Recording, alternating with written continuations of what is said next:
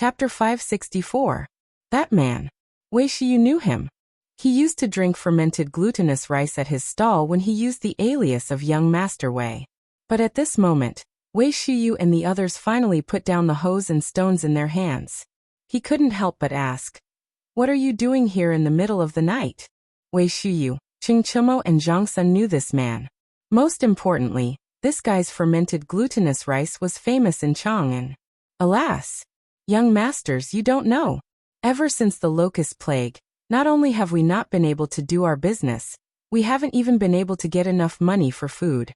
Now, we can only have porridge for our meals every day. Qing Chimo looked at the densely packed heads in front of him and felt his scalp go numb.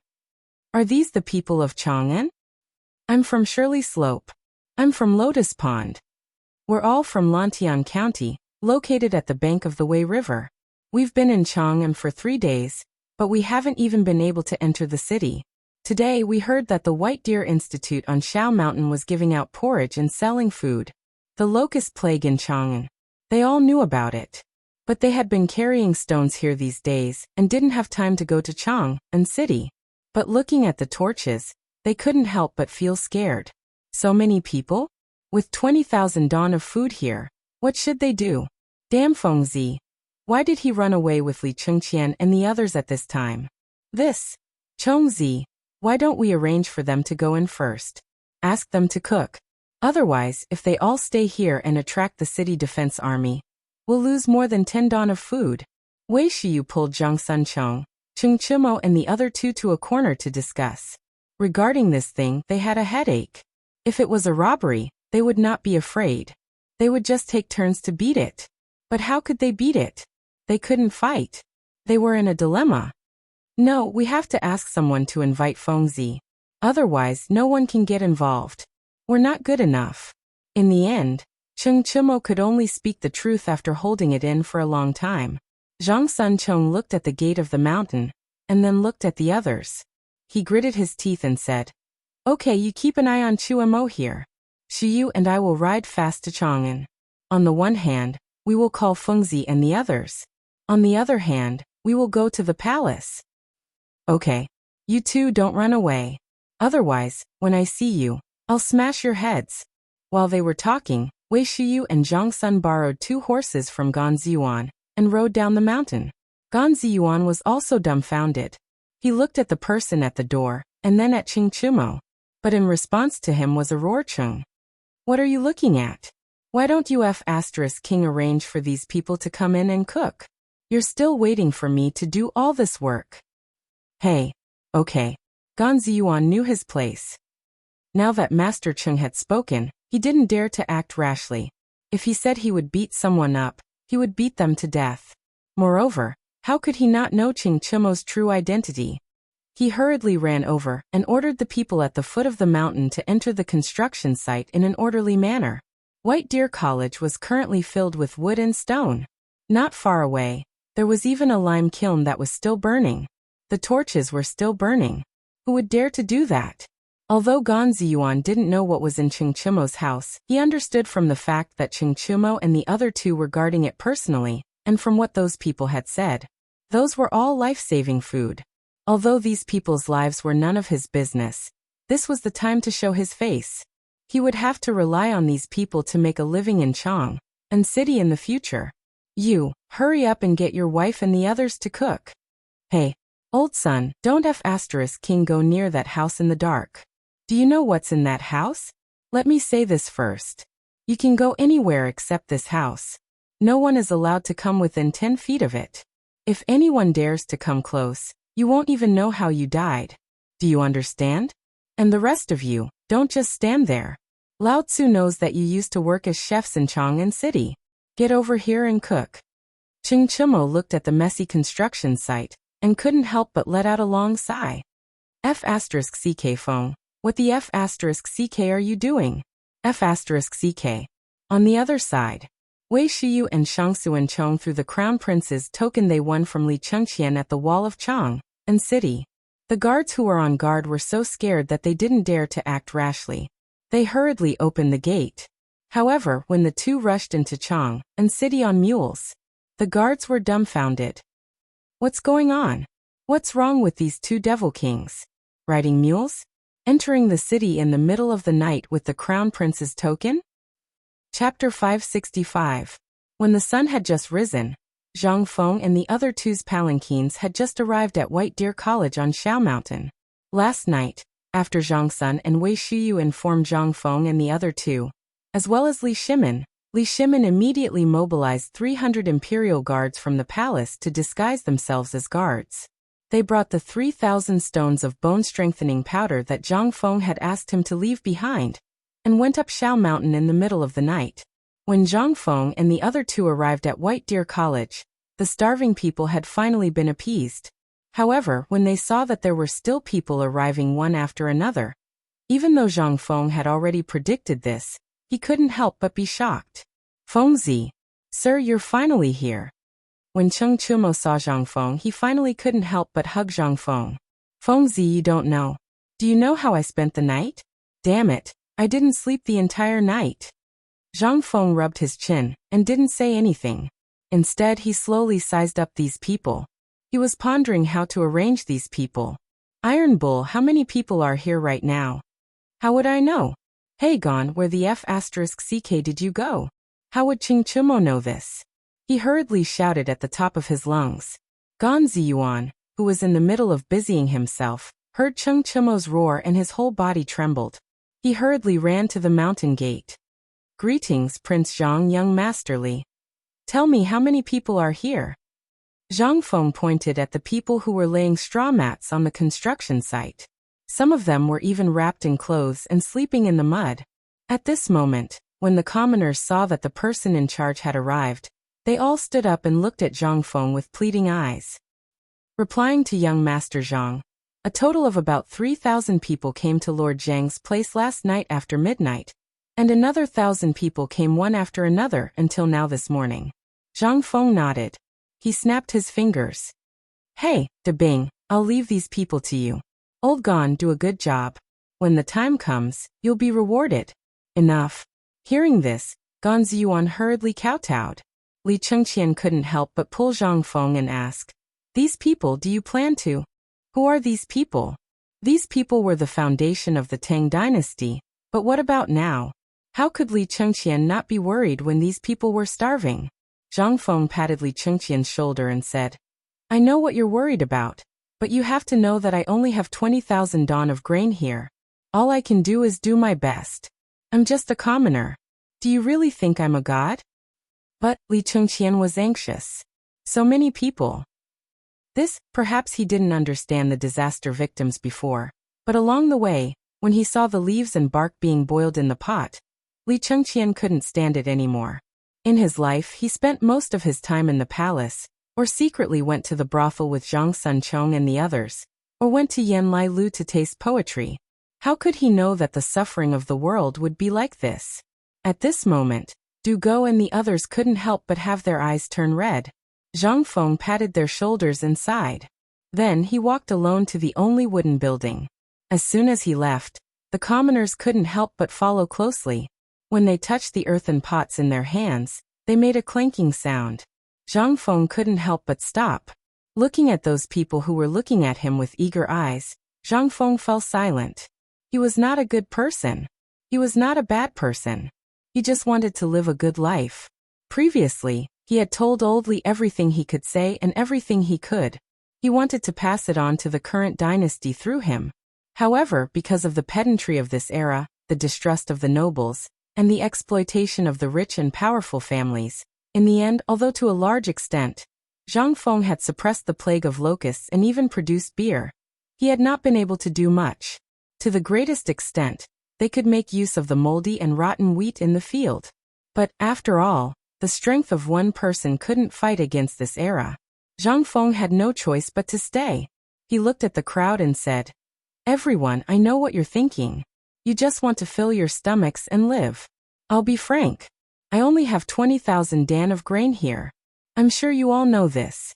Therefore, what I said before, I'll keep it. As long as you can bear the burden, even if you can walk or read, I'll find a way for you to live. However, this isn't a charity hall. You've seen Shao Mountain, right? If you want to live, do as I said before. I, Zhang Feng, mean what I say. After saying this, Zhang Feng resolutely walked into the wooden house.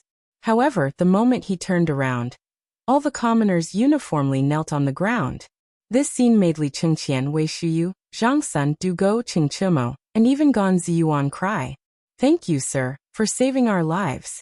May the heavens bless you, sir, to live a long life. Thank you, sir, for saving our lives. Chapter 566.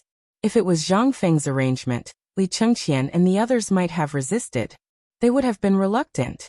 But now, when they saw this shocking scene, they really regarded Zhang Feng as a mentor from the bottom of their hearts. Li Chengqian took a deep breath and then shouted, Everyone! From today onwards, Xiao Mountain is your home. Everyone knows the rules, right? If you don't have money and want to work in lieu of labor, come to me and register. Du Go also sniffed.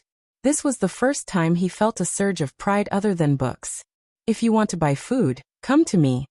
Qing Chimo slammed his fist on a copper gong and roared. If you have the strength to be a bricklayer, or if you can carry something on your shoulders, or if you can be a carpenter, come to me. Even if you know how to make bamboo, or if you know how to make a kiln, you have to fucking come with me. Lao Tzu can't guarantee other things, but as long as Lao Tzu eats, you can King eat. I want literate people, regardless of age. As long as you can read, come to me. I want. Gan Ziyuan was dumbfounded. Seeing these famous stubborn people acting like this, he couldn't help but stare at the craftsman and roar. Motherf *Ker, aren't you King embarrassed? Didn't you complain that you don't have enough manpower? What the *CK are you standing there for? Go and King work for Lao Tzu. Women don't just stand there. Go and King cook. *CK your second uncle. As long as you're not dead, get your second uncle moving. Following a series of roars and howls, the entire White Deer College came to life. Zhang Feng sat in the room and listened to everything outside. He was silent. He was thinking about something. That was, how were they going to feed these people? There were already 5,000 people here. If more people came, it would be terrible. Zhang Feng hurriedly opened the door again and waved at Li Chengqian, who was extremely busy. Li Chengqian hurried over and asked, What's the matter? I'm busy here. Don't be busy. Didn't you bring 300 servants with you? Leave it to them. I have something to talk to you about. Go and call them over. Li Chengqian was stunned. Seeing Zhang Feng's serious face, he didn't say anything and hurried off. After a while, a few people hurriedly came again. Once they entered the door, Zhang Feng closed the door and called the guards that Li Chengqian brought over to guard the door. He said, You saw it along the way. Things are not good now. It's only the first day, and there are already 5,000 people. What will happen after 10 days? So 20,000 dawn of grain isn't enough? Li Chengqian exposed Zhang Feng's words and said. Zhang Feng nodded. That's true. So now I want you to go back and borrow grain. Just take it as I, Zhang Feng, borrow it, okay? Li Chengqian was silent. A few people were silent. How could they not know that they couldn't wait for hundreds of thousands of dawn of grain to fall from the sky and give each of them a stone? But the reality was cruel. Everyone knew the current situation. Even if they had grain, they were basically holding it to death. Who would be stupid enough to take it out? When Zhang Feng saw their expressions, his face could not help but sink. Was there really no hope? What should he do? These people at least wanted to live. But now he was not a living Buddha and couldn't conjure grain. At this time, what should he do? Zhang Feng couldn't help but push open the window. It wasn't because he thought Qing Chimo's feet were smelly, but because he wanted to see if there was any other way on the mountain. Outside the window, the trees that had been gnawed by locusts were now sprouting. And on the ground, there were traces of green. Where was the grain? Outside the window in the north, in the depths of Xiao Mountain, there was a dark place. That was the ranch where chickens, ducks, and pigs were stored. And next to the ranch was the brick kiln factory of Xiao Mountain. There was no road here. Even if there was one, it wouldn't be able to transport the bricks up to Pyrolite Mountain in a short period of time. Therefore, under Zhang Feng's strong request, Li Chengqian and the others hurriedly found a kiln and built 8 brick kilns here. There was no lack of mud or wood on Xiao Mountain, which made it a natural place for kilns. Most importantly, Zhang Feng was short of money. What made Zhang Feng overjoyed was that there was actually a limestone mine on this desolate mountain.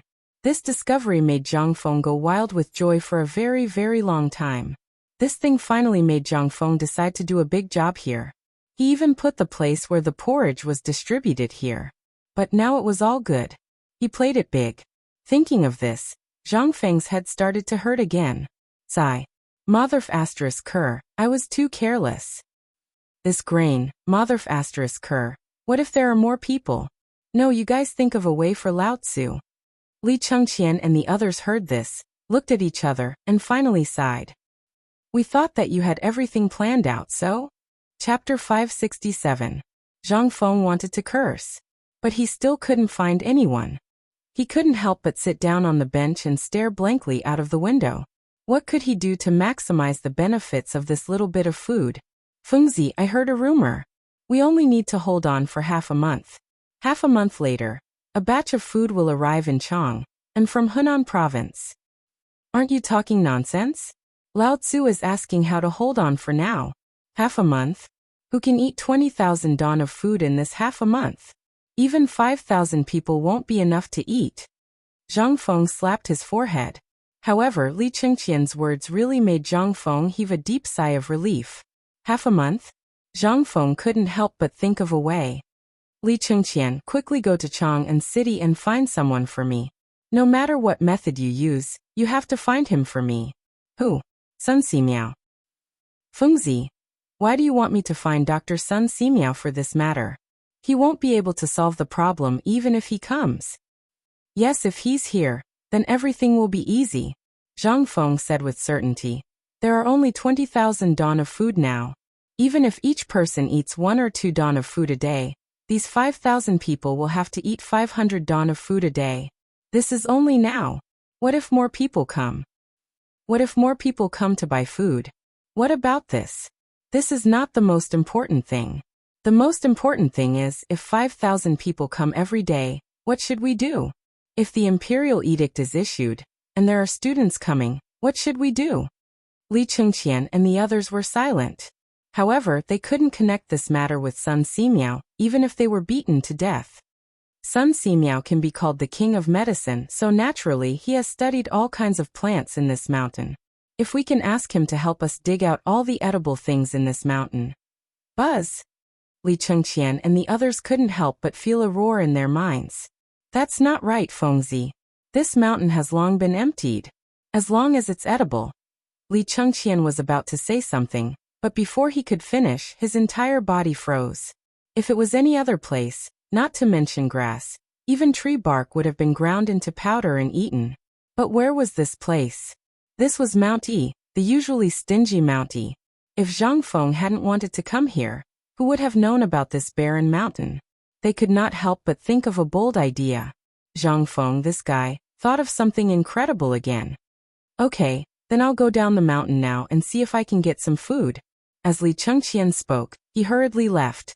Just as Li Chengqian left, Old He and the others from Tong Huifang also brought pots, bowls, ladles, basins, or bags of things up the mountain. As soon as they arrived at the mountain gate, everyone was stunned by what they saw. The mountain was empty before, but what about now? How long had it been?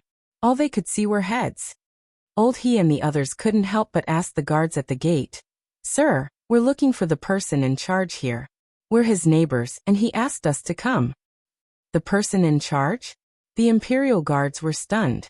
They looked at the crown prince who had just left, then looked at the wooden house, and then understood. Wait, I'll go and report. After a while, Zhang Feng, Cheng Chimo, and the others arrived at the mountain gate. When Old He and the others saw Zhang Feng, they waved their hands. He waved his hand and shouted, Neighbors, give all the things you brought to Fengzi. Fengzi, this is the last bit of food left in my family. Take it for emergency. As Old He spoke, he threw a deflated cloth bag full of pudding to Zhang Feng and waved his hand. Old He's family, go and do your work. By the way, young Master Du, what are we doing? Du Go was stunned. Zhang Feng was stunned. All the guards were stunned. Seeing the thousands of neighbors put the bags that were still warm in their arms at Zhang Feng's feet, and slowly piled up, everyone's eyes were wet. The people who were working in the distance couldn't help but stare. They all stopped what they were doing and looked over. Old He. Zhang Feng took a deep breath and shouted angrily. He pulled Old He to the side and scolded. You brought all of your people here. What about your family? Family? My whole family is here. What about your daughter? I sent her to Miss Jingshu. When Zhang Feng heard this, he was anxious. Then your food. Before he could finish, Old He waved his hand and said with a serious face, Fengzi, we're neighbors, right? Yes. You helped us when we were in trouble. Now that you're in trouble, if we don't help you, who will? You're the pride of our Tonghui Square. So your problems are the problems of the entire Tonghui Square. Okay, let's stop talking. Young Master Du, let's get to work. Don't be stunned. At this moment, a loud voice came from the mountain gate again. All the veterans of the Serenity Square have brought 30 dan of food to make a living. Brother Zhang, do you want us to be disabled? Chapter 568. Isan Pastry Shop, 90 dan of grain. Tufuzhang 10 dan of grain. Baotai Bank 130 dan of grain. Cripple Wang from Tong Huifang, 15 dan of grain. Yanlai Restaurant, 300 dan of grain. Lord Niu from Chang and local government, 27 dan of grain and 1,200 strings of coins. Voices sounded one after another. In front of Zhang Feng, bags of grain were piled up like a mountain. Wei Shiyu and the others were trembling all over. What did Zhang Feng do that made so many people respond to his call? What did Zhang Feng do? Wasn't this what they wanted? But what about them? Other than relying on their fists and their father's name, who would care about them? Although everyone was respectful in front of him, what was he? Was that his own charm? No. It was those people who were afraid of him. But now, Zhang Feng didn't say a word, and these people who rarely interacted with him, even if they had never met him, were willing to send grain. What was this? This was where Zhang Feng's charm lay. Unconsciously, a touch of passion flashed in their eyes. Was this what they were going to learn in the future? Was this also what the academy was going to learn in the future? But at this moment, Zhang Feng took a deep breath, clasped his fist and said to everyone one by one, Thank you for your kindness. I will remember everything today, and in the future. Hey, how can I wait for the future? If you don't mind, you can use my son. Even if he dies, it's because he doesn't have the ability. Not to mention my sons, if you like my old bones, I'll sell them to you in the future. But you have to provide me with food. Haha. Old Zheng, do you want your son to learn how to butcher pigs? F***ck off. Lao Tzu's son will enter the Ministry of Works in the future. You'd better learn to be obedient, or when we become rich with Fengzi, you'll still be playing with mud. Ha ha ha. Good. Everyone, thank you for thinking so highly of me. I won't forget your help today. My academy doesn't have any requirements. As long as you want to learn, even if you are a blockhead, as long as you want to climb up, I, Zhang Feng, can't guarantee anything, but I can at least let you learn some skills that can at least feed your family in these 3 years. Zhang Feng said so. Instantly, there was a roar of exclamation and ecstasy.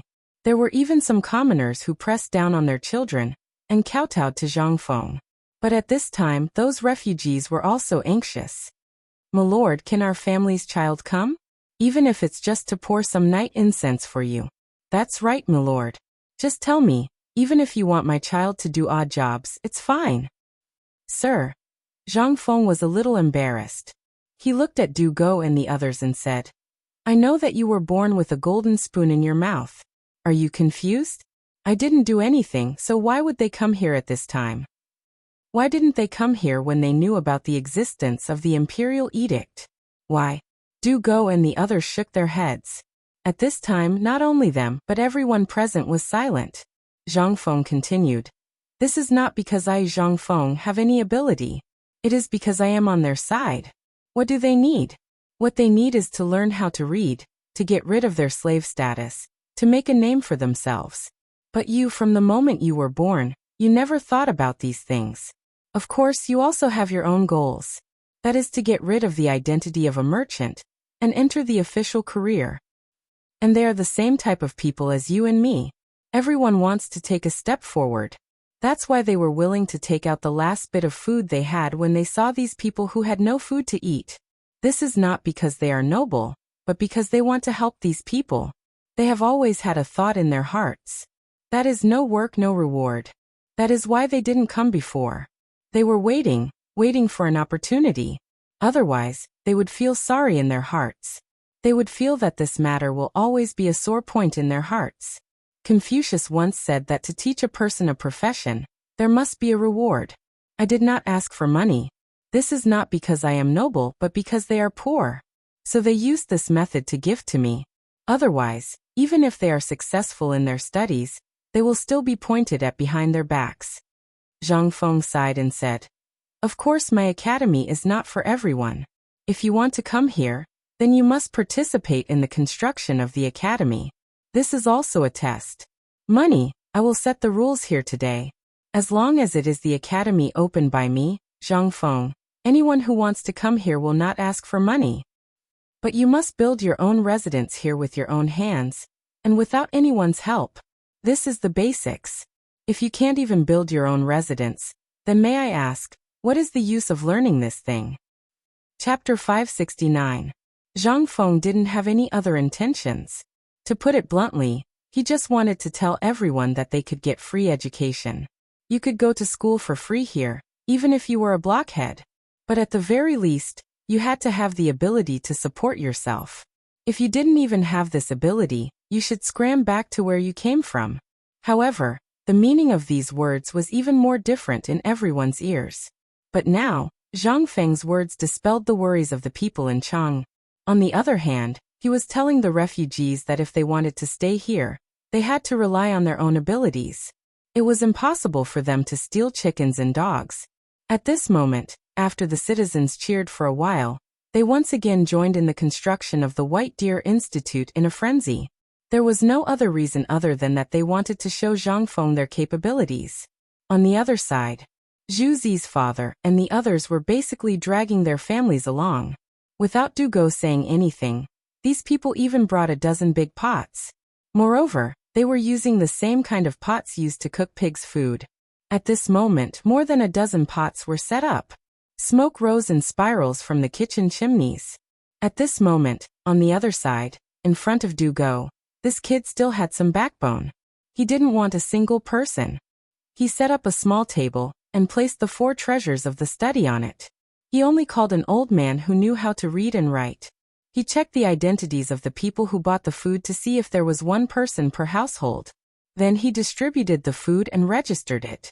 Although he was a little flustered previously, after more than a dozen people, he was able to start selling the food in an orderly manner. On the other side, Wei Shiyu, Qing Chumo, and Zhang Sunchong were giving orders. No, it could be said that they were bare-chested and carrying pieces of rocks on their backs. Some of them had taken off their clothes, and were only wearing a piece of cloth. They were jumping into the mud to make mud. Even the women and children were following the women at the construction site. They were scraping tree bark or weaving bamboo frames. Seeing this, Zhang Feng nodded in satisfaction. Looking at the busy old he, Zhang Feng quietly called old he to the side and said, "Old he, this porridge, you have to control it to the extent of 1 or 2 meters per person. First, pour the porridge into the dozens of big wooden barrels. You have to remember this clearly. Later, you call Zhu Zi's father, or you one of you, go over there and catch 30 chickens and 30 ducks. Clean them all up, then take 3 big pots and boil it as hard as you can." Old he couldn't help but be stunned. "That's not right, Fengzi. These chickens and ducks are such good things. How can you waste them like this?" Logically speaking, if there wasn't enough food, wouldn't it be the same if they added some grass and roots? How could he add such a good item? Wouldn't that be a waste? You know nothing. Zhang Feng glared at old he. "Look, this is all physical work. How can you do it just by drinking? In less than 3 days, this person will be exhausted. Just do as I say." After saying that, Zhang Feng ignored old he, who was exasperated with his failure to live up to his expectations, and turned to Zhu Zi's father and said, "I have a bag of things in my house. Don't ask what it is. You only have 1 pot. When the porridge is ready, add 2 pounds of it to each pot. You ask and you do it." Zhu Zi's father was still in a daze. When he reacted, Zhang Feng had already run away.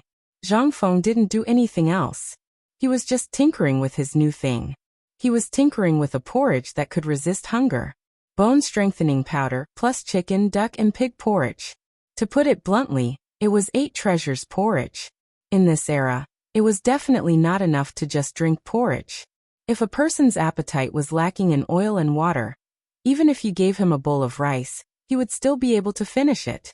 However, if he was given enough oil and water, not only would he be able to save on food, but he would also be able to resist hunger and strengthen his body.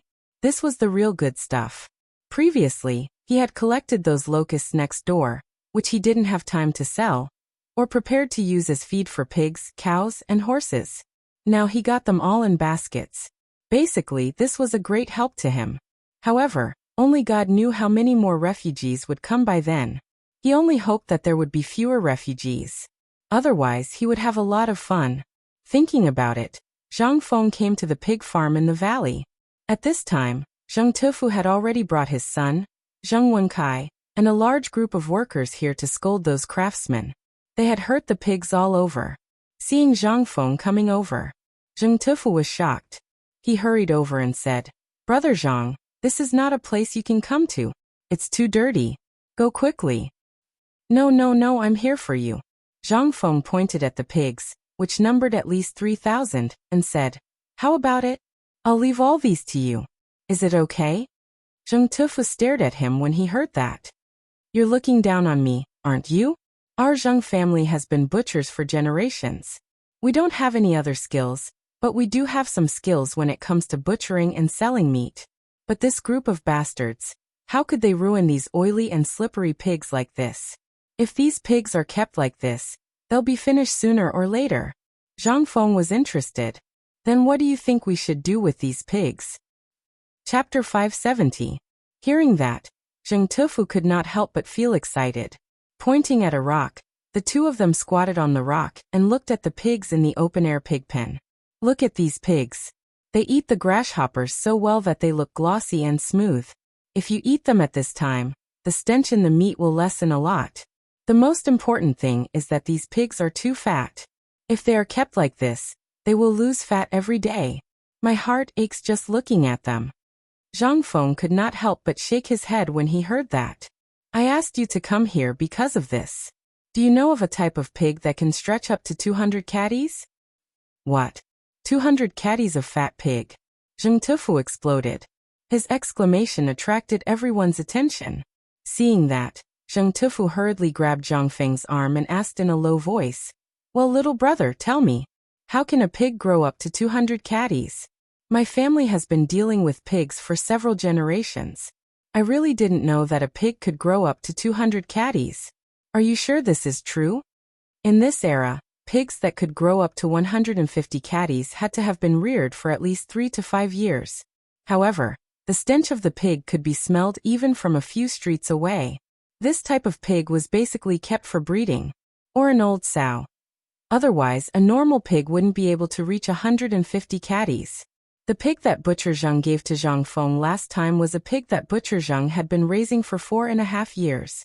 Although the pork was selling well, especially in the past few months, it was a different story for this kind of pig.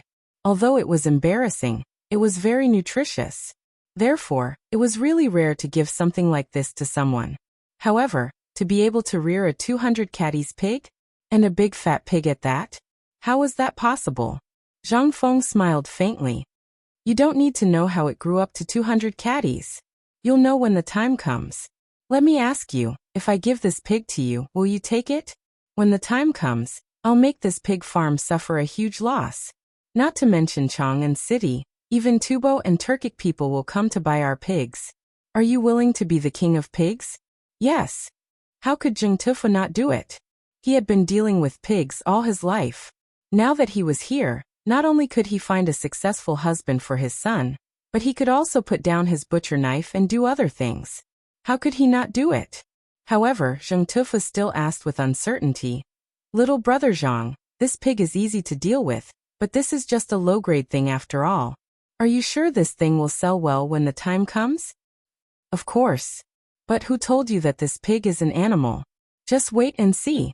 When the time comes, I can guarantee that these pigs will grow to 200 pounds in less than half a year. Moreover, these pigs won't have any foul smell on them. This is something better than beef and mutton.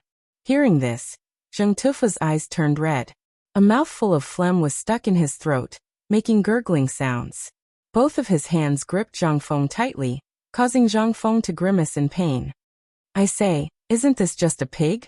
Do you have to be like this? If they had the fodder and the food I prepared, let alone half a year, they would be able to grow to 200 pounds in 3 months. I say, Zhang Feng was not lying. There was actually a problem with this pig's breed. However, the most important thing was that the people of this era did not have the habit of feeding pigs. Basically, every pig was either a breeding pig or a sow. It would be strange if they tasted good. If he were to lose weight, he would no longer care about anything else. He would only know how to eat and sleep. It would be strange if he didn't gain weight. However, to the people of this era, all of this was too inconceivable. Zhang Feng patted Zheng Tufu, who was still rooted to the ground. Old Zheng, there's a lot to learn. If you do it, I'll pass on all my pig-rearing skills to you. What do you think? You want to? You want to pass on all your pig-rearing skills to me? You know how to rear pigs? Zheng Tufu went crazy.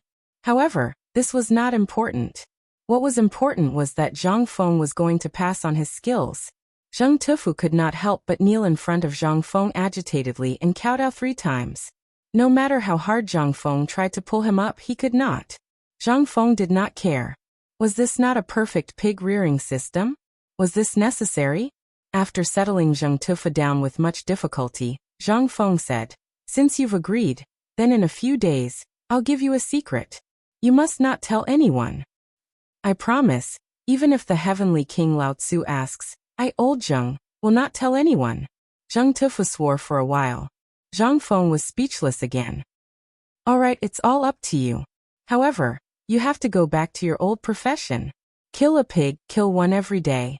Remove the foul smell, chop it up and throw it into the pot to stew. When the foul smell is gone, pour it into the bowl of porridge. Remember, you must dare to do it before these people start eating. As he spoke, Zhang Feng took out a small cloth bag from his chest and handed it to Zheng Tufu. You know what's inside. When the time comes, go to the pharmacy and get me some more. Every time you get pork, give me this bag. Also, don't be stingy with the salt. Put in what you need. Zhang Feng instructed Zheng Tufu on some matters. Zheng Tufu opened the cloth bag subconsciously. The cloth bag contained nothing but star anise, cinnamon, bay leaves and so on. Zheng Tufu could not help but be stunned. Were these not the usual medicinal herbs from the pharmacy? Could this be pork? Chapter 571. Li Chengqian was very busy. On Yulon Mountain he had been greatly affected. This was especially true when he saw those people kneel before Zhang Feng. And when old he and the others brought their families with them. All of them bringing their last grain with them. As the crown prince, when would he ever have such prestige? He had heard everything Zhang Feng had said. But he had not stepped forward. He had memorized everything Zhang Feng had said from a distance. Once they reached the foot of Yulon Mountain, Li Chengqian urged his horse and his guards back to the Eastern Palace. The moment he entered, he issued 3 orders. Pass on my order. Hurry and find divine Dr. Sun Simiao. Second, take my crown prince token and go from house to borrow grain. If you lend it to this crown prince today, once the famine is over, this crown prince will return to Dan. Third, gather all the properties under the Eastern Palace and sell everything that should be sold, especially this one's fields. Sell them all for grain. The eunuchs and guards of the Eastern Palace were all dumbfounded. What was wrong with the crown prince? He had been fine just a moment ago. It had only been a day since they last met, but he had almost sold the entire Eastern Palace? This matter had also alarmed the crown princess, Ho Junji's daughter. The crown princess rushed into the study, and when she saw Li Chengqian's anxious face, she couldn't help but cry. Crown prince, what's wrong? Why did you suddenly? Li Chengqian's eyes brightened at the sight of the crown princess, and he grabbed her hand. Beloved consort, I remember that your father has 1,000 mu of fertile land, right? The crown princess was taken aback. She nodded. That's wonderful. Right now, let's write a letter to Lord Father-in-law. I want to borrow grain from him. How much grain does your Highness Crown Prince want to borrow from old man? At this moment, Ho Junji slowly walked out of the rear hall, his hands behind his back. Li Chengqian hastily got up and bowed as a junior would. In truth, there was no need for this sort of greeting between him and Ho Junji. Although they were father and son-in-law, they were still sovereign and subject. But Li Chengqian was truly anxious at this moment. Father-in-law, your arrival is truly wonderful. Do you have any more grain? Ho Junji's eyes flashed. If you had asked yesterday, that old man would have given you 300 to 500 stones without a second thought. But sigh. Li Chengqian was shocked and hurriedly asked, "What's wrong?" Ho Junji patted Li Chengqian on the shoulder and gestured for the crown princess to leave. Then he said, "A few days ago, His Majesty summoned all of us back to the capital precisely because of the food shortage. During the morning court session today, the old man did not see you. Just what were you busy with? Why did I hear that you were tinkering with White Deer College on some abandoned mountain outside Chang'an City? Isn't this a wedding disturbance? As the crown prince, how can you mess around with those commoners? Also, why don't you consider your identity and the impact this matter would have on the court? When the old man was in Luozhou, he often heard that you don't attend court and often go to Chang'an. Now the officials have a lot of opinions about you." Ho Junji was rather dissatisfied with the crown prince's recent actions. He didn't know what the crown prince was doing, and he even suspected that the crown prince was intentionally concealing this information. And no one else besides the emperor could do this. He didn't know what the emperor was doing, but all the strange phenomena in Chang'an City seemed to revolve around one person. That person was Zhang Feng. From the establishment of that strange university in Chang'an and to this White Deer College, the emperor had actually personally issued a decree. What did this mean? Moreover, he dared to conclude that this Zhang Feng had an extremely close relationship with the crown prince. After receiving all this information, Ho Junji was certain that all the countermeasures had to do with Zhang Feng. The fine salt, the way to deal with Tubo and the other countries, the control of the locust plague, and so on. Which one of these wasn't a magnificent feat that could stun the world? But he knew that none of these things could have been done by Li Shimin, nor could they have been done by people like Fang Xianling or Du Ruhui. And they certainly couldn't have been done by the crown prince. Everything was clear. All of this had been done by Zhang Feng. This was also very strange. What was Zhang Feng up to? Why was he doing this? Moreover, Ho Junji could vaguely sense a change in the crown prince's behavior. The crown prince had always been extremely respectful to him, and they had maintained a constant correspondence. But in the past half a year, the letters had stopped. Ho Junji couldn't help but wonder why. But based on the crown prince's actions today, there seemed to be a major problem. Fortunately, Li Shimin's other sons had not participated in this matter.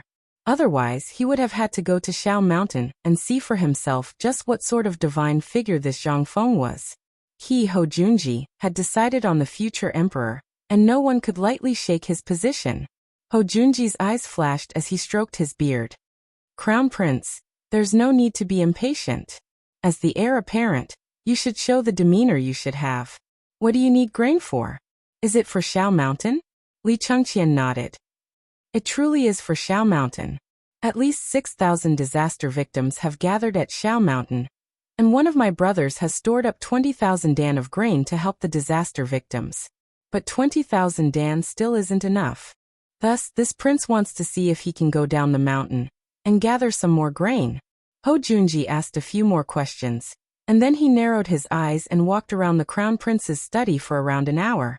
Finally, he said, "I can give you 10,000 dan of grain, but you have to tell His Majesty about this matter in court, or else I won't give you a single coin." Chapter 572. Ho Junji's final words caused Li Chengqian's eyes to brighten. How could he not know what Ho Junji was talking about? On the contrary, he was keenly aware of what was going on. It was precisely because he knew what Ho Junji was talking about that Li Chengqian couldn't help but hesitate. He clearly knew what his father-in-law was thinking. He wanted nothing more than to preserve his position as heir apparent. But in truth, before Zhang Feng had appeared, he truly had been extremely worried about this. He had been worried that his fourth brother, Qingke, might be his greatest enemy. It was simply because his fourth brother was too beloved by his imperial father and imperial mother. In the past, he truly had been very wary of Li Tai, but that was all in the past. After Zhang Feng appeared, he clearly felt that his imperial father wasn't biased in this matter. At the very least, he hadn't allowed Li Tai to study at the academy. But even if he did come to the academy, given his domineering personality, would Zhang Feng care about him? If he wasn't killed by Zhang Feng, it would be because Li Tai was lucky. But he was different. He had long since called Zhang Feng his brother, and Li Chengqian believed that this friendship was extremely firm. At the very least, Zhang Feng basically told him everything. Take this matter as an example. Although it seemed like Zhang Feng was making random arrangements, upon careful consideration, Li Chengqian understood what Zhang Feng was thinking. Cheng Chimo and the others were skilled in the army. Although carrying bricks didn't seem to have anything to do with that, Li Chengqian vaguely sensed that there was nothing wrong with Zhang Feng's arrangements. The reason was that Dugo liked to study mathematics, so he had arranged for Li Chengqian to do this, so that Li Chengqian could use it in his daily life. But while he couldn't see anything wrong with his mission, Li Chengqian vaguely sensed that he was acting as the steward of White Deer College. Otherwise, why would he leave the matter of registering names and searching for people to him? If he really was the son of a merchant, then finding Sun Simiao would mean that he was trying to make friends with someone of high status. But, however, this was exactly what Li Chengqian lacked. If he could make use of this to settle this matter, wouldn't these people's connections all recognize him? That would be very useful to the imperial court. After all, Sun Simiao was a miracle doctor. His status was extremely important. Li Chengqian was in a daze. Moreover, there would occasionally be a look on his face that said he had everything under control. How could the shrewd Ho Junji not see it? Your Highness the Crown Prince, this old man shall not disturb you any further. I will be attending the morning assembly tomorrow as well. At that time, it will be up to your Highness the Crown Prince. Hearing this, Li Chengqian bowed. Duke Chen, thank you for your concern for the people. On behalf of the people in Chang, and who were affected by the disaster, I thank you, Duke. Ho Junji meaningfully glanced at Li Chengqian before indifferently saying, I must ask Crown Prince to forgive the Crown Princess. It was old man who did not properly educate her, so it was inevitable that she would offend Crown Prince in some matters. With these words, Ho Junji left. Li Chengqian didn't think too much about it. Ho Junji's grain was enough to stabilize the disaster relief on Shao Mountain, but it was far from enough. Just as Zhang Feng had said, there was still no telling how many students would come. Basically everyone in Chang and city that could come had arrived, and those who had yet to arrive were still watching. If students from other places came, those people in Chang and city who were watching would definitely hurry over. When the time came, there was still a shortage of grain. Li Chengqian sighed. Then he hurried out of the Eastern Palace. The moment Li Chengqian left the Eastern Palace, someone reported the matter of the Crown Prince and Ho Junji to Li Shimin. Li Shimin couldn't help but be taken aback by this news. What did you say? The Crown Prince is borrowing grain? In the imperial study, Li Shimin was wearing a thin robe with an imperial robe draped over his body. Although it was stuffy and hot, how could Li Shimin have the leisure to go to the pavilion in the middle of the lake to enjoy the cool air? All the memorials were asking for grain, grain and grain. Li Shimin even felt like killing someone. And now he had heard that Ho Junji had gone to see the Crown Prince, and that the Crown Prince had issued 3 orders upon returning from Shao Mountain. Sell property, sell land and trade for grain. He had even sent someone with the Crown Prince's token to receive grain. Li Shimin couldn't help but think of something. That was Shishan. He hurriedly asked, We ask you, what is the current situation on Shao Mountain? Little Gizi hastily replied, Your Majesty, according to the reports of our scouts, after the message was sent last night, nearly 6,500 people have gone up Shao Mountain. Li Shimin couldn't help but slightly frown. 6,500 people? So many? Then how many disaster victims are accommodated in Chang'an City every day? Your Majesty, 3,000 people enter Chang, and every day after their identities are confirmed, and they are all gathered around the reclining square. In the last few days, More than 10,000 disaster victims have entered Chang, and those who were unable to enter Chang, and those who were on their way have all gone up Shao Mountain. Chapter 573. This is bad. Li Shimon's face darkened when he heard that. Summon Feng Xianling now. Your Majesty, Feng Xianling is waiting outside. Summon him. A moment later, Feng Xianling entered the imperial study. They had not seen each other for a few days. Feng Xuanling's face was full of vicissitudes. His cloudy eyes were bloodshot. His gray hair was gathered together carelessly. Even his crown was slanted, as if it was about to fall off. Li Shimon, who was a little angry, could not help but calm down when he saw Feng Xuanling's appearance. Feng Xianling, how is the disaster relief in Chang and city coming along? Your Majesty, I'm sorry for my incompetence. Feng Xianling knelt down and kowtowed. Li Shimon put down the booklet and helped Feng Xianling up personally. He asked, tell me about it. Yes. Feng Xianling said, 3 days ago, I was ordered to open the granary in Chang and city for disaster relief. But the granary in Guanlong was also opened at the same time. Our treasury was supposed to give out 100 dan of food every day, but the people in Guanlong were spreading rumors that the food in our treasury was old. There were even rumors that there were more than 100,000 dan of food in our treasury. And the disaster victims believed the rumors. They kept asking for food. There were even robberies. Then, the people in Guanlong opened the granary. The price of food, which was originally 5 copper coins, skyrocketed to 13 copper coins within a day. When Li Shimon heard this, a murderous aura suddenly emerged. Bang! Li Shimon slapped the bookshelf hard and roared angrily. Didn't I order the treasury to suppress the price of food?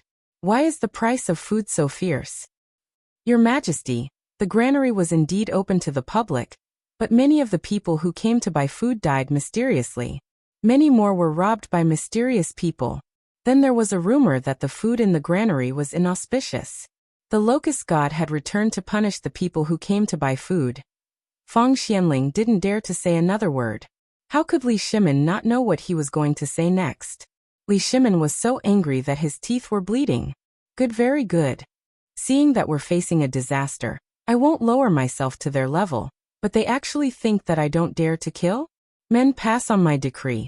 Mobilize the Chang and garrison and the secret agents of the Ministry of Justice. Kill anyone who dares to act rashly. Anyone who dares to spread rumors will be killed. Anyone who dares to raise prices will be killed. If the root cause is found, 9 generations of the clan will be executed. Li Shimon really wanted to kill him. However, when Feng Xianling heard this, he couldn't help but be shocked. Your Majesty, right now is the time of the disaster. If we were to fall out with Guanlong at this time, wouldn't the ones who suffer be the victims? This old subject earnestly requests Your Majesty to take back the order. It won't be too late to wait until the Ministry of Justice and the Ministry of Appointments have finished their investigations. Take it slow. Li Shimon was so angry that he laughed. Then tell me, what should I do with the victims of the disaster in Chang and city? Every day that passes, my people will starve to death. What should I do? What do you want me to do? When Feng Xianling heard this, he hurriedly knelt on the ground. Shao Gizi also hurriedly knelt down. Your Majesty, I think that Elder Feng's words are very good. If we make such a big fuss at this time, won't we alarm the grass snake? Guanlong's people just want to take the opportunity to see Your Majesty's attitude, but they don't dare to go too far. If Your Majesty really raises your hand, the people in Chang will definitely die. However, I think that the reason why they are doing this is not to test Your Majesty. When Li Shimon heard this, he couldn't help but frown again. The atmosphere in the imperial study became heavy again. When Shao Gizi saw this, he hurriedly said, Your Majesty, isn't the Crown Prince borrowing food now? I think that if we start from this matter, on the one hand, we can dispel those people's claws and teeth. On the other hand, we can let the people see that Your Majesty cares about the country and the people. This kind of reassurance is more practical than killing thousands of people. When Li Shimon heard this, his eyes couldn't help but light up. Good, that's a good plan. Feng Gonggong, quickly take my token to the Ministry of Justice, the Ministry of Works, and the Ministry of Appointments. Find everyone behind this matter for me. Kill those who should be killed. Leave no one alive. But you know what to do. When Fang Xianling heard this, he hurriedly knelt down. This old subject obeys. After Fang Xianling left with the order, Li Shimin couldn't help but put down the booklet in his hand. Borrowing food? Interesting. Li Shimin suddenly thought of something from Li Qingqian's actions. Although Li Qingqian's actions now seemed so abrupt, Li Shimin couldn't help but think of something. Especially the 5 clans and 7 kingdoms. These 7 clans controlled most of the wealth of the Tang dynasty. If he could use this method at this time, on the one hand he could test which side they wanted to take. On the other hand, he could give them a chance. To put it bluntly, Guanlong wasn't scary. The scary ones were the 7 clans. Although the Li clan originated from the Li clan of Longxi, this thing was already very faint. It's time for me to take a walk. Chapter 574. As Fang Xianling left, the porridge distribution in the Chang and local treasury, as well as in front of the Grand Duke's mansions, was gradually losing money. In particular, the Chang and local treasury directly mobilized the Chang and garrison, led by Yu Qigong himself. The tower-like man, dressed in full armor, stood at the entrance of the Chang and local treasury.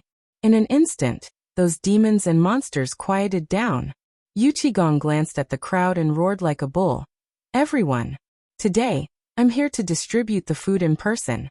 If you dare to make trouble, don't let Lao Tzu find out. Otherwise, not only will Lao Tzu kill you, but he will also go to your house to see what you eat when you grow up. Also, if anyone dares to rob, I've selected 3,000 heroes from the Chang and garrison, and they'll be among you. If you want to do bad things, if you want to sit in the prison of my military camp, I'll welcome you with open arms. His voice instantly silenced the noisy scene. On the other side, people from the Ministry of Justice, the Ministry of Revenue, and the Ministry of Works personally participated in the distribution of food. Everyone, today, all the food will be sold according to the average price, which is the usual price 5 copper coins. But each household can only buy it once a day. If anyone dares to falsely claim it, or dares to claim it more than once, I'll definitely punish those who dare to make trouble according to the criminal law of the Tang dynasty. Now the sale begins. At the same time, porridge will be distributed evenly at the back door of the Chang and local treasury, the Grand Duke's mansions, or the mansions of officials. If you don't have money to buy food, you can go to those places. Don't worry, His Majesty already knows about your suffering. Now His Majesty will only eat a bowl of porridge every day just like you. So His Majesty said that although this famine is terrible, as long as we can get through this half a month, things will get better. He hopes that you won't believe those rumors and will live a good life. The commoners were scared out of their wits by this scene. In the front, Yu Qigong was guarding, and behind him, those high-ranking officials who were rarely seen, were distributing food in person. Could they really buy food this time?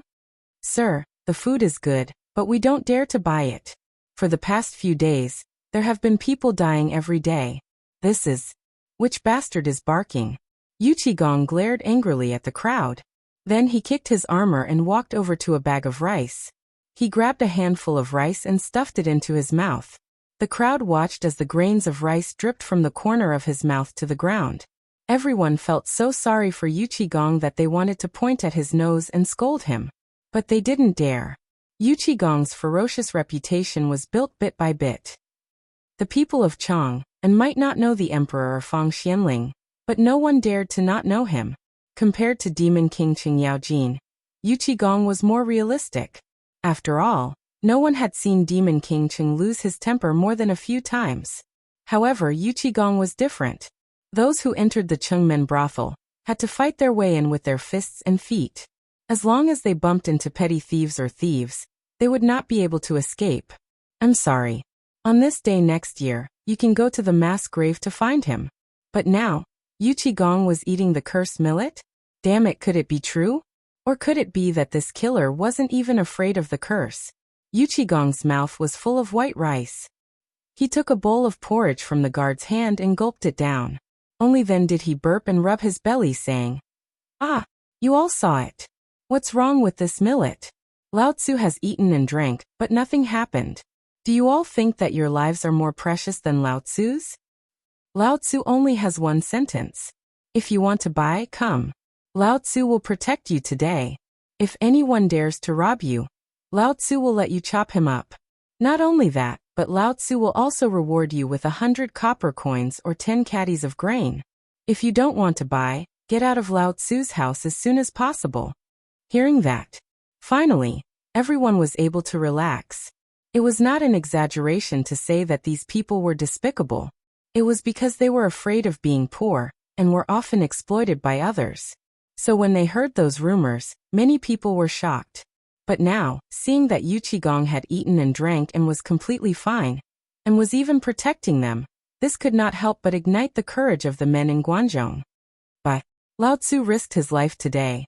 I'll buy too. With General Yu Qi here, why would Lao Tzu be afraid of a porcelain hammer? But seeing the people flock up, a smile flashed across Yu Qigong's face. He smacked his lips and waved his hand. Give Lao Tzu another bowl of porridge. Damn it, this porridge with bone-strengthening powder is so comfortable. Bone-strengthening powder? Bone-strengthening powder was added to the porridge? Hearing that, all the people could not help but be stunned. However, when the crowd saw the guard bring in another large bowl of thick porridge, they couldn't help but sniffle. Damn it, it's really bone-strengthening powder? Heavens! His Majesty actually added this thing that was even more precious than gold into the kanji? No wonder I didn't feel hungry after eating a bowl of porridge yesterday. I even felt so energetic. So that's why. Let's go. Damn it, let's eat the porridge. Official, is this porridge for sale? Get out. Lao Tzu only gives porridge, not for sale. Chapter 575. Just as Yu Qigong and the others heaved a sigh of relief, suddenly, a shrill scream was heard from the place where the porridge was being distributed. Ah, this porridge is poisonous. It's poisonous. Damn it, this porridge is poisonous. Everyone was in an uproar when they heard that. Yu Qigong also stood up abruptly and hurriedly pushed the crowd aside. He came to the person who was rolling on the ground with a gloomy expression. By then it would be too late. Those who had eaten the porridge, those who were about to eat it, and those who were waiting in line were all dumbfounded. What's going on? Wasn't everything fine before this? Why, this is bad. These bastards are trying to poison us to death. My fellow villagers, run quickly. Why did Yu Qigong mobilize 3,000 armored soldiers? They're trying to kill us. The people were scared out of their wits when they heard the terrified screams from the crowd. Some of them even collapsed to the ground. Oh my God! What did I do wrong? Why are they trying to kill us like this? This is bad. They think that we're a burden and want to kill us to end it all. Run! Run! The people in the crowd cried out in alarm. The people were completely flustered. That was because a large group of armored soldiers was quickly surrounding the place. Yu Qigong waved his hand with a gloomy expression and roared, "Which bastard dares to be an alarmist here? Want to kill you? Do you think you're worthy? If you don't want to be rebels, kneel on the ground and shut up, Lao Tzu. Someone summon the doctors. Summon all the doctors in Chang'an. There's no need. Let the old man take a look." At that moment, an aged voice interrupted Yu Qigong's words. Yu Qigong and the others turned to look. A carriage from the Eastern Palace was slowly coming to a stop at the entrance of the vault. The voice must have come from that carriage. At this time, the people also heard the sound. They turned around and saw a carriage draped in bright yellow. As long as the people in Chang'an were not fools, they would definitely know that this carriage belonged to either the emperor or the crown prince, who dared to use such a configuration. The emperor's carriage was embroidered with a golden dragon brandishing its claws, while the empress's carriage was embroidered with a golden phoenix spreading its wings. Only the crown prince's carriage was embroidered with a dragon. Everyone was shocked. They hurriedly knelt on the ground. Yu Qigong also stood up and cupped his fists. "Welcome, Your Highness." Although Yu Qigong didn't know why the crown prince had come at this time, he still had to show proper etiquette. The crown prince's bodyguard around the carriage also cupped his fists at Yu Qigong. "There's no need for that, General Yu Qigong. Divine Doctor Sun is the divine doctor." Divine doctor? No wonder. But why would the crown prince invite divine Dr. Sun? Before Yu Qigong and the others could think about it, the curtain of the carriage was lifted. Sun Simiao, with a head of silver hair and a deer head walking stick in his hand, got out of the carriage. When everyone saw this, they bowed in unison once again. Divine Dr. Sun. Sun Simiao waved his hand, then hurried to the side of the person who had fallen to the ground and carefully checked his pulse. As for the person who had fallen to the ground, it was unknown whether it was due to fear or pain, but his body was slowly trembling, and he was even faintly moaning. Sun Simiao frowned slightly, then took out a silver needle and inserted 3 needles into the abdomen of the person who had fallen to the ground. Then he took it out and sniffed it carefully. His frown deepened. At this moment, everyone couldn't help but stretch their necks to look at Dr. Sunday, the king of medicine Sun Simiao. Not only in Chang and city, but even in the Tang Empire and beyond, Sun Simiao was famous. Many officials and nobles, including the emperor, treated Sun Simiao with respect, not for any other reason, but because he was a divine doctor. At the same time, Yu Qigong was guarding Sun Simiao while watching. His frown deepened, and the moaning of the person who had fallen to the ground was getting weaker. He could not help but feel anxious. After a while, Sun Simiao put away the silver needle, glanced at the person who had fallen to the ground, and snorted coldly. If you trust me, then I'll tell you about this person's symptoms. Apart from the oily food he ate in the morning and some diarrhea, he is fine. After that, Sun Simiao turned and left. Debbie, what? Oily food in the morning? Diarrhea? So it's diarrhea? F***CK.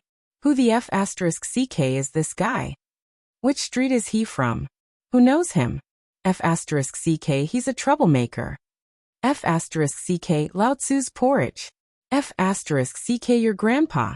At the same time, after Yu Qigong bade farewell to the divine doctor, he waved his hand and stared at the person who was still lying on the ground. He slowly pulled out the modeo from his waist and said, Lao Tzu will give you 3 breaths. If you tell me why you did this, Lao Tzu will spare your life and only break your legs. If you don't tell me then F***CK, shut up Lao Tzu forever. Oily food in the morning? F***CK, your grandpa. Lao Tzu had not eaten meat for 3 days. F***CK, is this still a disaster victim?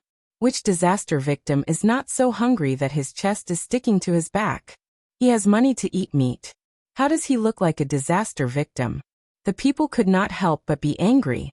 Mother ***, kill him for me. Kill him. General Yuchi, it's easy to dirty my hands by killing him. Let me do it. Lao Tzu's butcher knife is rusty. Chapter 576. I'm afraid that Dr. Sun has been bribed, right? He was poisoned by the porridge.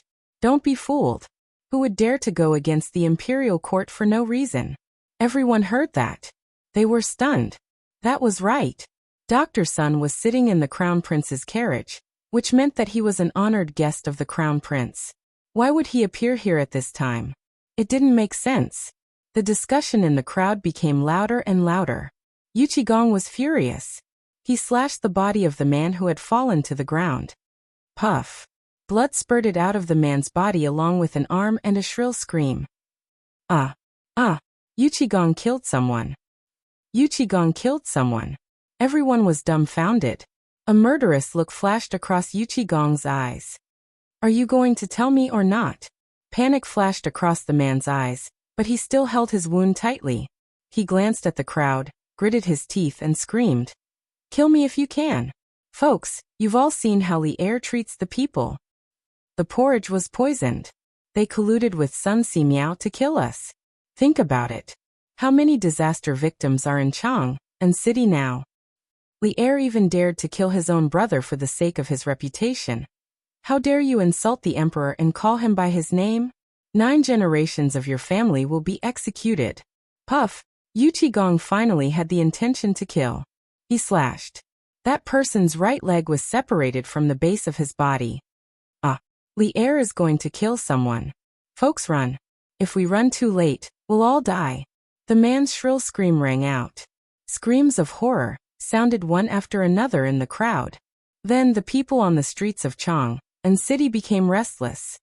Where are the guards of Chang and city? Quickly surround this place. Kill anyone who dares to escape. Yes. Yu Qigong shouted angrily. The soldiers who surrounded the vault instantly raised their spears in front of them, ready to fight.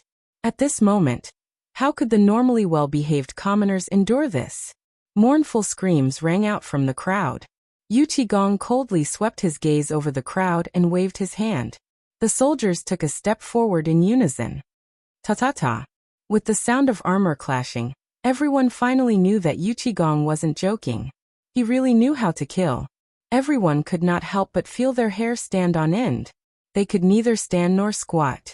Yu Qigong ignored the crowd and pulled out a dagger from his waist. He slowly squatted beside the man and said indifferently, "Don't worry, Lao Tzu won't let you die so easily. Don't think that Lao Tzu doesn't know who's behind you. As long as you tell me who ordered you to do this, Lao Tzu will guarantee your family's safety. By the way, I just heard from my subordinate that your family lives in Shirley Village outside the city, and there's a 3-month-old baby at home? Oh, look at this. What a cute baby." Yu Qigong pretended to sigh. The man finally could not take it anymore. He asked in a trembling voice, You. What are you talking about? I don't know what you're talking about." He panicked. However, when he thought of how terrifying that person was, he couldn't help but tremble all over. "Don't worry, as long as you tell me who ordered you to do this, Lao Tzu will not only guarantee your family's safety, but also give you a quick death. Think about it. Do you believe that person's words or Lao Tzu's?" Every single person who entered the city was recorded and backed up. At the same time, the people from the Ministry of Works, the Ministry of Justice and the Ministry of Appointments quickly took action to investigate this person's background. There was no other way. This matter was too serious. Even the emperor was furious. Under such a swift investigation, the man finally could not hold it in anymore. "Can you guarantee my family's safety?" "Don't worry. Then you have to swear to the heavens that not only will you guarantee their safety, but you will also ensure that they don't have to worry about food and clothing." Yu Qigong's mouth twitched. "Do you think you have the right to negotiate? I've already given you a chance. If you had told me from the start, not only would you have been rewarded, but you would also have gotten half of that person's property. But you gave up." That person's eyes flickered with a hint of struggle. At this moment, his words were heard by all the commoners. What was going on? Was this person a spy of that person with ulterior motives? Could he be a Turkic spy? "Lao Tzu's time is limited. I'll give you 3 breaths. How dare you?" At this moment, there was a sharp sound of something breaking through the air. Yu Qigong couldn't help but fly into a rage. He roared angrily, but it was too late. When he pulled out his modeo, an arrow was stuck in the forehead of the man who had fallen to the ground. Yu Qigong was furious. How dare he kill someone right under his nose? What was this? This was a slap to his face. Yu Qigong couldn't help but lock his gaze on a certain person in the crowd like a sharp sword. He waved his hand and said, "Execute." Chapter 577. Following Yu Qigong's slash, the sword slashed down. A large group of soldiers swarmed in from the periphery of the encirclement. On top of the treasury, 3 to 5 spies from the Ministry of Personnel Affairs and Ministry of Justice pointed at a certain person in the crowd. Then a few soldiers instantly restrained that person. At this moment, the people finally understood why this was happening. Why did so many departments mobilize for such a small matter, and even alert Yu Qigong? It turned out that they wanted to ferret out the person who didn't want them to live. How could this be? This was King killing them. Beat them. Beat them to death for Lao Tzu. CKU. Do you dare to let Lao Tzu starve to death? Die. In an instant, the sound of pottery bowls and stone bowls breaking could be heard, as well as the screams of agony. Yu Qigong looked at the crowd and shouted angrily. "Lao Tzu said before that anyone who dares to circle around will be killed without mercy. What is this? This is a rebellion. They want you to starve to death. They were the ones who spread the rumors that they stole your food. Lao Tzu doesn't want these people anymore, because I already know their background. Now, continue to distribute the food. You can do whatever you want with these people." At this moment, those who had been beaten to the point of being on the verge of death, They finally panicked. Spare us, sir. Sir, I have something to say. Sir, I want to report someone. It was the idea of the owner of the tea house at Chang'an's East Gate. He said that as long as I did it, he would give me some food. I am. Yuqigong smiled. However, he did not stop them. Instead, he watched as the angry people beat them to death one by one. Yuqigong waved his hand. Come give them new bowls. This belongs to Lao Tzu. Also, the reward money that Lao Tzu said before will count, but it's not easy to calculate. So today, Lao Tzu will pay out of his own pocket. Everyone will get a caddy of food for free, and they can buy another caddy. Okay.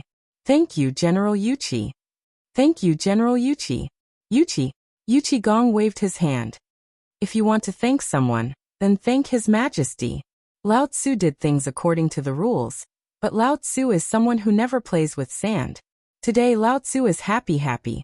What I reward you is your reward. If you discover something like this in the future, you all know Lao Tzu's residence. Just when the situation in Chang'an City had settled down, there was also a problem with Li Chengqian.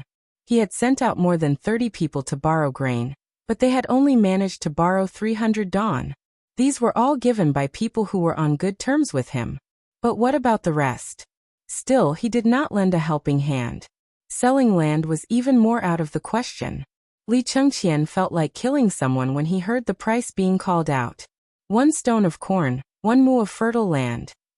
God d***a minute. Was this something a human could do? Li Chengqian fiercely suppressed his anger. He pointed at the eunuchs in the East Palace and scolded, "Send my order again. Whoever dares to raise the price will be killed." Your Highness, Dr. Sun is here. At this moment, someone hurriedly reported. Hearing this, Li Chengqian slightly suppressed his anger. He waved his hand and said, "You all go and do it quickly. And about the matter of borrowing grain, borrow it for me again.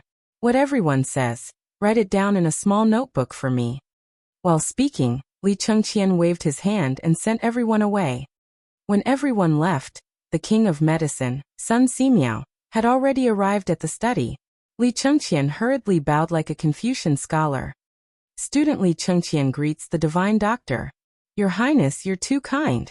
Sun Simiao slightly raised Li Chengqian's arm and said, "May I know why your Highness is looking for me?" Li Chengqian invited Sun Simiao to sit down. After serving him tea, he sent everyone away and said, "Dr. Sun, I've invited you here because it's related to the life and death of the people. I think Dr. Sun also doesn't want to see the people suffer, right?" Alas, Sun Simiao sighed deeply and told him what happened at the entrance of the treasury. Finally, he said, "Your Majesty, how will you deal with the people of Guanlong? Before I came here, I was questioned by someone. Please don't ask who that person is." How could Li Chengqian not know who that person was? It was none other than the people of Guanlong. However, this was none of his business. Divine Doctor, this matter will only end with my father, but I also know a little bit. I might as well tell you. Hearing this, Sun Simiao's eyes lit up. He made a gesture of invitation.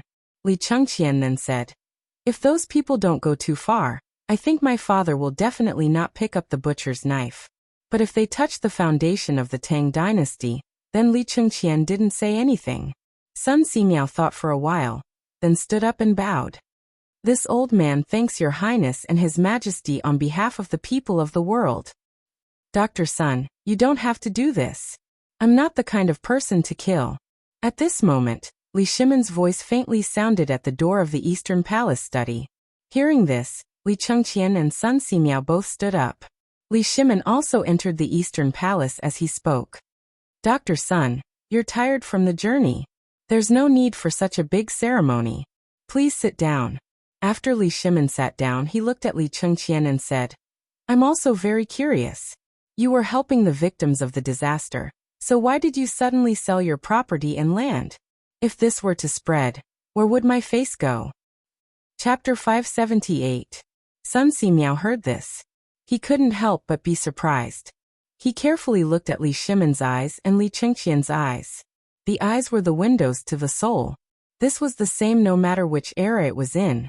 As the divine medicine, looking, listening, questioning, and feeling the pulse were basic skills.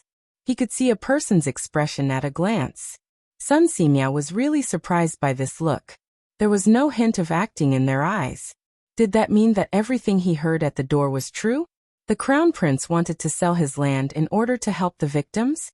This, although he was shocked, he was still shocked. Sun Simiao only took a sip of tea, suppressed the shock in his heart, and listened carefully. When Li Chengqian heard that, he bowed and said, replying, Imperial Father. This matter. While speaking, Li Chengqian glanced at Sun Simiao. Li Shimin waved his hand and said, just say it. Yes. White Deer College only has 20,000 dawn of grain. Today there are about 6,000 people. According to today's speed, the number of people will definitely exceed 10,000 by tomorrow. These 6,000 people will need to consume a few hundred kilograms of grain every day. If there are more people, in addition to the arrival of that student, then 20,000 dawn is just a drop in the bucket. That's why Brother Zhang Feng asked me to go down the mountain, and asked Divine Dr. Sun Simiao to come up the mountain. Oh. Li Shimin frowned slightly. He looked at Sun Simiao. Sun Simiao was also stunned. He couldn't help but ask, Crown Prince, is the White Deer College that you mentioned the one in the Imperial Edict? Divine Dr. Sun, it's really here. Then what do I need to do? I also heard that there's a strange person in Chang'an. Not only did he buy the wheat that sprouted in the fields according to the original price, but he also brewed a magical beer. I also heard that this college was built by him. If my legs are short, then the fried locusts, the locust eggs, and the bone-strengthening powder are all locusts, right?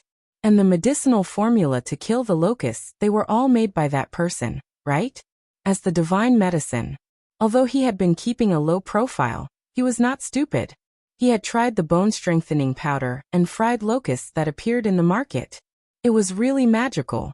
Not only did he not feel uncomfortable, but he felt energetic after eating it, especially the bone-strengthening powder.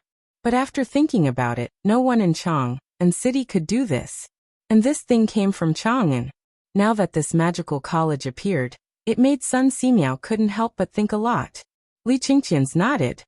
The Medicine King's foresight is incredible. This was all done by my brother Zhang Feng. Good. Simiao's. SSSS Saline salutes his. This old man congratulates your majesty for obtaining such a talent. My great Tang will definitely prosper for generations to come. Li Shimin's dragon countenance was greatly pleased. He got up to help Sun Simiao up and said, Shini is overpraising me. How can this kind of God-bestowed Sun be Zhen's good fortune? Teet heezes. But there's one thing I don't understand. Li Shimin nodded and said, King of Medicines, just say it. Then I'll offend you. Sun Simiao said, Your Highness, according to what you said, Zhang Feng wanted me to go up the mountain, but why? Brother Zhang Feng didn't tell me, but I know it must have something to do with the grain. Sun Simiao couldn't help but frown. I've been to Shao Mountain a few years ago, but at that time, the locusts had just passed, and the land was barren. Everything that could be eaten was almost gone. Even the old man couldn't help at that time. I don't know, but I think Brother Zhang Feng must have a plan to invite you up the mountain, so? Li Shimin also fell silent. Now the grain matter was related to the Tang dynasty's lifeline. He didn't understand why Zhang Feng would invite Sun Simiao to go up the mountain at this time. But he vaguely felt that if Sun Simiao went up the mountain this time, he would definitely solve this plague of locusts. However, even the cleverest housewife couldn't cook without rice. He also wanted to know how Zhang Feng was going to solve this plague of locusts. I haven't been to Zhang Feng's place for a long time. Well, if Dr. Sun doesn't mind, why don't you go up the mountain with me tomorrow? Hearing this, Sun Simiao didn't dare to act rashly. He hurriedly got up and bowed. Your Majesty, you're flattering this old man. Forget it, this brat Zhang Feng is indeed a strange person. This old man has long wanted to pay him a visit. Since your Majesty also wants to go, this old man will wait on your Majesty. Sun Simiao agreed. Li Shimin then said, However, Divine Dr. Sun, I have a request. I hope Divine Dr. Sun can agree to it. Please tell me, your Majesty. Tomorrow, be it in the future, on the mountain or at the foot of the mountain, I hope that Dr. Sun will not mention the identities of me and the Crown Prince in front of Zhang Feng. Just treat us as merchants. Sun Simiao was a little confused. He had lived for dozens of years. It was really the first time he met the emperor. How could he hide his identity around a commoner? What did this mean? But the more it was like this, the more Sun Simiao wanted to see how sacred this person was, who the Tang dynasty emperors and the crown prince had to hide their identity to meet. I'll obey your majesty's order. Chapter 579. Dong. Dong. Dong. 5 o'clock was the most leisurely time of the day for the night watchman. It was also the signal for the night watchman to take turns to work. The moment the morning bell rang, the lights in Chang'an City were lit one after another. Some people's palanquins, carriages, and even horses had lanterns or torches on them as they lazily headed towards the imperial city. If one were to look down from the sky, they would see fire dragons converging towards the imperial city under the hazy sky. It looked like a huge dragon. The lights in the depths of the imperial palace were lit one after another, especially in the political announcement hall, which was as bright as day. Early in the morning was the most comfortable time of the day. At this time, there were already groups of eunuchs and maids in the imperial palace hurriedly cleaning up. The market on the Vermilion Bird Bridge was basically empty. Only a few people were selling beer and barbecued meat jerky. The barbecued meat jerky was mostly hunted from the mountains, or it was old cured meat. The smell. It was still coveted by everyone. Even though they were standing at the foot of the 36 steps outside the political announcement palace, they could still smell the tempting aroma. In the past, almost every minister would stop to buy some food and drink a bamboo tube of ice-cold beer soaked in the moat. But now, no matter how greedy they were, they did not dare to do so. Now the emperor was staring at them, and their clothes seemed to be more tattered than usual. Most of the people here were not so poor that they could not afford to wear clothes or drink beer that cost 1 copper coin. But now they had to pretend to be poor. Otherwise they would be in trouble. After all, yesterday, the crown prince went to borrow food from each house. But there were some who were afraid and some who were not. For example, Cheng Yaojin was holding a roasted rabbit in one hand and chewing it loudly. He held a bamboo tube in the other hand and drank in big mouthfuls. Everyone smelled the fragrance in the air and looked at Cheng Yaojin's showy appearance. Their stomachs began to growl. Everyone swallowed their saliva and cursed Cheng Yaojin in their hearts. After entering the political announcement hall, after everyone tidied up their appearance, they closed their eyes and hugged the white jade tablet in their hands. Like clay statues, they kept their mouths shut.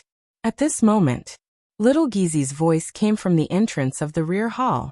The emperor has arrived. Only then did everyone hold the white jade tablet and bow in unison, shouting, "Welcome, your majesty." Rise. With a wave of his hand, Li Shimin ascended the 8 steps to heaven's staircase and sat down on the dragon throne. He indifferently glanced at the crowd before finally resting his eyes on Ho Junji. As soon as they stood up, the officials began to report their own situations, as well as the recent disaster relief. An hour later, after Li Shimin had taken care of these matters, he said, "Yesterday, I learned by chance that the crown prince had run into a wall when borrowing grain. Is there such a thing?" When Li Chengqian heard this, he said, "Imperial father, there is indeed such a thing." "Then did you manage to borrow any grain?" After a few moments of silence, Li Chengqian said, "Your son is incompetent. After running all over Chang'an, I was only able to borrow 500 dan of grain. Fortunately, your son met Duke of Chun, and Duke of Chun generously donated 10,000 dan of grain to your son's White Deer College." Li Chengqian emphasized the words "your son's White Deer College." This time, the officials couldn't help but be shocked. 10,000 dan? Duke of Chun, where did you get the grain? So much. Heavens! Li Shimin was also rather surprised. "Duke of Chun, is the crown prince's words true?" Ho Junji hurriedly said, "Your majesty, this is what a subject should do." "Then didn't you donate 10,000 dan yesterday? What is the reason for this? Could it be that your Duke of Chun's family is about to overflow with grain?" Ho Junji's lowered eyes flashed. Replying to your majesty, this old subject spent most of his time in Luozhou, and Luozhou is the closest place to Chang'an, and, as the saying goes, a subject should be loyal to the sovereign. Thus, when I learned by chance that your majesty was stocking up on grain, This old subject paid special attention. At this time, this old subject has about 50,000 dan of grain. When the famine broke out, this old subject donated 30,000 dan of grain to Luozhou and kept 20,000 dan for emergency use. After learning of the matter in Chang, and this old subject immediately rushed to Chang and to offer up this humble subject's meager strength. It really was watertight. How could Li Shimin not know that he had gone straight to the Eastern Palace after leaving the Taiji Palace? Moreover, this Ho Junji was extremely crafty, so Li Shimin was extremely unwilling for his son to interact too much with this sort of person. Fortunately, Zhang Feng's appearance had given Li Shimin hope. Li Shimin couldn't help but nod. Correct. We are delighted to have a capable subject like Duke of Chun. But what is the meaning of this 10,000 dan of grain? All the officials were flabbergasted. When Li Shimin had said that he wanted to stock up on grain, they had vehemently opposed it. Now, when they heard that Duke of Chun had managed to stock up 50,000 dan of grain on the slightest rumor, many of them almost vomited blood. This old fox is really King crafty. Chapter 580. If looks could kill, Ho Junji would have died several hundred times over. It couldn't be helped. If the emperor had spoken of this matter back then, if they had taken out just a little of their fortune to buy several tens of thousands of dan of grain, let alone anything else, they would have made a fortune if they traded it for land. And now that the emperor was in dire need of grain, if they could offer the emperor 10,000 dan of grain, then at the very least, they would have made a fortune in their career, let alone anything else. But they didn't. Although they didn't have 10,000 dan of grain in their homes, they still had several thousand dan. But what did the emperor mean when he said that the crown prince had borrowed grain yesterday? And now, Ho Junji had lent the crown prince 10,000 dan? What was the meaning of this? Wasn't this a slap to their faces? Just because you're holed up in Luozhou and worried about your loyalty to your sovereign. We're just eating and waiting for death. Fuck your second uncle. Ho Junji could sense the strange atmosphere behind him, but he still continued to speak. This old subject learned that the crown prince had built a White Deer College on Mount Shao. This is a matter of great benefit to the country and its people. And although this old subject has retired to Luozhou, my heart is still concerned about the imperial court. Thus, I donated 10,000 dan to your majesty and 10,000 dan to the college. This old subject was thinking that if the college on Mount Shao could be built as soon as possible, it would be able to nurture more talents for the Tang dynasty. This is something that should be done as a subject. Moreover, when this old subject learned that the crown prince's college wouldn't take a single copper coin, this old subject decided to donate 10,000 taels of gold. Buzz. The minds of all the officials buzzed. 10,000 taels of gold. You really dared to say such a thing. Aren't you afraid that His Majesty will execute you? How long has it been since you left for Luozhou? How did you get so much wealth? Where did you get all this money? Where did you get all this money? Although all the officials wanted nothing more than to rip off Ho Junji's beard, this old bastard really wasn't human. What was he doing? This was a slap to their faces. When Li Shimin heard this, he could not help but laugh out loud. That's right. Duke Chun, you are truly worthy of being my right-hand man. Very good, very good. But don't worry, we also know that this money is the money you have saved for your retirement. Once the disaster is over, we will think of a way to compensate you. And all of you should learn from Duke Chun. We will remember your Majesty's teachings. What could the officials say? They had already taken advantage of the situation. And now they wanted to donate money and food? That was all nonsense. It was too late. How could Li Shimin not know what this old fox was doing here? He was just trying to pull the crown prince in. Moreover, the White Deer College that the crown prince had just mentioned was his. This was something they had discussed before. Unless Zhang Feng entered the court, the college would temporarily be under the crown prince's name. This was a form of protection. However, even though this camouflage protected Zhang Feng, it also caught a big fish at the same time. 10,000 dan of grain and 10,000 taels of gold. With these things, he hoped that Zhang Feng's college would be able to resolve its crisis as soon as possible. Given Zhang Feng's abilities, these 30,000 dan of grain should be enough to tide him over this crisis, right? Li Shimin's mood improved at this thought.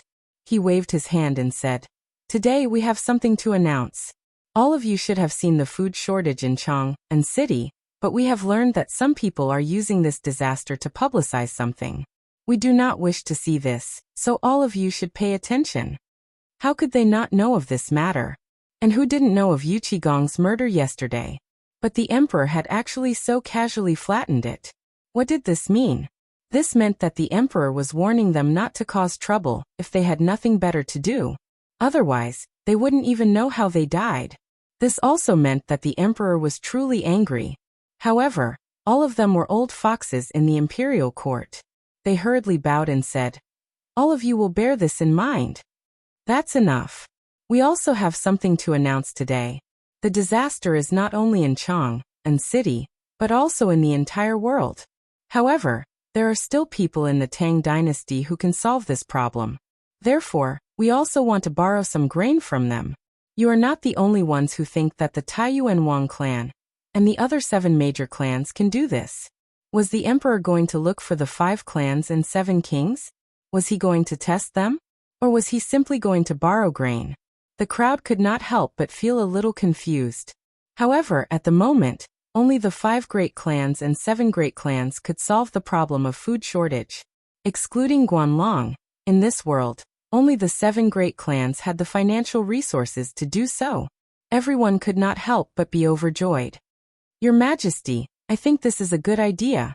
On the one hand, it can shorten the gap between the imperial court and the landowning clans. The imperial examination is coming and then, Your Majesty, I think this is a good idea. But will the 7 clans agree? The grain required for this is not a small amount. Li Shimin waved his hand. Since all of you are not interested, then it's settled. Wei Zheng, after the imperial court, I'll leave this matter to you. Wei Zheng heard that and said, "Yes, Your Majesty." In that case, the imperial court is dismissed.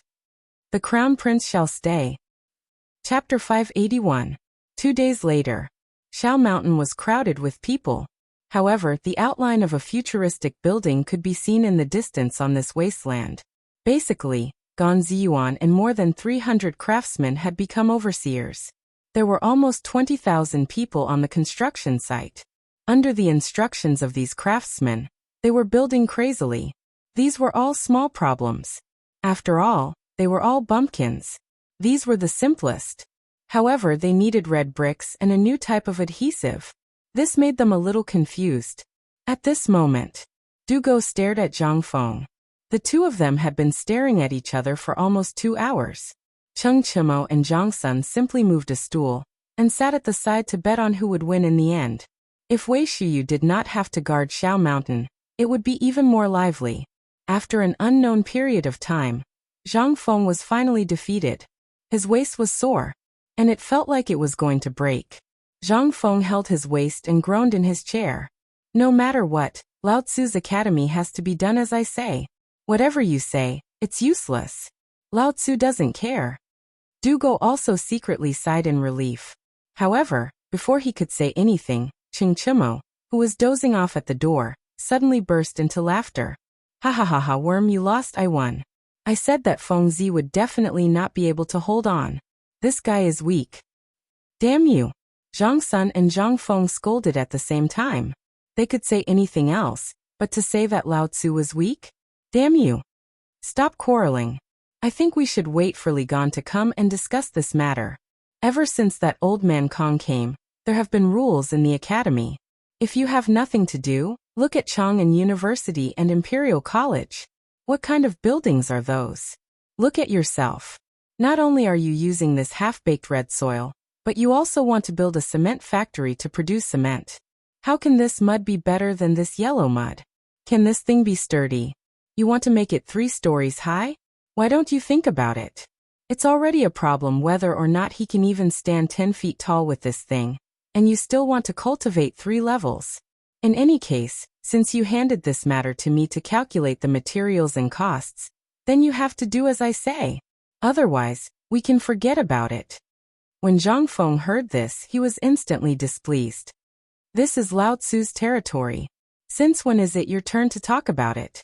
If you want to calculate it, then so be it. If you don't, I'll deduct your credits. Fine, but but I can't do something as disrespectful as insulting old man Kong's son. Du Go was also getting excited. He glared at Zhang Feng and roared, I'm really going to interfere in this matter. F***ck, you're rebelling. F***ck you Lao Tzu, I don't care anymore. Zhang Feng couldn't help but be unable to sit still. He simply angrily called out to Qing Chimo and Zhang Sun and left, leaving behind only Du Go, who was upholding the righteous path, and who was there chattering nonstop about what Zhang Feng was doing. And what Zhang Feng was doing was the modern way of building a school building. This school, according to Zhang Feng's idea, was definitely going to be built as high as a 5-story building. But in order to not shock the world, Zhang Feng settled for the next best thing, which was 3 stories. But just this alone annoyed Du Go for 2 days. He followed him when he slept. He followed him when he ate. Even when he went to the toilet, he had to stand guard at the door. Zhang Feng finally broke down. He finally understood why these guys were so afraid of Du Go. It wasn't that this guy was ferocious, but that his mouth was even more venomous than Tang Sang's. Zhang Feng's hair stood on end. He finally gave up. This was something that no one dared to do. Once out of the door, Zhang Feng heaved a long sigh of relief as though he had been reborn. Fengzi, I'm hungry. I miss the happy days of the tavern. Yeah, especially that barbecued meat. That's what I call fragrant. I've only been eating porridge for the past few days. I'm F***king suspecting if I've come to a temple. Sigh, if you didn't mention it, I would have forgotten. When did we eat meat? Qing Chimo and Zhang Sun called out to Wei Shiyu and the other 2. They followed behind Zhang Feng and started nagging again. Zhang Feng was annoyed. Enough, shut up. Lao Tzu doesn't know what he owed you guys in his previous life. He made a monk follow behind him all day long. If you guys aren't convinced, you'll F***king chant scriptures. It's so annoying. If you F***king dare to annoy Lao Tzu again, all of you can get lost. When Qing Chimo and the others heard that, they shrunk their necks and did not dare to say another word. However, they could not help but say, Fengzi, if you have nothing better to do, why are you arguing with De Bing? This guy is famous in the stubborn world for nagging. You and him. Zhang Feng exploded. You're not done, are you? Zhang Feng was completely enraged. This time, Qing Chimo and the others could only shut up. However, their hands that were rubbing their stomachs changed to patting them. Zhang Feng was speechless. All right.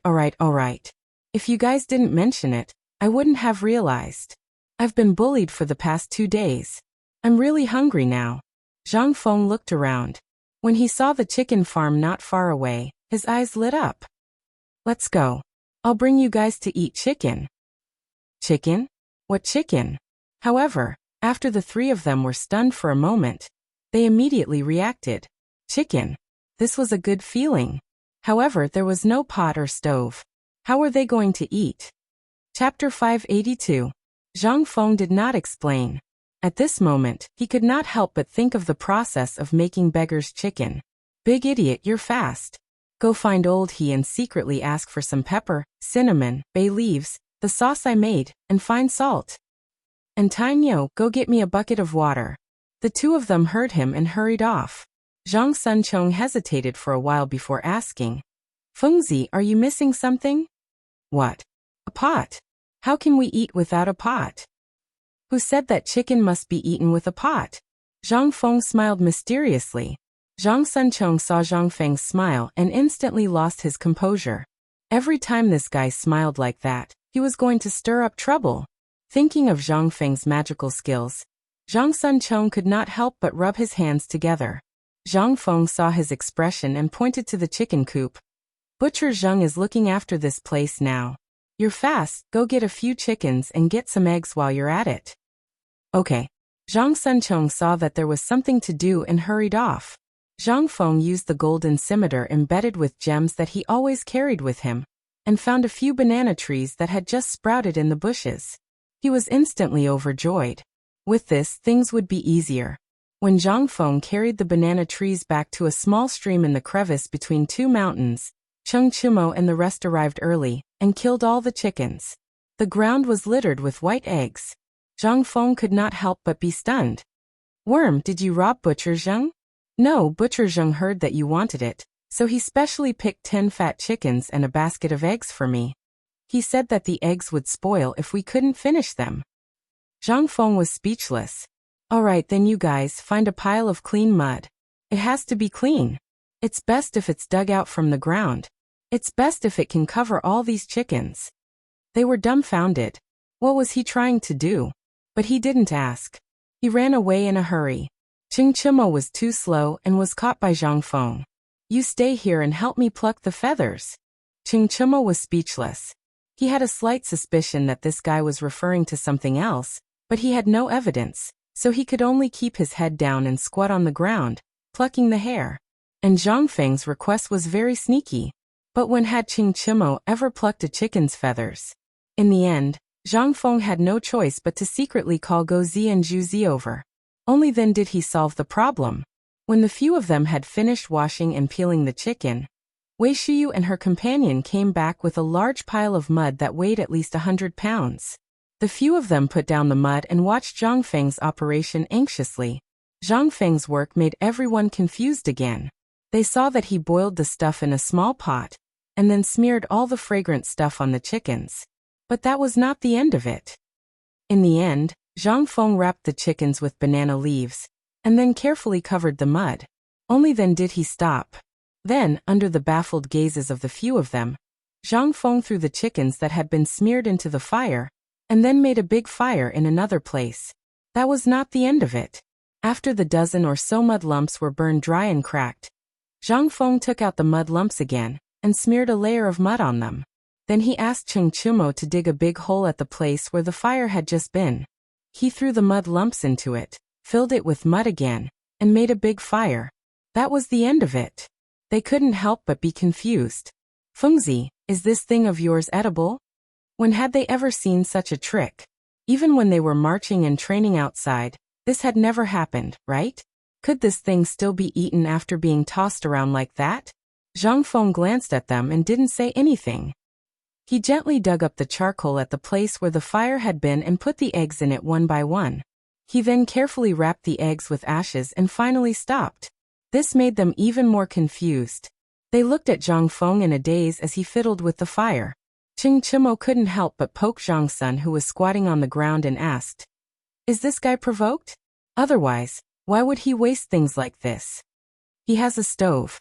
Why would he waste things like this?" Zhang Sun looked at Zhang Feng and couldn't help but sigh.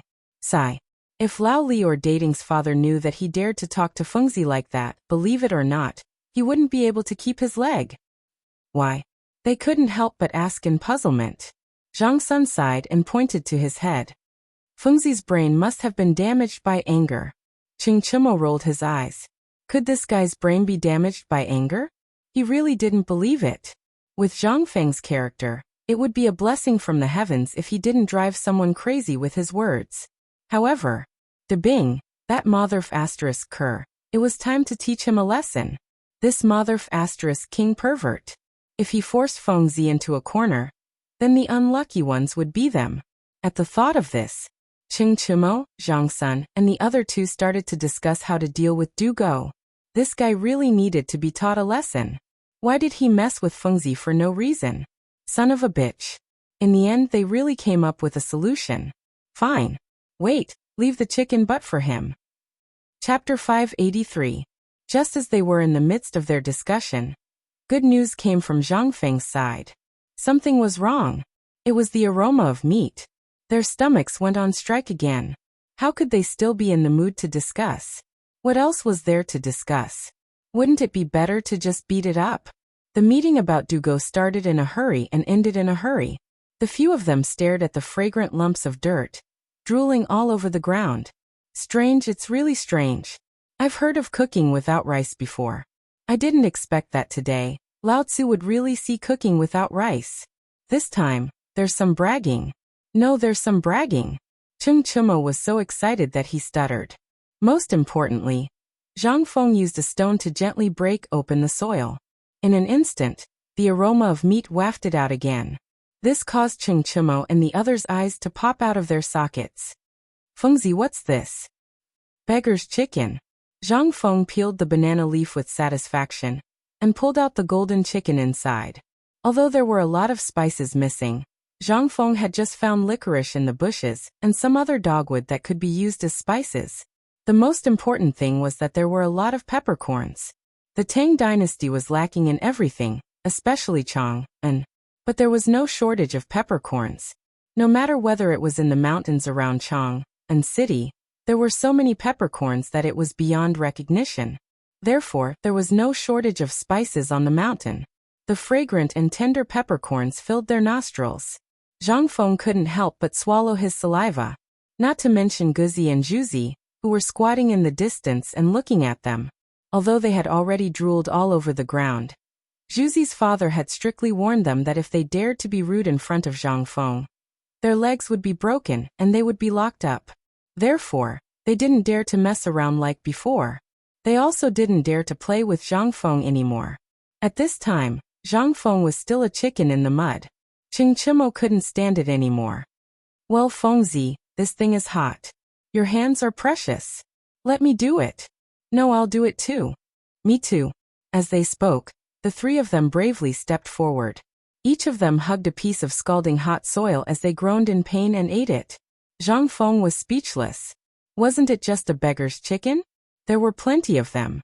However, when he smelled the aroma of the meat, he was so hungry that he felt dizzy. Calling Gozi and Juzi, the two of them came up and gave them a chicken each, saying, "Eat here, don't tell anyone, otherwise you won't be able to eat in the future." Juzi looked behind him and said timidly, "Brother Fengzi, can I leave a drumstick for my sister?" "I'll leave one for her. You guys can eat it secretly tonight." "All right." It wasn't that Zhang Feng was reluctant. It was that although there were thousands of chickens, they were continuously sent up every day. Although he didn't know where Li Qian got the chickens, there were too many people. If all the people were attracted here, how could he live a good life? Who would eat it?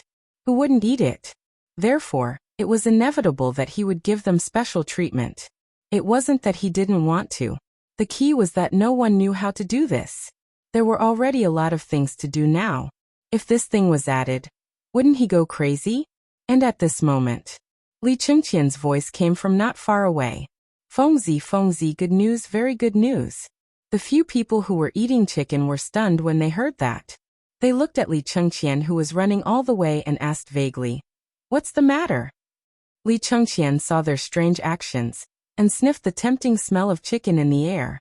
He couldn't help but speed up his pace.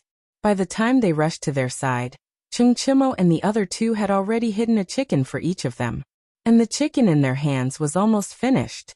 Li Chengqian glared at them. "Wow. I'm so busy at the foot of the mountain, and you guys are eating chicken here? And eating such delicious chicken? Give me Chintiniu. I order you to get me a chicken." Qing Chimo felt uncomfortable when he heard that. But there was no other way. He couldn't afford to offend the crown prince. He could only get up resentfully and smash open a piece of dirt with his fist. In an instant, the crispy yellow roasted chicken was revealed. Moreover, it was accompanied by waves of enticing fragrance. He couldn't help but forget about the crown prince's feng yi and etiquette at this moment. He squatted on the ground and imitated Zhang Feng and the others. He hugged the chickens and took a big bite of the chicken's thigh. Li Chengqian couldn't help but moan in pleasure when he tasted the fragrance in his mouth. At this moment, Zhang Feng asked after finishing a chicken, "What's the matter? Why are you in such a hurry? Have you invited the people I asked you to?" Li Chengqian ignored Zhang Feng. Instead, he looked at Zhang Feng excitedly and asked, "Fengzi, can you tell me the name of this thing?" "Beggar's chicken? What's wrong?" Zhang Feng was stunned. Li Chengqian was also stunned. But the next moment he asked like a madman, "Fengzi, can you teach me how to cook chicken?" Chapter 584. Your Majesty, the mountain in front is Mount Shao. On the winding mountain road, a caravan dressed in the clothes of merchants was slowly moving in the direction of Mount Shao. In this caravan, Li Shimin was sitting on a slide with half-squinted eyes. He looked at the people on both sides of the road, who were constantly moving toward Mount Shao. As he walked, he asked about the situation of the disaster victims' families. The more he asked, the heavier his heart became. At this moment, Xiao Gizi pointed to the densely packed mountain in front of them and said, Li Shimin took a closer look and couldn't help but be shocked by the scene in front of him. He saw that the original forest on the desolate mountain was all leveled, and there were construction sites everywhere. There was a large area on the top of the mountain, and a small group of teenagers gathered together to build houses. Li Shimin couldn't help but wonder, what does this mean? Master Li, Zhangfeng said that if you want to study here, the first thing you have to do is not to use external forces. You have to build a brick house here according to Zhangfeng's rules, and it's according to the so-called area plan. And it's said that if you want to work here to make a living, you have to build your own house before you are qualified to work here. Li Shimin was stunned. He looked at Wei Zheng, who was also sitting on a slide, and asked, "Old Wei, is there such a rule?" Li Shimin couldn't help but be interested. Wei Zheng desperately waved his folding fan and said, "Feng said that if you want to work or study here, you have to show him your ability and let him see if you are qualified to study here. Otherwise, you should get out of here as soon as possible. And I also heard that this guy not only asked those people to build their own houses, but also to build a 3-story building according to his rules. Not only that, he also sent supervisors to supervise them personally." This guy. Li Shimin couldn't help but be in a good mood when he heard this. Although he didn't understand what Zhang Feng wanted to do, this kid obviously wanted to use free labor. However, this was also good. After all, this kid didn't have any money on hand. Moreover, he was so cunning. Although he didn't want money, at the very least at this stage, he had eliminated all those who were waiting for death. As for those who really wanted to read, they were able to tell the difference. There were advantages and disadvantages to doing this. The advantage was that it could distinguish those who were truly here to learn something. The disadvantage was that it would be difficult for the children of the officials and nobles. However, Li Shimin thought about it and agreed with Zhang Feng's approach. If the academies in our country can do this, then our Tang dynasty will really be different. Li Shimin let out a heartfelt sigh. Wei Zheng fell silent. Although he was still somewhat against Zhang Feng's approach in his heart, after all, it was mentioned in the Book of Sages that although there was no distinction between high and low in studying, it was not something that any ordinary person could learn.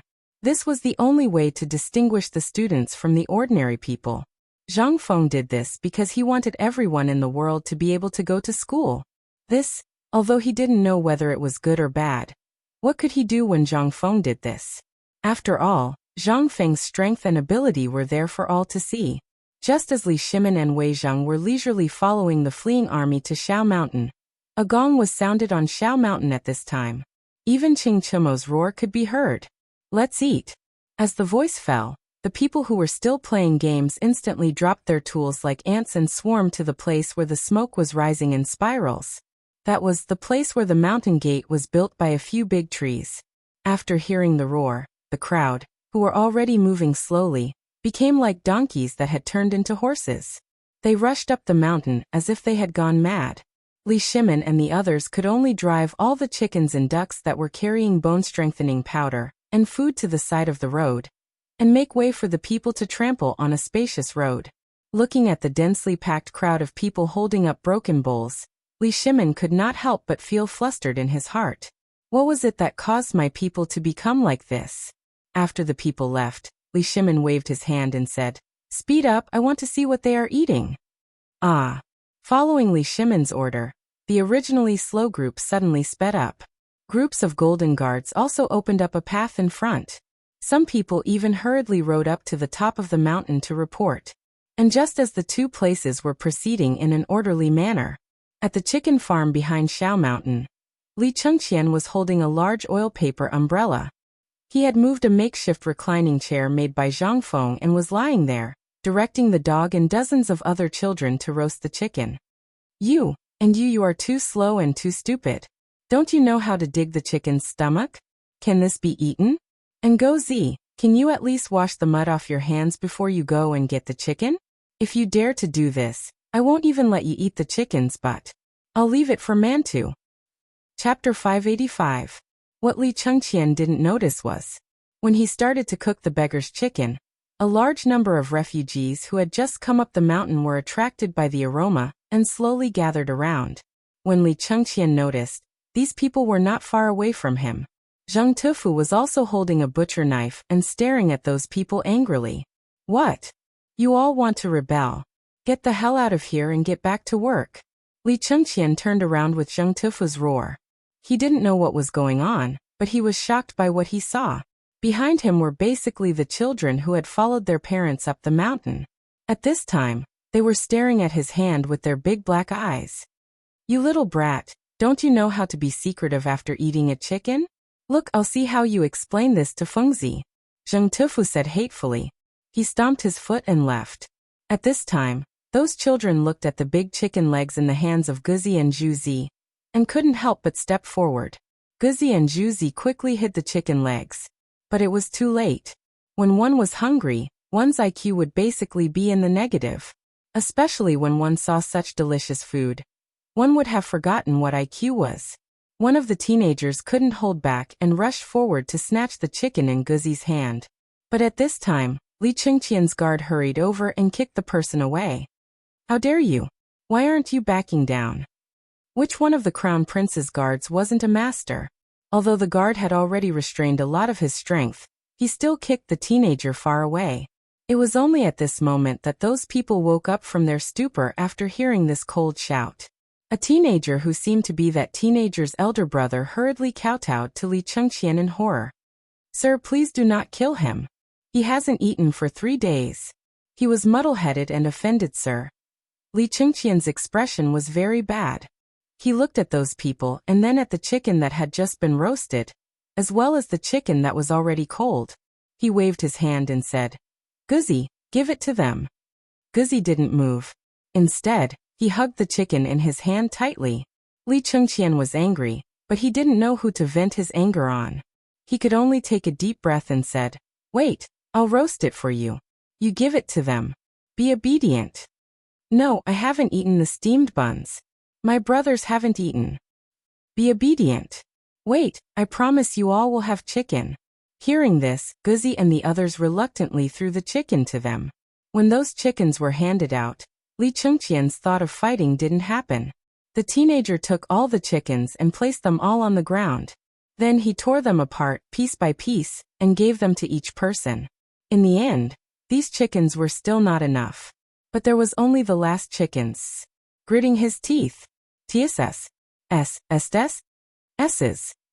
Regardless of whether it was in the palace or anywhere else, what he wanted to eat was not something that could be done with just a word. Even if he wanted to eat tiger meat, someone would bring it to him immediately.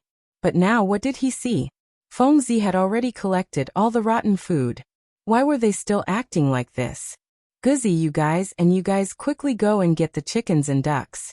The more the better. No, these chickens and ducks are brother Fengzi's. It's okay if you steal a little. How much do you need to eat with so many people? Brother Fengzi hasn't eaten yet. Guzi immediately protested. Li Chengqian could only wave his hand and say, Don't worry. Wait for my men. They'll bring thousands and thousands of chickens and ducks up the mountain. What are you afraid of? Did I eat your chickens? Get the hell out of here and catch some chickens.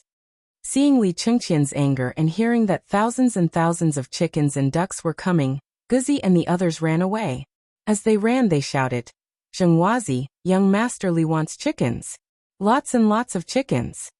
Zheng Tufu, who had just returned from Li Chengqian's place and hadn't even sat on the bench, was green with envy. You son of a B***tch, if you dare to call my kid that again. Do you believe that Lao Tzu will break your legs? Guzi couldn't help but shrink his neck when he heard that. He pointed at Li Chengqian and said, He said that he wants a lot of chickens and ducks to feed those refugees. Zheng Tufu was instantly enraged when he heard that. So many people?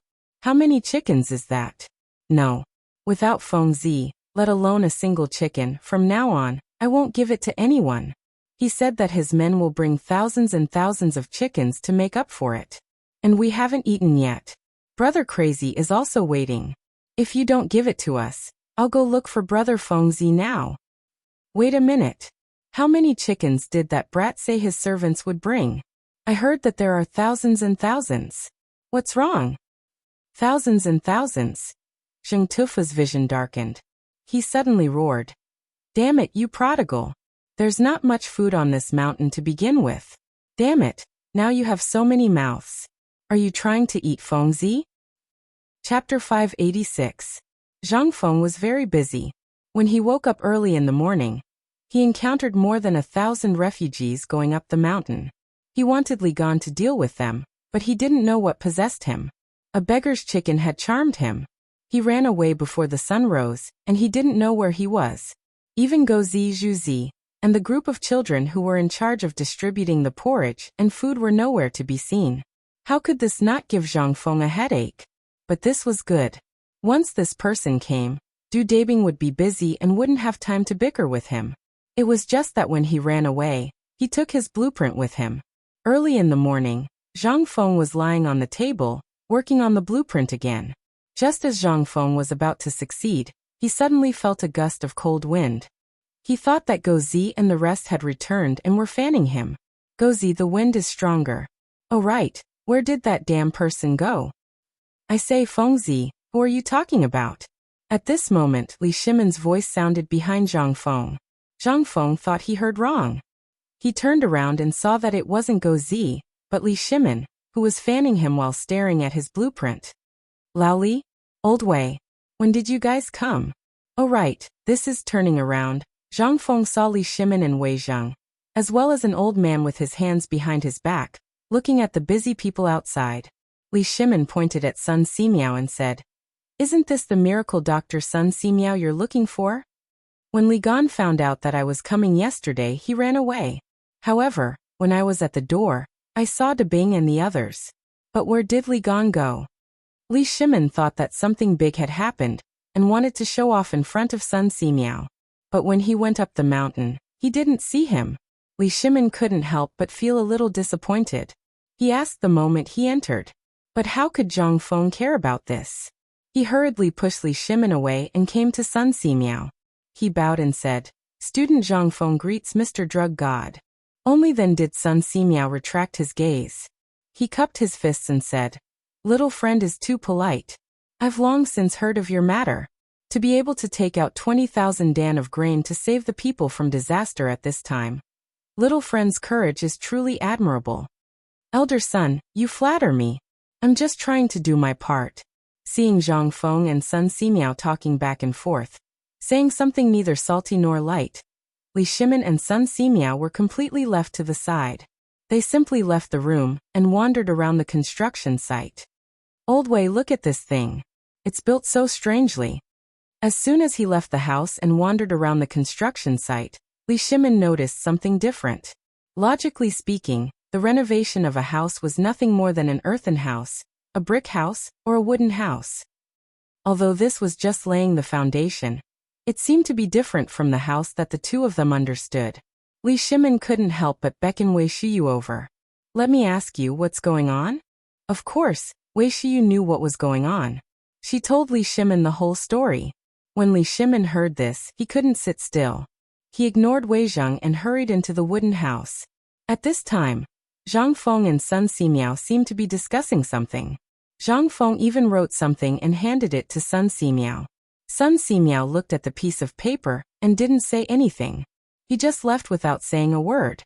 Li Shimen asked curiously, "You can write prescriptions? How is this a prescription? This is just a recipe for ingredients. By the way, Lao Li, how come you have time to come here today?" When Li Shimen heard this, he sighed and said, "I'm here to send you food. Duke Chen learned about your situation and sent you 10,000 dan of food from Luozhou. I also got more than 10,000 chickens and ducks for you. These were originally from dealing with the locusts last time. Now that I can't keep them alive, I might as well give them all to you. If you like, I'll send you 30,000 pigs in a few days." These pigs are tubos. When Zhang Feng heard this, he couldn't help but be overjoyed. "Lao Li, you really are my savior. With this batch of food and chickens and ducks, this problem is solved. Originally, I was worried that there wasn't enough food, so I could only ask the drug god to see if he could get something from this mountain and make a fuss about the porridge. But now, since you have food, I'll forget about my plan for the all-nourishing soup." This was really timely help. If it weren't for the 10,000 dan of food, Zhang Feng would really go crazy. But now, With so much food all of a sudden, Zhang Feng was naturally overjoyed. However, Li Shimen's mind was full of questions. In the end, he asked the main question. Fengzi, where's Li gone? Why don't I see him? Did he go down the mountain again? No, but that kid disappeared early in the morning. I don't know where he went. When Li Shimen heard this, he was shocked. What happened? Zhang Feng spread his hands. How would I know? When he came back yesterday, he happened to see me cooking chicken. Then he pestered me to call him. Who knows where that kid is now cooking chicken in some corner? Chapter 587. Li Shimen was angry. Suddenly, a burst of uncontrollable anger surged out of his body. What time was this? This was a time when the entire nation was suffering from hunger. Originally, they thought that the Crown Prince was actively dealing with this disaster. Moreover, during the morning court yesterday he was so pleased. But what was the truth? Everyone was trying their best to settle the victims. What about him? What was the Crown Prince doing? Fengzi, you think about it first. I'll come to you later. I have something to do. Something to do? What's the matter? Zhang Feng was confused. Fine. Initially, he had wanted to ask Old Li to take a look at the blueprint and see what was wrong with it. But now it had run away. And Li Shimen? How could he not run away? He was the Crown Prince. If Divine Doctor Sun were to see him wandering around here, the doctor would be busy to death, but he was... How could he? Although Li Shimen wasn't afraid, he couldn't stand the rumors. Li Shimen couldn't help but find a kid as soon as he went out. He took out a piece of corn bun and said, Kid, did you see Guzzi and the others? Li Shimen had seen the kid before. He used to play with Guzzi and the others at the entrance of Zhang Feng's tavern. At this moment, the dark-skinned kid's eyes widened when he saw the steamed bun in Li Shimen's hand.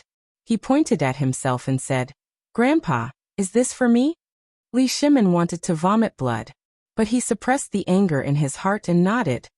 As long as you tell Grandpa, this corn bun in Grandpa's hand is yours. The kid looked around and made sure no one was paying attention to them. Then he carefully asked Li Shimen to squat down and said, I told you, but you can't tell anyone else. They are getting chickens in that gully.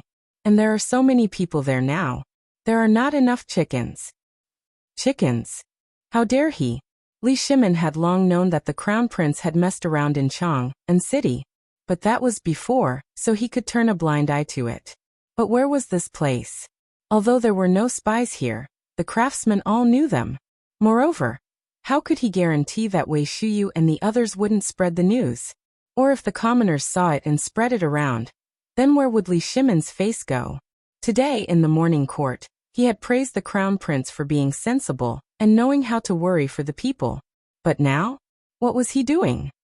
Little Gizi, give me the sword. Li Shimen stood up, gritting his teeth as he growled. Little Gizi, who was following behind Li Shimen, shuddered when he heard this. Highness, there's no need for that, right? Let's go and take a look first. This child doesn't have any hair in his mouth.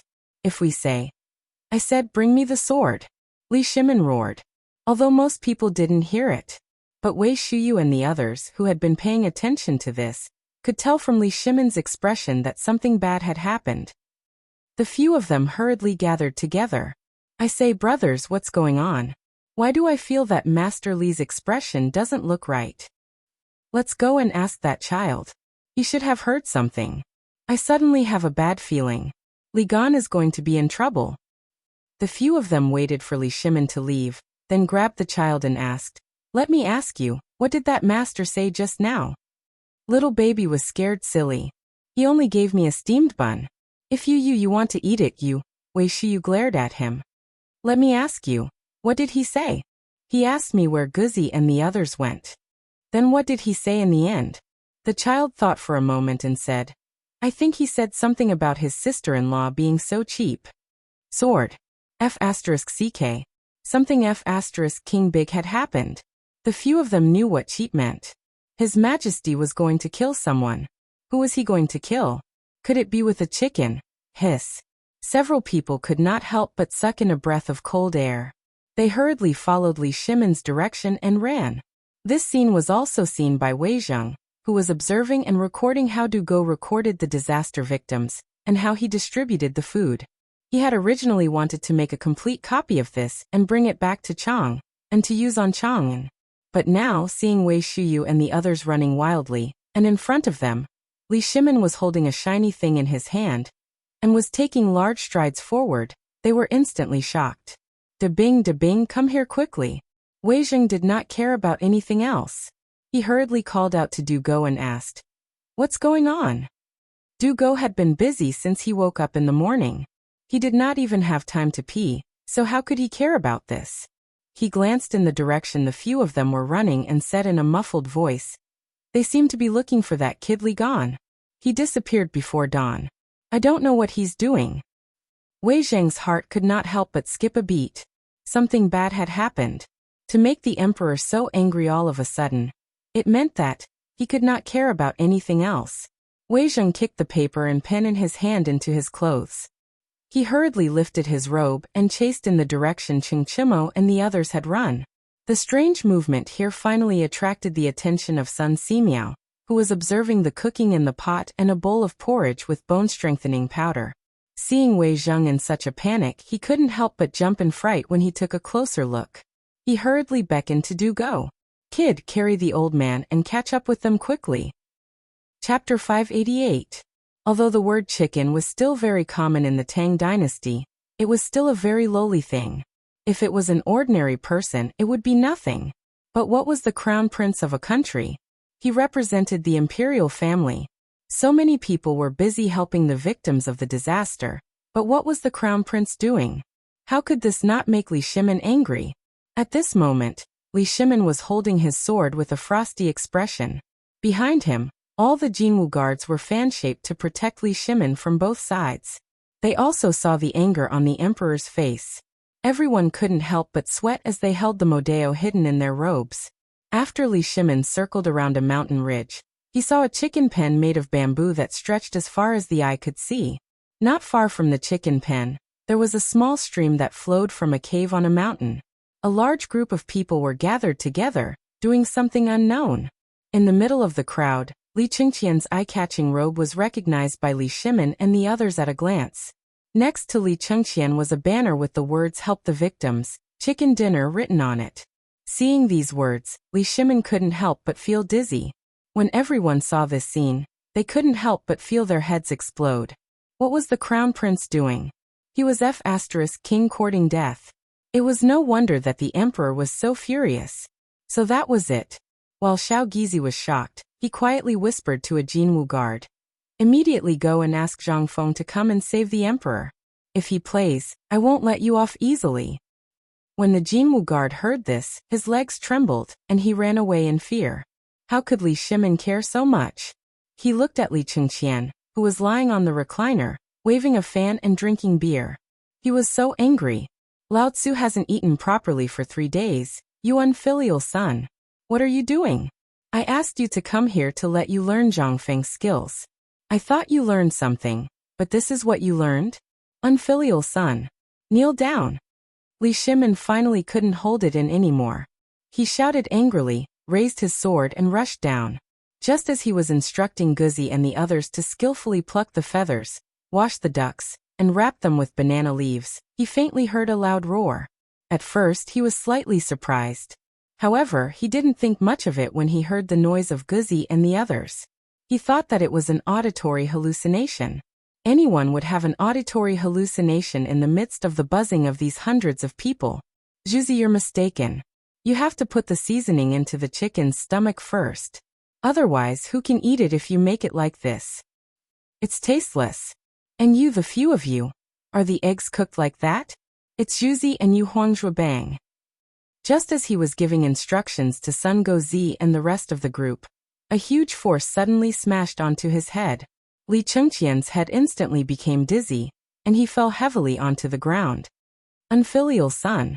What are you doing here? I'm going to kill you." Li Shimin was so angry that his lungs were about to explode. From afar, Li Qingqian seemed to be lying there. However, when he got closer, Li Shimin only wanted to vomit blood. Li Qingqian was waving a fan with one hand and eating a big chicken drumstick with the other. That wasn't much. What was more hateful was that there were hundreds of people watching from the side. How could you have the nerve to eat it?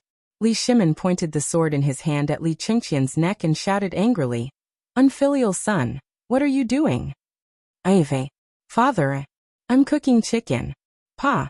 It would have been better if Li Shimin didn't hear it. Once he heard it, the sword in his hand slapped Li Chengqian's face from the side. He was so angry that his entire body was trembling. When Xiao Gizi saw this, he hurriedly went forward to support Li Shimin and said, "Master, you have to take care of your body. Don't be angry. You have to listen to what young master is doing." "What is he doing? Do you think I'm blind and can't see it?" Li Shimin pushed Xiao Gizi away. At this moment, Wei Shiyu and the others also rushed over. When they saw this scene, they instantly had a headache. "Damn it. This grandson, you motherf asterisk cur. What time is it now, and you're still having fun here? Even if you want to die, don't do it like this, okay?" They couldn't help but rush forward to mediate the fight. "Master Li, please calm down and listen to what Li Chengqian has to say, okay? Li Chengqian hasn't slept during this period because of this matter. He's been dreaming about how to solve the food shortage problem all day long. We can guarantee that. Otherwise, why would we let him slack off today? He hasn't slept for the past few days, so we'll let him take a break today and have a good rest. Calm down first and listen to what he has to say." Plop, plop, plop. At this moment, the commoners who were originally drooling over the roasted chicken and duck all knelt down in unison. Li Shimin was stunned. He raised his sword high and never put it down. Wei Shiyu and the others were also stunned. The two people who had just carried Sun Simiao over were stunned. At this moment, everyone was stunned. They saw the refugees uniformly kowtowing to Li Shimin and saying, "Master, please spare young master." Chapter 589. Li Shimin was dumbfounded. After a while he said, "You all get up first." "No sir, if you don't put down the sword, we won't get up." An old man in the crowd walked to Li Shimin's feet with tears streaming down his face. He hugged Li Shimin's leg and sobbed, "Sir, although I don't know why you're so angry, this young master is saving our lives." Hearing this, Li Shimin could not help but be moved. He squatted down, personally helped the old man up, and asked, "Old Zhang, I would like to ask Old Zhang to explain in detail. Speaking of the family's misfortune, this is my son. Originally I wanted him to come here." "Sir, you've misunderstood the young master." The old man interrupted Li Shimin and pointed to the group of refugees behind him. "We came here yesterday. When we were looking for a house to build, we met the young master here. At that time, although we ate Prince Zhang's porridge, we haven't eaten for almost 10 days. How could that be enough? So we smelled the aroma and came here. Young master, you've been roasting chicken here since last night. Otherwise, this old man would have to report to the king of hell this morning." Li Shimin looked at Li Chengqian suspiciously. "What's going on?" Li Chengqian didn't dare to lie. He said, "When I returned to the mountain yesterday, I didn't see Fengzi, so I looked around. In the end, I found them roasting chicken here. This chicken is the most delicious chicken I've ever eaten. So I thought that if we don't have food to feed the chickens, a large number of them will starve to death every day. So I thought of using this method to divide the chickens and eat them. So I learned this skill from Zhang Feng and taught it to them. I remembered father's teachings and what Fengzi said before. Give a man a fish, but don't teach him to fish. That's why I decided to roast the chicken for them to eat. And at the same time, I wanted them to learn some skills." Li Shimin finally understood after listening to everyone's explanation. "Lao Li, you've wrongly gone." At this moment, Zhang Feng slowly squeezed his way through the crowd. When he saw the bloodstain on Li Gan's swollen face, he could not help but pat him on the shoulder. "Next time when you do something like this, can't you at least tell me? Must I be tortured?" As he spoke, Zhang Feng looked at Li Shimin and said, "You too. This is your son after all. How can you bear to hit him?" All right. Since you're here, why don't you take a look at your son's chicken? What are you still standing there for? Go get the chicken for your father." Zhang Feng glared at Li Chengqian. Li Chengqian also came to a sudden realization. At this moment, the crowd burst into laughter. "Young master, save the chicken but for me. No, the chicken in that pit has been cooked for a long time. Young master, take the chicken in that pit first." Otherwise, it will be burnt later. Young master, I haven't eaten chicken this morning. This time save the chicken rack for me. I have to bring it back for my wife to taste. Alright. Everyone here today has it. This young master. When Li Chengqian heard this, he turned around and wanted to boast that everyone present had it. However, when he saw Zhang Feng and Li Shimen's expressions, he hurriedly shrunk his neck and lowered his head to shout at the two of them. Why are you still standing there? Get the chicken. Several people hurriedly dug out dozens of basin-sized mud lumps from the fire pit. Li Shimen was dumbfounded. Sun Simiao was also dumbfounded. Fengzi, what is this thing? Can it be eaten? Little friend Zhang Feng, what is this thing? Li Shimen and Sun Simiao asked almost at the same time. At this moment, when the refugees saw these mud lumps, their eyes instantly widened. This is beggar's chicken. I made it. Beggar's chicken? Li Shimen and Sun Simiao looked at each other, their faces full of question marks. Beggar's chicken? The crown prince was actually making beggar's chicken? What kind of scandal was this? Just when Li Shimen was about to get angry, Zhang Feng slapped his forehead and explained. Well, what I mean is that the method of making this thing is so simple that even beggars can make it. And as you can see, this thing doesn't need a stove. It can be made with local materials. It's a must-have for home travel. In his early years, Li Shimen often fought in the north and south. Basically, food was roasted on a fire or stewed in a pot. When had he ever seen something like this? Not to mention Sun Simiao. After entering the deep mountains and forests, he basically ate one meal after another. When there was food, he would either eat it raw or roast it on a fire. When had he ever seen such a cooking method? One was the emperor, and the other was the drug god. Not to mention that they had eaten all the delicacies in the world. They had eaten most of them.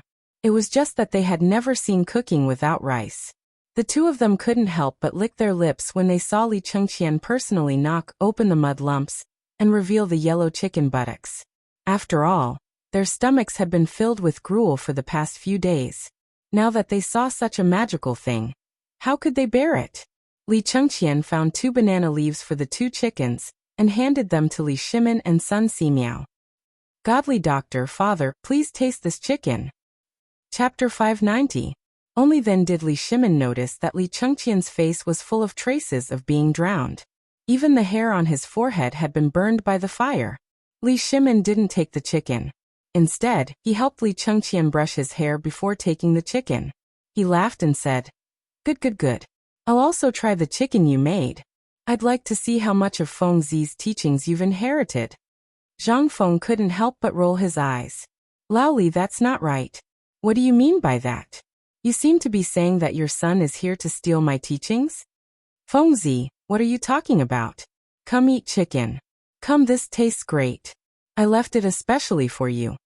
When Cheng Chimo saw that Zhang Feng was about to argue with Li Shimen, he hooked his arm around Zhang Feng's neck and bent Zhang Feng's waist. Cheng Chimo was already a little shorter than Zhang Feng. With this, Zhang Feng almost couldn't breathe. Zhang Feng finally caught his breath. When he saw the chicken but right next to his mouth, all the hair on his body stood on end. No. I don't have the fortune to enjoy such a delicacy. If you like it, you can have it. When Cheng Chimo heard this, his eyes lit up. Just like that, under Zhang Feng's shocked gaze, he threw the chicken butt into his mouth and chewed it deliciously. However, other than the yellow grease at the corner of his mouth, Zhang Feng almost threw up his dinner from last night. He hurriedly squatted beside Sun Simiao for protection. Sun Simiao ate very slowly at first. He tore off a piece of chicken breast and handed the rest of the meat to the old man who had just knelt at Li Shimen's feet. The old man was so touched that he thanked Sun Simiao profusely. Don't be like this. I feel guilty. Sun Simiao patted the old man's shoulder and pulled him to sit down. He took the wine gourd from his waist and shared it with the old man. Old man, where are you from? This old man is from Lantian. Oh. Sun Simiao nodded. Old man Lantian has been there before. That place is indeed very rich. Say, it's all because of these locusts. The old man could not help but sigh. Isn't that so? If it wasn't for that divine Dr. Sun using that magical herb to smoke the grasshopper to death, and then using the grasshopper to make it into an edible item for us to sell for a little money. This old man reckons that I would have starved to death long ago. Sun Simiao was stunned. He glanced at Li Shimin. Then he looked at Zhang Feng. He couldn't help but be enlightened. He had heard from Li Shimin about what Zhang Feng had done before. This kid didn't want to be famous, so he made such a fuss. But now that the medicine was born, he had to have a good reason. Thus, the emperor used his given name. He didn't know what was going on before, but last night, after a long talk with Li Shimin, he knew the truth. He couldn't help but cherish Zhang Feng's talent. But at this time, the chicken he was eating was no longer delicious. He sighed and said, "Old man, you're wrong. That medicinal herb was not made by Divine Dr. Sun at all." The people who were fighting for the food, as well as the old man who was eating the chicken thigh, were all stunned. In the next moment, everyone was unwilling to accept it. "Old man, I thought you were kind when I saw your kind face. I didn't expect you to be such a person. Who is Divine Dr. Sun? How can you be so filthy here? I think you'd better leave. If you don't leave, I think the thousands of people here will drown you with their saliva if this matter spreads out." The old man put down the chicken fiercely, but after thinking for a while he picked it up again and left without looking back. Sun Simiao was helpless. "Old man, everyone listen to me. This thing really wasn't made by this old man. Although this old man is well versed in medical books, this old man only understood the principle of such a magical thing after seeing this medicinal herb. You've got it wrong. This thing was made by this young friend. And the locusts and the fine salt you eat were also made by him." Li Shimin was helpless. He didn't expect things to be like this. But now that he thought about it, if this matter was spread out through the mouth of the divine doctor, it would definitely bring unexpected benefits to Zhang Feng. The people's hearts. At this time, the people were still a little confused. They looked at Sun Simiao and then at Zhang Feng. Suddenly, someone seemed to realize something. He looked at Sun Simiao and asked in a trembling voice, "May I ask if you are Mr. Sun Simiao, the divine doctor?" Sun Simiao sighed. "I don't deserve the title of divine doctor. However, this old man's name is Sun Simiao, and his surname has never changed." Hearing that, everyone was shocked. They hurriedly knelt down. At this time, Sun Simiao laughed and said, "Get up, all of you. You don't have to do this. I'm just a doctor. You should thank my young friend Zhang Feng. If it weren't for him, who would know what would happen today?" The people looked at Zhang Feng and then at Sun Simiao. They didn't know whether Sun Simiao was telling the truth or not, but when they thought that Zhang Feng could take out tens of thousands of grains to help them for free, and also get the emperor's imperial edict to run a school here, they couldn't help but be shocked. Could it be? Was this really made by Zhang Feng? At the thought of this, the people fell to their knees again to thank Zhang Feng. Li Shimin looked at everything in front of him while eating the chicken. He patted Li Chengqian on the shoulder and said, "This chicken is so delicious." Chapter 591. Li Shimin was in a good mood. Especially during this period of time, this was the best time. Not only did he see the hard work of Li Chengqian and the rest of the next generation, but he also saw the true power of Zhang Feng. However, when he thought that all of this would belong to him in the future, Li Shimin's heart couldn't help but become excited again. Li Shimin was very excited. After personally cooking a chicken with Li Chengqian, he was in a good mood. "Come, all of you come and roast this chicken. I'll make the decision. Roast all of them. Everyone on the mountain will get one." When Zhang Feng heard this, his eyes widened. He pulled Li Shimin to the side and hurriedly said, "Lao Li, are you crazy? Although your son is awesome, you can't spoil things like this, right? Do you know how many people are on the mountain now? If you eat it today, what will you do in the future?" Li Shimin patted Zhang Feng's shoulder and didn't say anything. He called out and everyone returned to the small wooden house. At this time, the news of Zhang Feng's salt production and Zhang Feng's rescue of the locust plague had spread like wildfire on the mountain.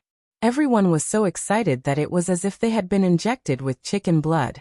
Now that there was a miracle doctor and a rich man who gave each of them a chicken, everyone knelt down in front of the small wooden house and excitedly threw themselves into the construction work again. Not only did he save their lives with food, but he also took out all the chickens for them to eat. Not only that, if Zhang Feng didn't produce such expensive and cheap fine salt, they would still be jealous. Now that Zhang Feng was in trouble, if they didn't do their best to get this thing done, then were they still human? They weren't even worthy of animals. Animals also knew that after eating the food of the owner, they still had to follow the owner. Not to mention them, who were made of flesh and blood. At this time, after making enough noise, Li Shimin and the rest finally sat in the small wooden house, sweating profusely. Lao Li, tell me, although the food problem is solved now, we can't. I know what you want to say. Li Shimin waved his hand. Xiao Gizi hurriedly added, my Squire Li has already taken back all the chickens and ducks that were previously released outside Chang'an City. Not only are they being distributed to the people of Chang'an City for free, but half of the chickens and ducks are also being prepared to be given to brother Zhang Feng. Zhang Feng was stunned. His face was filled with disdain. Half? How much can half be? Li Shimin glared at him. What? You think 300,000 chickens and ducks are too few? Puff. Zhang Feng spat out a mouthful of beer onto Ching Chimo's mouth and hurriedly asked, what did you say? How much? 300,000? Why are there so many? Li Shimin felt helpless. Isn't this your bad idea? At that time, when we were doing business with Tubo, we said something about exchanging things for food. This Tubo was like a madman. He was afraid that these things couldn't survive. Cows, sheep, and horses were fine, but these chickens, ducks, and pigs were all given to us. He only asked for 100,000 don of food. Zhang Feng couldn't help but feel dizzy. Then how many chickens and ducks do you have in total now? Li Shimin was stunned. Hey old Wei, how many chickens and ducks do we have? Wei Jing was also stunned by the question. He hurriedly said, let me see. As he spoke, he took out a small red book that he always carried with him from his embroidered robe, and began to flip through it. After a while, Wei Jing said, now there are 475,600 chickens and ducks outside Chang'an City. Every day, thousands of chickens and ducks starve to death, or are trampled to death by other chickens and ducks. The daily consumption of food is more than 10 don. Hiss. Zhang Feng couldn't help but gasp. My goodness, 470,000 don? Lao Li, did you rob Tubo? Otherwise, how could you have so many chickens and ducks? Li Shimin was speechless and gave a wry smile. How would I know?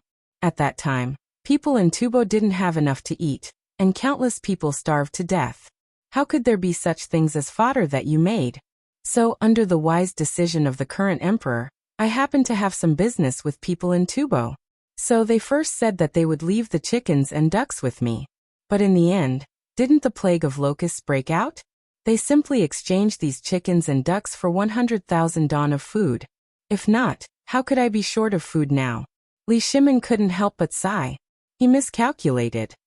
At that time, if he had listened to Zhang Feng's words and gathered all the food in the country, how could there be such a field now? On the contrary, the chickens and ducks that were popular at that time had now become another problem besides solving the problem of food for the people. These chickens and ducks were far more than the so-called 400,000, and this was only the chickens and ducks gathered outside Chang'an City. What if the chickens and ducks in other places were added? How much would that be? Thinking of these chickens and ducks, Li Shimin began to have a headache. Damn it, it was really damn it. However, Zhang Feng couldn't help but pat Li Shimin's shoulder excitedly and said, Lao Li, I have something to discuss with you. Li Shimin couldn't help but be shocked. What's the matter? Give me all your chickens and ducks. Do you know this time, you've made a fortune? Zhang Feng was very excited. Originally, Old He and the others shook their heads and sighed that Zhang Feng was a fool every time they met. But they didn't know that although Zhang Feng had lost 20,000 don of food, after hearing that there were so many chickens and ducks at this time, Zhang Feng was very excited. Zhang Feng couldn't help but recite a poem again. One must enjoy life to the fullest. Don't let the golden cup be empty against the moon. I am born to be useful. Money will come back after it is spent. Chapter 592. Li Shimin obviously didn't understand what Zhang Feng wanted to do. For him, these chickens and ducks were still manageable for the time being. However, if all 200,000 chickens and ducks were to be driven to Shao Mountain, It would not be a small problem, but a big problem. Now these chickens and ducks were all fat and strong. Even the piglets, who were usually as thin as firewood, were now as strong as calves. This was the problem that Li Shimin had a headache. But now looking at Zhang Feng's appearance, he seemed to be very excited. This made Li Shimin confused. Fengzi, are you okay? What do you want to do with these chickens and ducks? Sun Simiao couldn't help but narrow his eyes and look at Zhang Feng. Zhang Feng didn't speak. Instead, he smiled mysteriously and waved at Ching Chimo. Ching Chimo instantly understood. He rushed out of the door excitedly. This scene made Li Shimin, Wei Zheng, and Sun Simiao even more confused. What was he doing?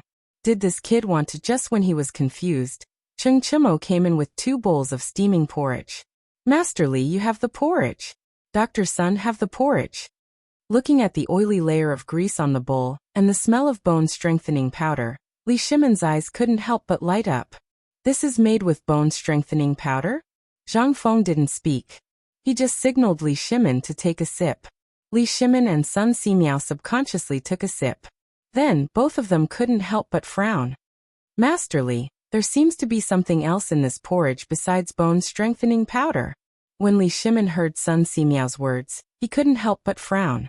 He took another sip and stirred it with the spoon. Yes, this porridge is thicker than normal porridge. This is the effect of the bone-strengthening powder. However, it shouldn't be this thick. Moreover, after eating it, there's a taste of muscle. However, there's a faint foul smell. However, after being mixed with pepper, the foul smell has been reduced, but it has become another exquisite taste. That's right, said Zhang Lixing. That's right. Sun Simiao nodded. This old man also tasted a few medicinal herbs in this congee. Li Shimin's eyes lit up. Speak your mind. Sun Simiao slowly drank the porridge bit by bit. He couldn't help but finish the entire bowl of porridge. Then he closed his eyes and savored the taste for a long time. Occasionally he would pick up the bowl and sniff it. This seems to have added star anise, cinnamon, and bay leaf. Am I right? Sun Simiao asked as he looked at Zhang Feng with a burning gaze. Zhang Feng could not help but give him a thumbs up. Dr. Sun is indeed Dr. Sunday. You can taste the essence in a bowl of porridge. That's right. In this porridge, not only did I add muscle, but I also added pork and bone-strengthening powder. Lao Li, do you still remember what I said before? These chickens, ducks, and pigs are good stuff. Even if this locust plague is over, these things will still make us rich. Do you still remember? Li Shimin nodded. Zhang Feng had said that before, but now, other than eggs, who would be willing to eat chicken? Even if those people were willing to eat it, although the chicken was good, they only had so little money. It wasn't even enough to buy food. Who would buy chicken with that money? There was nothing to feed their own chickens. Who would buy chickens if they ate them? Wouldn't that be a fool? However, this was what he thought at that time. Now Li Shimin picked up the bowl in shock and tasted it again carefully. He couldn't help but be a little shocked. At this moment, Sun Simiao couldn't help but laugh. Wonderful, wonderful. Little friend, this old man has learned a lot today. This bone-strengthening powder and fried locusts, there is no need to talk about them. Although this old man doesn't know the essence, this old man has drunk that thing before. Drinking it can indeed make one's body strong, and there are no side effects. It's like eating a caddy of meat soup. At this time, this star anise leaf and other herbs also have a very good effect on improving the digestive system. It can even make blood. On the other hand, this thing also has a very good effect on covering the fishy smell. Let's not talk about the chicken. Let's talk about the pork. Although pork is slowly making its way into the rice bowl of the people, this thing has too strong of a taste. In the end, it's difficult to be elegant. However, these few herbs have changed the ingredient itself, allowing it to perfectly integrate with this porridge. Although this old man still doesn't know the essence of this thing, I'm afraid this old man won't be able to understand it in his lifetime. However, after trying a bowl just now, this old man's stomach tells me. How is it? Li Shimin, Wei Zheng, and the others asked eagerly. Sun Simiao thought for a moment and said, if this old man's guess is right, this bowl of porridge is worth more than 10 copper coins. What? Li Shimin couldn't help but jump in fright. How much did this bowl of porridge cost? However, after thinking about it, he couldn't help but nod his head. The value of this thing really was more than 10 copper coins. Sun Simiao said again. However, this thing is still unknown in terms of its value, but in terms of its practicality. What does everyone lack now? What they lack is food. Therefore, if this bowl of porridge was eaten by someone else, it would last them an entire day. If the officials here could eat 2 bowls of porridge a day, I guarantee that they would all be fat and strong after a month. Chapter 593. Li Shimon's eyes couldn't help but light up. Dr. Sun, are you sure this bowl of porridge can be so magical? How can it not be useful? Zhang Feng was speechless. I say, Old Li, you're actually suspecting me now? You know I'm doing this for this thing. Look, my hair is a little white. While speaking, Zhang Feng pointed to his hair. Master Li, we all saw this. Ever since the imperial edict was issued, I don't know what's wrong with this kid, but he locked himself in his room for 3 days. We thought something bad had happened. So this is what he was doing. Wei Shiyu patted her chest loudly. At the same time, she finally figured out what this kid was doing before. Zhang Feng glared at Wei Shiyu. Do you think I'm the same as you? This is a big thing. If it's not done well, it will be a mess. You can forget about sleeping. This thing needs to be prepared in advance, understand? Wei Shiyu and others touched their heads with a confused look. What do you mean by prepared in advance? Zhang Feng couldn't help but roll his eyes. If he chose these idiots who had nothing to do, wouldn't it take hours to explain to them? Get out of here, and do your work. It's almost time for dinner. Have you completed your task today? If you haven't, you're not allowed to eat. Hearing this, they scurried away. At this time there were only 4 people left in the room. Wei Zheng, Dr. Sun, Li Shimon and Zhang Feng. The 4 of them looked at each other. Finally, Sun Simiao asked, I've always had a question. Why did you ask me to come up the mountain this time? I would have forgotten if you didn't mention it. Zhang Feng patted his forehead and said, This time, I asked you to come here for this bowl of porridge. If it weren't for Lao Li's 10,000 dan grain and these chickens and ducks, there would really be a big problem this time. But now that we have these things, I boldly asked Dr. Sun to find some herbs on this mountain. Sun Simiao couldn't help but wonder. Then why are you looking for herbs? Yes, Fengzi, why are you looking for herbs? Tell me, what do you want?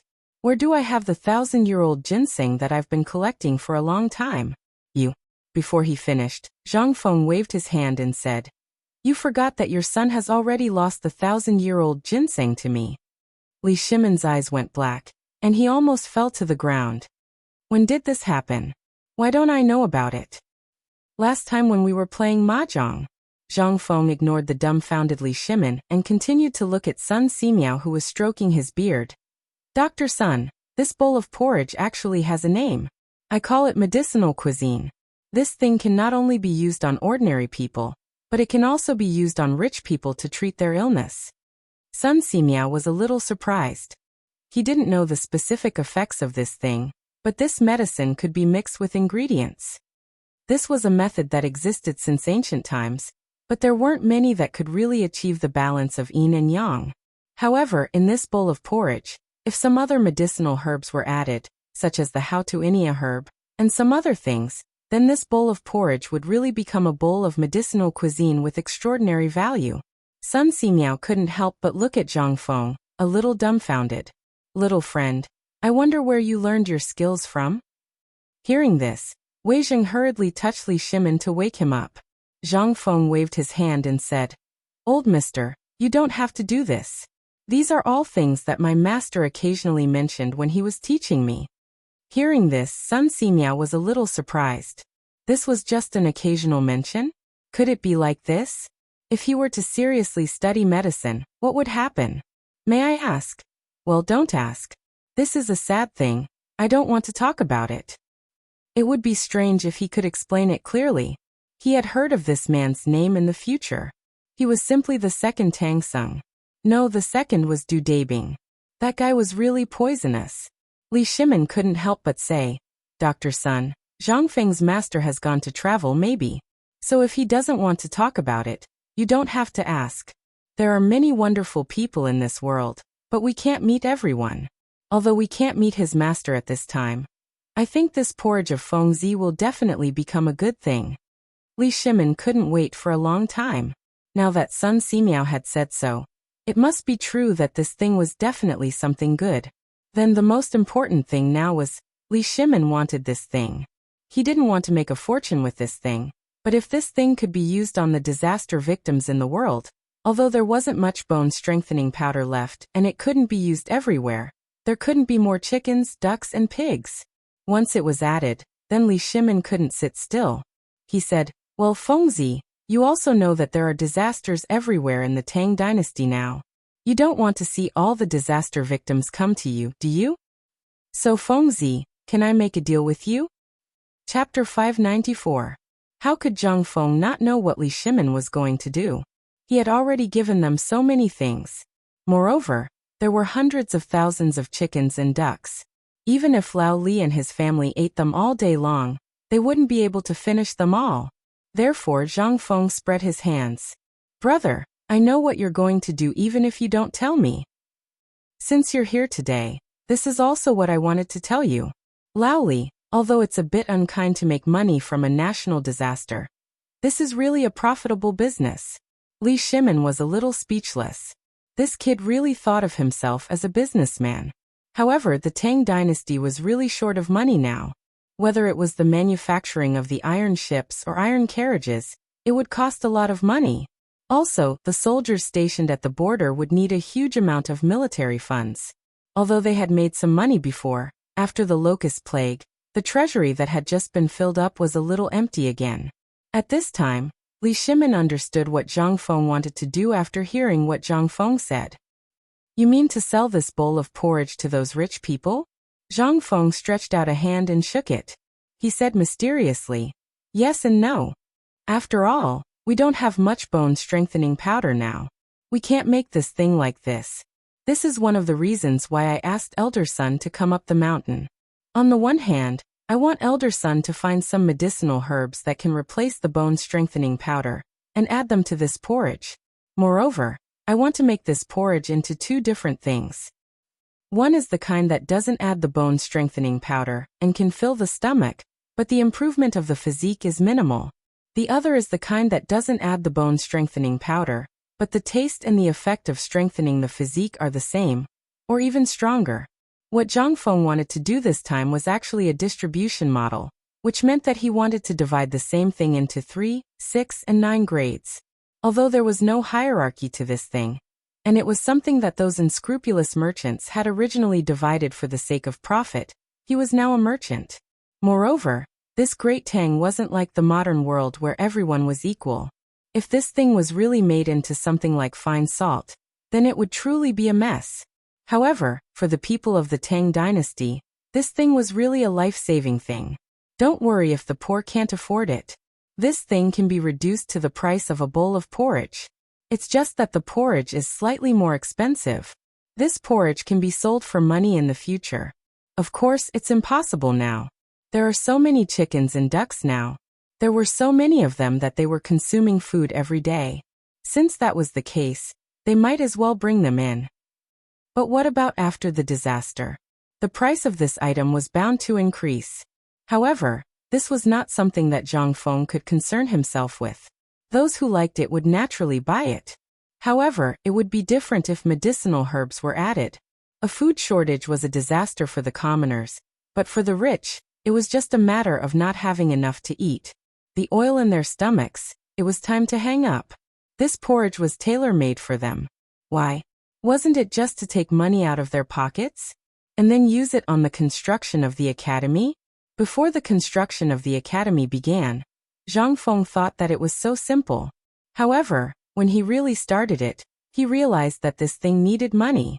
This was a F***king money-burning machine. Although Li Gan took the initiative to fight and paid for it, he couldn't let him keep paying for it, right? This was a bottomless pit. Even if he sold all of Lao Li's property, it wouldn't be enough. However, at this time, everything depended on Sun Simiao. No matter how well he said it, if Dr. Sun couldn't figure out this thing, it would be useless. Sun Simiao frowned. His slightly pale fingers stroked his beard again and again. After a while he said, Little friend Zhang, although this old man doesn't agree with your business, I can understand that you are a guest because of the construction of the academy. Hearing this, Zhang Feng couldn't help but sigh loudly. Oh, elder son knows me well. In this 50,000 mu of land, which part of it doesn't need money? Cultivation requires money. At this time, everyone needs money to eat. Moreover, you also know that this school doesn't charge a single cent. Tell me, where do you think I'll get the money from? Isn't it just to earn a little money from these things to make my academy better? When the time comes, it can also let the people of the world do what they want. Zhang Feng said bitterly. Sun Simiao couldn't help but be moved by how difficult and costly the construction was. Little friend Zhang Feng, this old man has never admired any young man in his life. When I first saw you, I also felt that you were an extraordinary young man. However, from the time I came to the mountain until now, what have I seen? You are a person who is truly seeking the welfare of the people of the Tang dynasty. If this old man can help you at this time, it is equivalent to helping the poor people of the world. Don't worry about this matter. This old man has already known it. However, this old man has a doubt in his heart. Little friend, please explain it to me. Seeing that the biggest problem had been solved, Zhang Feng couldn't help but feel relieved. Elder son, please tell me. I will definitely tell you everything I know. Then why did you choose pork and not other things? It's cheap. Li Shimin was stunned. Sun Simiao was stunned. The two looked at each other and said, say that again. Chapter 595. Li Shimin was dumbfounded. Sun Simiao was dumbfounded. Wei Zheng was dumbfounded. Everyone in the world knew that pork tasted awful. It would not be a big deal if it was eaten by commoners. But what were they making now? What kind of rich people would eat this medicinal cuisine?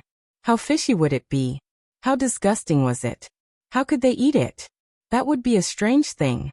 If they really did that, there would be big problems. However, Zhang Feng did not answer. Instead, he ran to the door and yelled, Tainyo, go get Li Qian. Tell him I'm looking for him. A moment later, a black-faced Li Chengqian rushed into the wooden hut, sweating profusely. What's the matter? I'm busy. Li Chengqian bowed to Sun Simiao and Li Shimin as soon as he entered the hut. Zhang Feng patted Li Chengqian on the shoulder and asked, we're all on the same side here, so I won't beat around the bush. Let me ask you, have you found the carpenter I asked you to find? I found him. He's an old eunuch from the palace. Sun Simiao was dumbfounded when he heard that. Li Shimin already knew, but wasn't he talking about pigs? Why was it related to this again? However, the two of them did not ask anything. They waited quietly for Zhang Feng. Zhang Feng was overjoyed when he heard that. That's great. Invite him in. I want to ask him something. Li Chengqian hesitated. However, after some thought and seeing Li Shimin's expression, he walked to the door and called in the eunuch he had brought with him. The old eunuch was very old. He had a head of silver hair, but his mouth was very thin. There was no beard on his chin. Zhang Feng was stunned. He pulled Li Chengqian to the side and asked, he must be a eunuch? Li Chengqian rolled his eyes. Didn't I just say it? I went through a lot of trouble to find a eunuch who just retired from the palace. Do you want him? If you don't, then forget it. He always felt that this matter was a little awkward, and he unconsciously felt a chill in his crotch. But since Zhang Feng wanted it, he didn't dare to say anything. He could only keep his head down and do his job. Seeing Li Chengqian like this, Zhang Feng's mood was greatly relieved. He circled the old eunuch a few times. Although the old eunuch was able to maintain his composure, how could he remain calm? Other than this idiot in front of him, the other three people were all people who could make the ground shake with a stomp of their feet. The emperor, the godly doctor, and the crown prince. He could not afford to offend any of them. If it weren't for eunuch Xiao Gizi's constant reminders, he would probably have knelt down by now. At this moment, he could only grin with a smile that was uglier than crying and bow his body as he stood. After Zhang Feng finished looking around, the old eunuch said, Greetings, Prince Zhang. Greetings to Master Li, young Master Li, and Dr. Sun. Sun Simiao rolled his eyes, looked at Li Shimin, and then looked at Zhang Feng playfully. Zhang Feng didn't care about the red tape and said, Let me ask you something. Old man. Seeing that the old eunuch's expression wasn't good, he hurriedly changed his words and said, "Old eunuch, let me ask you something. Please tell me honestly, okay? Of course, if this is your privacy, just pretend that I didn't say anything." How could the old eunuch not agree? He hurriedly said, "Prince Zhang, please ask. It's my honor to leave my body behind to do something for Prince Zhang." "Good." Zhang Feng patted the old eunuch's shoulder and said, "Since old eunuch said so, then if I, Zhang Feng, treat you unfairly in the future, then I'm worse than a pig or a dog." The old eunuch was shocked when he heard this. Zhang Feng said, "Don't be like that. What I asked may be a secret to you and the palace. Are you sure you can say this?" "Can he say? Can he not say it? If he doesn't say it, he'll die." The old eunuch was about to cry. He suddenly felt that this grandson was even more long-winded than the monks in the temple. If you have something to say, would it kill you to say it all in one breath? But he didn't dare to say anything. He was afraid. He was afraid that he wouldn't live past tomorrow.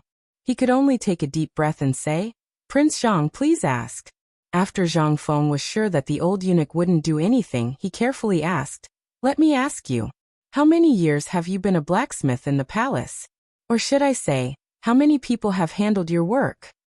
Of course, I'm not doubting your craftsmanship. It's just that this matter needs to be confirmed. Otherwise, you can't be the slightest bit careless. Otherwise, many lives will be lost. If things go wrong, we might all be finished." When Zhang Feng said this, Li Chengqian's expression suddenly changed. He instantly bent over, and his legs trembled. Son of a bitch. This grandson, he can't really be thinking of doing that, right? F***ck Lao Tzu is the crown prince. This he wanted to cry. However, it wasn't just him. At this time Li Shimin and Wei Zheng's expressions changed. Sun Simiao's expression changed meaningfully. What is this kid trying to do? Is he really thinking of? However, at this time, the emperor didn't say anything, so he didn't interrupt. He roughly guessed why Zhang Feng called him here. There was one thing he couldn't figure out. It was just to go to school. Was there a need to be a blacksmith? What is he trying to do? Chapter 596. However, Sun Simiao didn't care about that because the emperor didn't say anything. After all, his son was trembling in fear. Zhang Feng did not notice this, but the old eunuch was already trembling all over. His originally pale face was now a little green. Not only that, the sweat on his face was like beans, falling down with a shwa shwa shwa sound. He could already see death waving at him. However, the emperor didn't say anything. He didn't dare. He could only brace himself and stand there. "Hey, eunuch, you have to tell me in detail." The old eunuch's voice was trembling badly, but seeing that the emperor nodded calmly, he could only brace himself and say, "Then I've been in the palace for dozens of years. The palace calls this cleaning the body, also known as sunjian. I started doing this 30 years ago." Zhang Feng's eyes lit up when he heard that. He looked at the old eunuch as if he was looking at a treasure and hurriedly helped him sit down. He even sat next to Wei Zheng. How could the old eunuch dare to sit down? He sat down. He was pushed down by Zhang Feng and stood up again. He didn't sit down until Li Chengqian asked him to. Treasure. This was a treasure. 30 years of experience. It seemed that he couldn't be wrong. Zhang Feng rubbed his hands and squatted next to the old eunuch. Behind him, Li Chengqian was about to explode. He looked at Li Shimin with pleading eyes, but Li Shimin didn't even bother to look at him. Li Chengqian realized that it was going to be a tragedy. However, he couldn't do anything now. He could only brace himself and stand there. Fine. I won't be alone when the time comes. I'd like to see what he's going to do." Zhang Feng asked excitedly while Li Chengqian was in a mess. "Eunuch, may I ask how it is? Does that person feel pain? Do you usually use mafizin? After using it, do your wounds fester a lot?"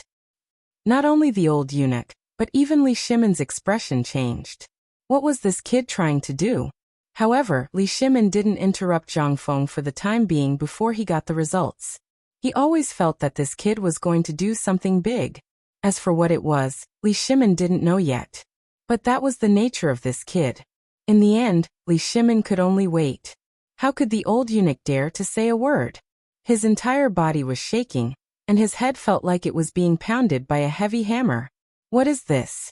This was an insult to him. If it was anyone else who dared to ask such a question, he would definitely pick up a knife and fight them to the death. What is this? This was their last shred of dignity. It was also the pain hidden in the bottom of his heart. Who didn't want to be a man? But because of many things, they had no choice but to become eunuchs. What are you doing now? This was exposing his scars. But what could he do? He could only say in a muffled voice, "Before I use the knife, I will make the person drunk. Then, I only need to use a knife to clean up the wound. As for the wound, a handful of lime powder and a few days of wormwood. Basically, the person can walk." The old eunuch's words were very awkward. At this time, everyone in the room, except for Zhang Feng, felt a chill in their crotch and sat up unnaturally. "Fengzi, what are you trying to do? Say it clearly." Li Chengqian finally couldn't take it anymore. Zhang Feng waved his hand, indicating for Li Chengqian to stop talking. Then he said, "Then eunuch, does it hurt? Will it have any effect on the aftermath?" The old eunuch wanted to hit someone. The hand hidden in the embroidered robe clenched into a fist, but he didn't dare to. The emperor was here. In the end, the old eunuch resigned himself to fate. He closed his eyes and said, it hurts a lot. That is the last feeling a man will have. It won't hurt after a year, but it will still hurt every time it rains. Prince Zhang should know that place very well." The old eunuch threw caution to the wind. What the hell? What could it be? Didn't he just want to know the details? What could it be? This kid was asking so many questions. Could it be that he really wanted to do something to the students who came here? At the thought of being able to do something to those students, the old eunuch felt a wave of pleasure. There was no other reason. Perhaps this was a kind of psychological distortion, but there was no other way. If he was invited here, then it definitely wouldn't be to ask if it hurt. Moreover, although Zhang Feng was known by very few people in the palace, an old man like him would still know a little. At this time, after hearing Zhang Feng's detailed questions, he suddenly couldn't understand Zhang Feng. Logically speaking, Zhang Feng was such a genius, but how could he be so concerned about these things? Not only did the emperor and the crown prince come, but he even invited the godly Dr. Sun Simiao. What did this mean? This meant that something big was going to happen. The old eunuch didn't know what exactly it was, but it definitely had something to do with his old profession. At this time, Li Chengqian finally couldn't sit still. He immediately went berserk. "That Fengzi, it's time to eat. I'm going to help Dabing and the rest. I'm leaving." Zhang Feng was stunned and hurriedly waved his hand. "Where are you going?" "Wait, I still have something important to say." Scram! Lao Tzu quit. Chapter 597. Faced with Li Chengqian's inexplicable words, Zhang Feng was completely dumbfounded. He scratched his head and asked, "Lao Li, what's wrong with your son?" Well, Li Shimon's face stiffened. "Did you want to do something to him just now?" Zhang Feng was also dumbfounded. He asked with a face full of question marks, "What?" "A blacksmith. Did you find a blacksmith for him?" Li Shimon didn't want to say it, but he couldn't help it. That was not only his son, but also the crown prince of the Tang dynasty. He was also the face of the Tang dynasty. If people knew what happened today, wouldn't they laugh to death? Let's not talk about anything else. Just talk about this now. Do you really not understand? Alas! Li Shimon heaved a heavy sigh. Fengzi, just say it directly. What do you want to do? Don't you feel scared by what you're saying? No. It's quite good. Zhang Feng's words almost made Li Shimon go crazy. It's quite good. How is it good? It's so scary. Li Shimon was speechless. Fengzi, you're asking so many questions. What does it have to do with the famine?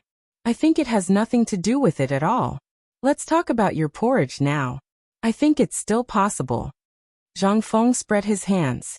I'm talking about the porridge now. And it's the most important thing of the porridge, pork. Pork. You can talk about pork if you want, but why are you talking about blacksmiths? And you're talking about eunuchs. How are you talking about pork? Li Shimon couldn't help but go crazy. Fengzi, speak properly. Oh, look at you. Don't you have any patience? I, Zhang Feng, can guarantee that you'll be so excited that you'll jump up and down. Do you believe it? And this, eunuch, although I know you feel uncomfortable now, you have to know that in the future, although you can't be compared to those dukes, at least you'll be richer than those businessmen. Do you believe it? What's this? This is a big deal falling from the sky. Speak properly. Li Shimon's face was as black as the bottom of a pot. Sun Simiao also couldn't listen to him. This guy looked okay. But why was his mouth full of the stench of money? Young friend, you've fallen behind. Although you're doing business for the sake of the academy, you can't be so full of the stench of money, right? Tell me first, how are you going to make this porridge? Sun Simiao was very tactful. This was the first time in his life that he was sitting on a cold bench after being here for half a day.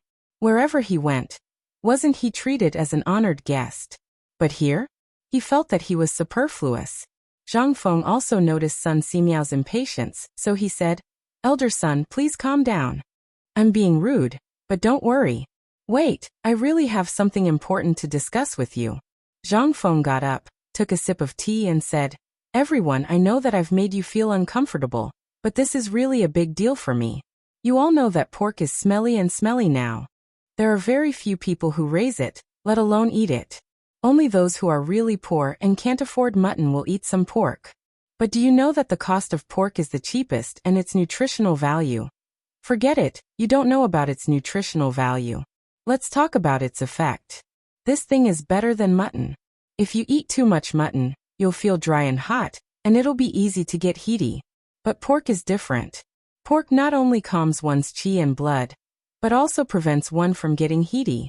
If you're injured, you only need to drink a bowl of meat soup every day. Under the condition that you don't get heaty, you can. Zhang Feng blew on the pork with great gusto. But let alone Li Shimon, even Sun Simiao was a little confused. What was all this? However, he agreed with Zhang Feng on one point. That was, mutton was hot and it was easy to get heaty, so it wasn't good to eat too much. But what did this have to do with craftsmen? Just now he thought a little about the purpose of Zhang Feng calling him here, but now it seemed that this still didn't seem right. After Zhang Feng finished speaking, Sun Simiao said, Little friend Zhang Feng, this pork of yours is so good that even this old man wants to eat it. But this still can't make it presentable. And this old man is not talented, so why did you call me here?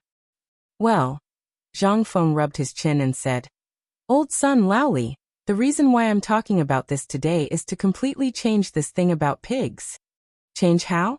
Li Shimon and Wei Zheng couldn't help but ask. Sun Simiao shook his head speechlessly.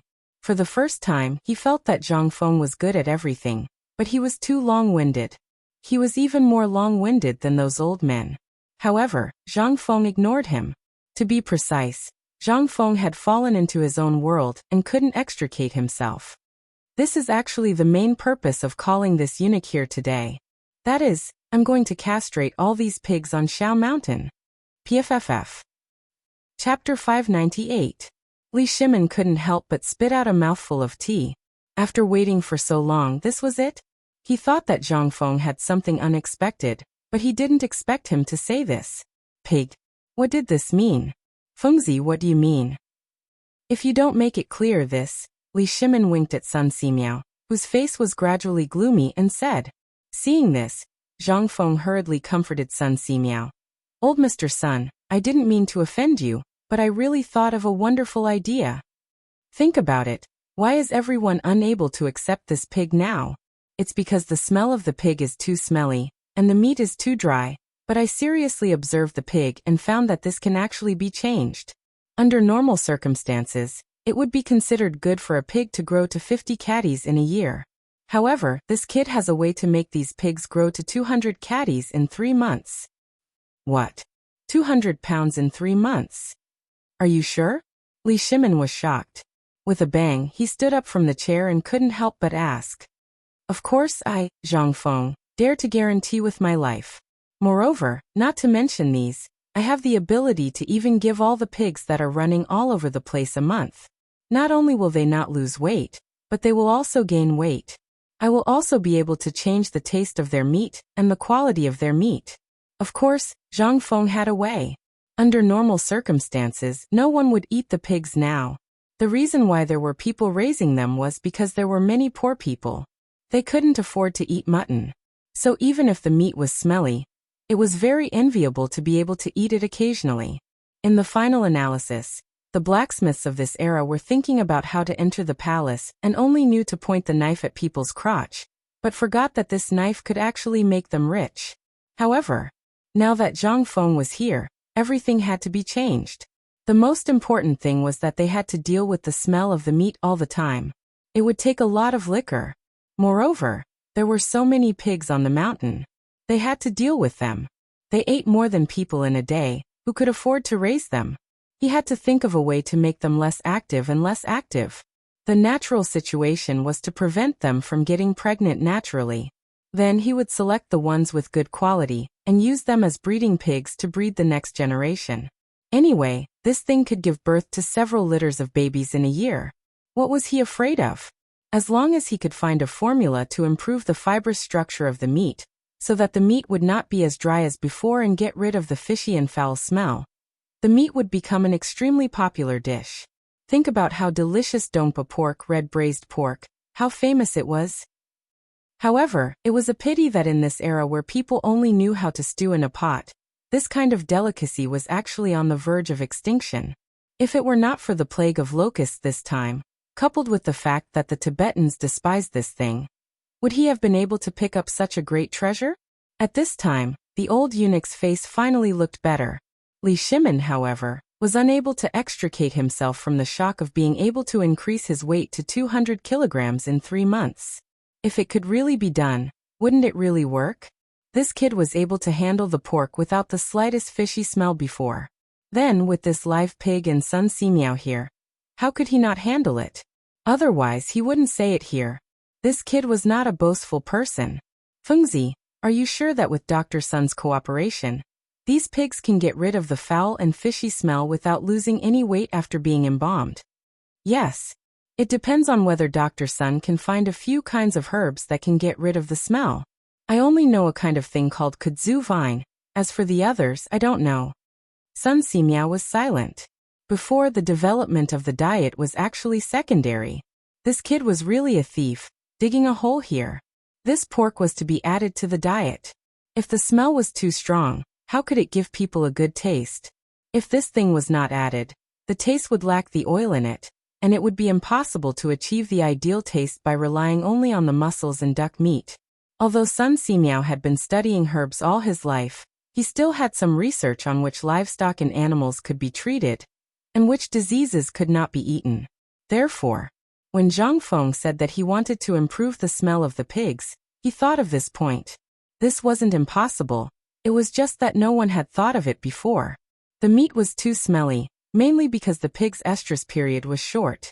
If it was completely castrated, with some herbs to promote blood circulation, it was really possible to achieve this point. Not to mention this, if the hundreds of thousands of pigs and the animals raised by the people were completely improved, it would definitely become another way for the people to make a living. After thinking for a long time, Sun Simiao finally nodded. Although this old man is a little disgusted, I also want to see the magical method of our young friend Zhang Feng.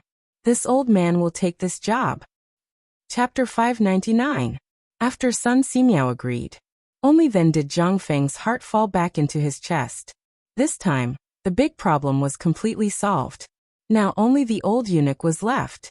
It was up to him whether he was willing to transfer the knife he had held for 30 years from a human to a pig. Zhang Feng couldn't help but turn around and look at the old eunuch. Eunuch, may I know if you... The old eunuch hurriedly stood up. Prince Zhang, please speak. Well, I just wanted to ask if you were willing to. To be honest, I'm not willing to agree to this. It just feels disgusting. Prince Zhang, you should understand my difficulties. Ahem. Li Shimin frowned slightly and coughed. The old eunuch was shocked and hurriedly shut up. Li Shimin said indifferently, since Zhang Feng has asked you to stay, then stay. Although it's a little different, don't worry. I'll add on to what Zhang Feng promised you. What do you think? This is a brilliant achievement for the Tang dynasty. Once this thing is successful, your name will go down in history. You have to think carefully. Li Shimin's words immediately made the old eunuch agree. Prince Zhang, if that's the case, then I'll leave my body to you. No matter what you say, I won't hesitate. How could he not agree when the emperor had spoken? Was the discomfort in his heart more important? Or was his life more important? Besides, if little Gizi's eunuch heard about this, what would he do? The people from the imperial servants department were waiting at the door enviously. Seeing that the old eunuch agreed, Zhang Feng was overjoyed. When he went out to call for someone, he bumped into old He, who was squatting at the door. He waved his hand and called old He over. Old He, quickly prepare the barbecue and the ingredients. I'll cook it myself. Wait for Fengzi. Old He saluted Sun Simiao, then pulled Zhang Feng to the door and said, This morning, there was a young man wandering around the door, but he didn't come in. He didn't eat the food I gave him, and insisted that he wanted to see you. Even Du Dabing didn't dare to force him. They were afraid that something would go wrong, so they asked me to come here and tell you when you finished. Zhang Feng was dumbfounded. Who is it? I don't know. Old He shook his head, pointed to the mountain gate and said, Why don't I ask someone to ask? If he has nothing to do, we can give him a few meters to send him down the mountain. However, this kid is wearing a scholarly robe full of patched scars. I don't know where he came from. Scholarly robes? Hearing this, Zhang Feng could not help but frown slightly. Laoli, you guys take a seat first. I have something to do at the mountain gate. I'll be right back. As they spoke, Zhang Feng followed old He and hurried to the entrance of the mountain. The imperial edict had been issued for a long time. However, none of the students had come. The sudden appearance of this scholarly robed youth made Zhang Feng think of something. At this time, it was already past mealtime.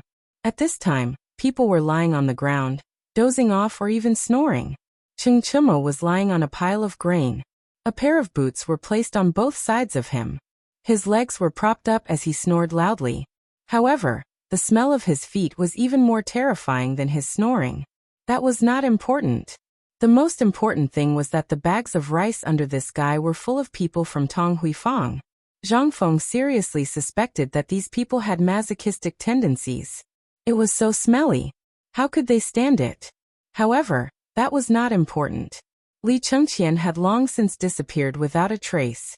As for Du Go, Wei Shuyu, and Zhang Sunchong, when they saw Zhang Feng come out of the door, they all coincidentally gathered together. They all knew of the brat at the door, but since Zhang Feng could come, it meant that they could watch a good show. A good show to watch was better than smelling the stench of his feet, right? Fengzi, this strange person, came last night. However, he squatted at the foot of the mountain and did not dare to come up. Today he came before dawn. However, when he asked if you were here, he just stayed at the gate and did not come in. No one knows what this kid wants to do. While Wei Shuyu was talking, they had already arrived at the gate. Wei Shuyu shouted, Hey kid, aren't you looking for Fengzi? He's here. If you have something to say, say it. Hearing that, the youth hurriedly tidied up his tattered robe and hurried forward. Although he was dressed in an extremely cold manner, and his skin was dark and swarthy, he looked more and more awkward. However, this person gave Zhang Feng a different feeling. As for what was different, Zhang Feng did not know for the time being. I am Ma Zhou.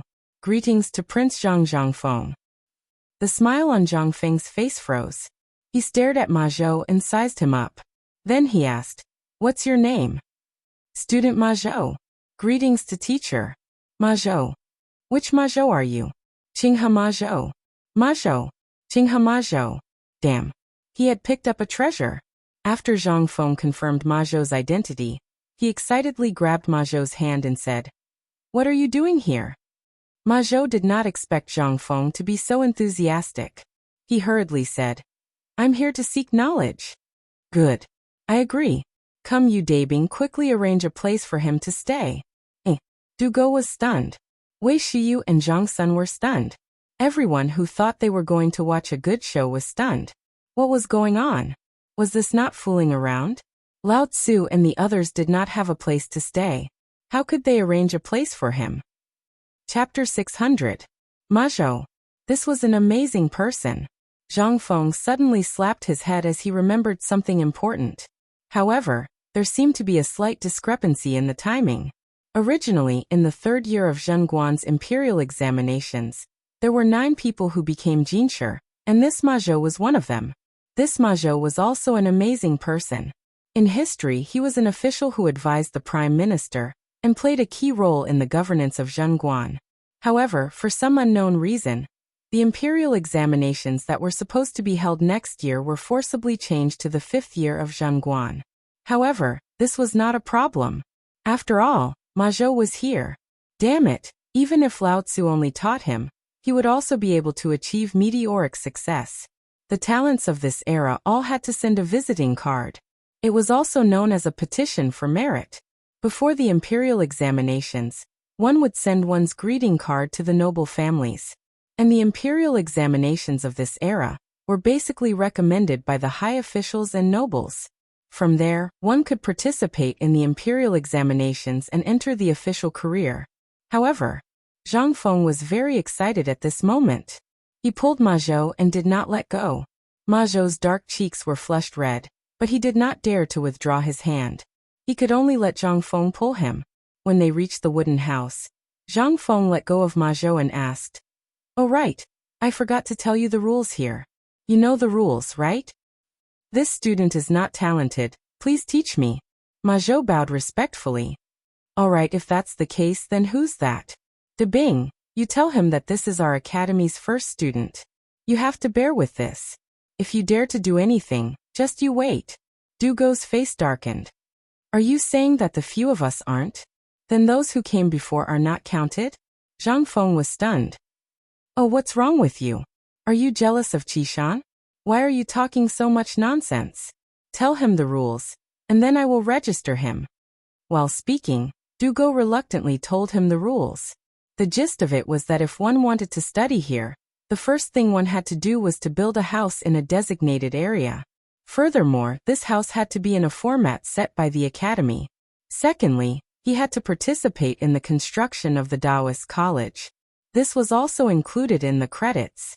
While Du Go was talking to Ma Zhou, Zhang Feng hurriedly wrote down something similar to an admission letter. On the paper, a large red flower was drawn in cinnabar. 2 red ribbons floated from the top of the paper to the sides, and in the middle of the paper was written in ink. Today, Ma Zhou of Qinghe is under Zhang Feng's tutelage and enrolled in White Deer College to study. With this as proof, the college will take care of the student's daily life during the period of enrollment. However, the student must complete the missions set by the college and accumulate credits. Those who fail in a year will be expelled from the college and will never be accepted again. The writer is Zhang Feng. After writing the name, Zhang Feng hurriedly brought the cinnabar seal to Ma Zhou and the rest. They looked at the brownish-yellow paper curiously. Zhang Feng looked at Ma Zhou solemnly and said, "Ma Zhou." When Ma Zhou saw how solemn Zhang Feng was, he hurriedly bowed. Student Ma Zhou pays his respects to teacher. Today, under the witness of Huang Tian and everyone else, are you, Ma Zhou, willing to be under Zhang Feng's tutelage? Zhang Feng's solemn voice naturally attracted Li Shimin and the other 2 to come over to take a look. Ma Zhou hurriedly bent his knees and was about to kneel when Zhang Feng hurriedly berated him. "If you kneel, you will leave the mountain today." Ma Zhou trembled when he heard this. Li Shimin and the rest couldn't help but be puzzled. At this moment, Zhang Feng said pretentiously, "I remember a saint once said that a man has gold under his knees. A man can kneel to heaven and earth, to his parents, to the king of heaven and earth, and to his parents, the dawn and the common people. If you kneel to me today, my academy will never hire you in the future." As he spoke, Zhang Feng looked around and shouted, "What I said today is the philosophy of White Deer College. Whoever dares to kneel will get lost from Lao Tzu. Don't say that I, Zhang Feng, am a student. Lao Tzu can't afford to lose face like this." When everyone heard this, they couldn't help but be in an uproar. Ma Zhou couldn't help but choke. He shouted, "Student Ma Zhou will remember teacher's words and will never forget it." "Good. Very good. Come. This is your admission form. Take a look. If you have no objections, sign and stamp it." Previously, Li Shimin's blood was boiling when he heard this. He was still wondering which saint had said these words. However, what the hell was this signature and stamp? No matter how he looked at it, Li Shimin felt that this guy had signed a contract to sell himself. However, this didn't matter. After Ma Zhou thanked Zhang Feng profusely, He saw Sun Simiao and was about to kneel down. However, when he thought of Zhang Feng's words, he quickly stopped and bowed. Student Ma Zhou pays his respects to the godly doctor. Good. Sun Simiao was still as friendly as ever. He chuckled and considered this as a greeting. After that, Sun Simiao asked, "Young friend, what are you going to arrange for Ma Zhou to do?" Well, Zhang Feng couldn't help but look at the old eunuch. Ma Zhou came at the right time. The free pig rearing expert was online. Chapter 601. Before arranging Ma Zhou to work, he had to build a house for himself. However, Zhang Feng had other plans. He called Guzi and Zhuzi and said, "You two take him to Zhengtufu first, and tell him that I told him to watch this kid and build a house not far away." Wei Shiyu was stunned when she heard that. Everyone was also stunned. "Fengzi, this is not right. Isn't everyone's residence at the foot of the mountain? How can he?" Shoo. This is my territory. Wherever I say he lives there." Zhang Feng was so happy that flowers were blooming in his heart. Ma Zhou thought that this was a great thing. After all, he had seen those houses when he went up the mountain. At this time, when he saw that Zhang Feng asked him to build a house on the mountain, he hurriedly bowed again. After Ma Zhou and Guzi left, Zhang Feng instantly smiled. That smile of his was really annoying. It made people want to beat him up when they saw it. As soon as he entered the door, Li Shimin asked, "Kid, where did you arrange for him to go just now? You mean you want him to raise pigs?" "Yes. Also, Old Li, although you don't know him, I know him very well. In the past he had been sending invitations to visit, but no one answered. That's why he reared horses for someone in Chang, and he even worked as a page boy for 3 years. Tell me, is this person good at rearing pigs? And I can guarantee that as long as he comes, in less than a year, the pigs will be raised better than others." A student of the academy, you actually want him to raise pigs. How embarrassing it would be if this were to spread out. Alas, Li Shimin sighed. How many students of the academy are here? Although there are many people building houses at the foot of the mountain, most of them look like commoners. What are you doing? Facing Li Shimin's question, Zhang Feng spread his hands. Only ghosts know. How long has it been? Apart from this Ma Zhou, we picked and selected more than 50 people from these refugees. This is really strange. Okay, I have something to do. I will go back and see what is going on. While talking, Li Shimin left. Zhang Feng was stunned. You don't want to eat? No, I just had a bowl of porridge and a chicken. Do you think I am a pig? Li Shimin was speechless. Okay, I won't see you out. Zhang Feng spread his hands. This godforsaken place was a mess, and it didn't look like a place to entertain people. Once it was done, he would find a good place to build a house for him. After they left, Wei Shiyu and the others sneaked into the wooden house. As soon as they entered the house, Fengzi, you know that kid? Know him? Not just know him. But it was not appropriate to say it now. Zhang Feng thought for a while and said, I don't know him. But when I was wandering around Chang and city, I heard of him. I didn't expect him to come. No, Fengzi. What I mean is, does your family know that you are making things up for him?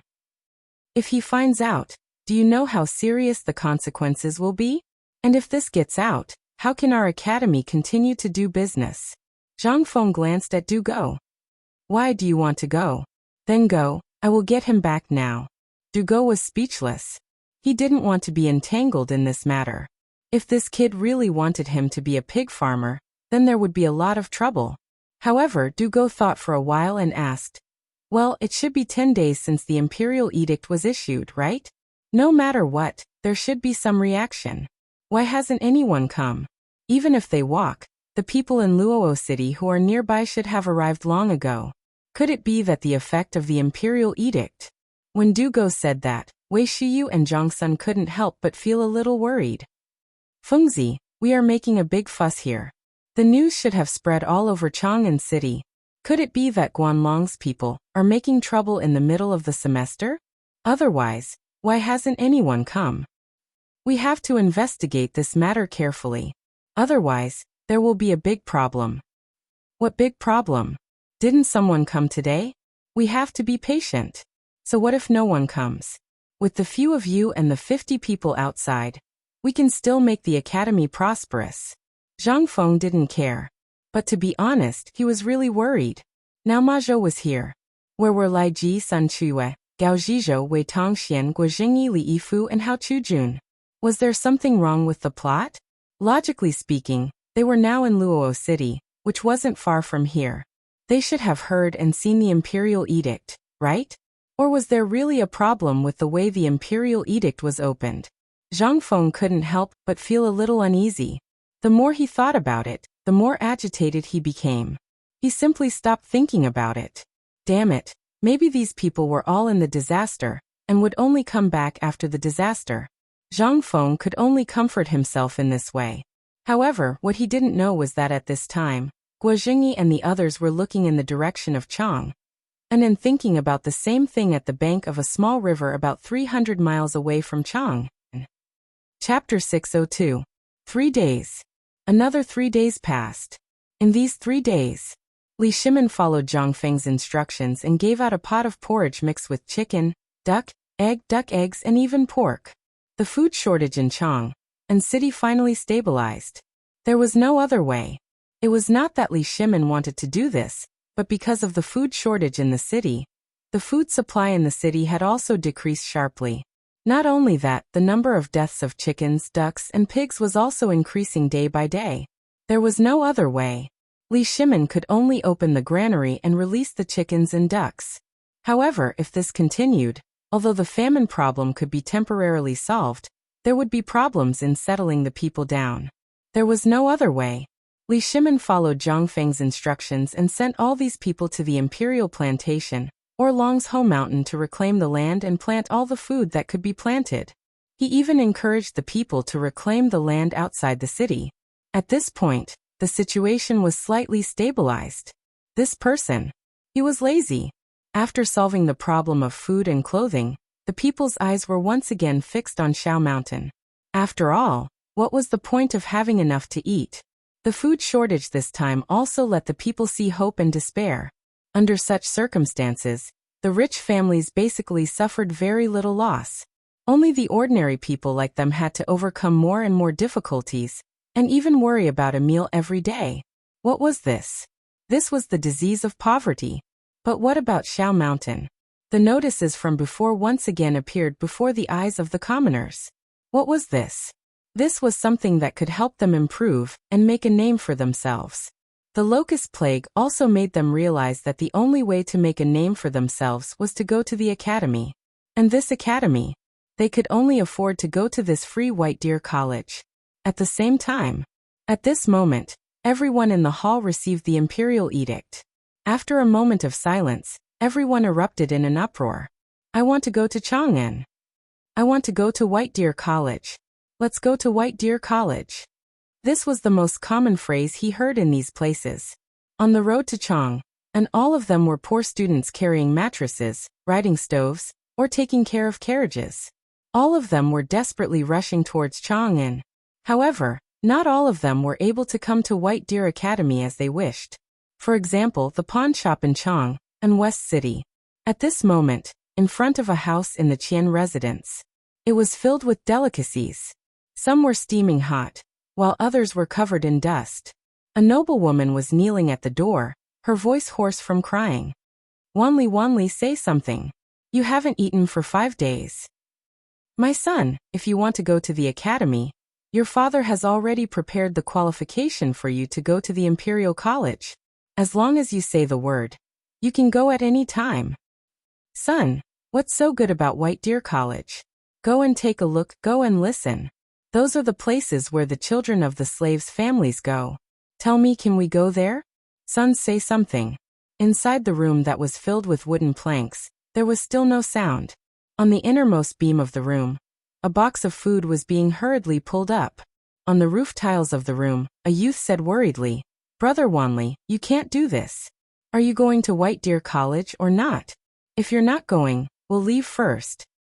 I'll go, but how am I going to go out? I can't even get out of the door. When the youth on the roof heard this, he frowned and thought for a moment. Looking at Qian Wanli, who was lying on the bed, he said, Why don't we use a diversion tactic tonight and get you out of here? Get out how? Here.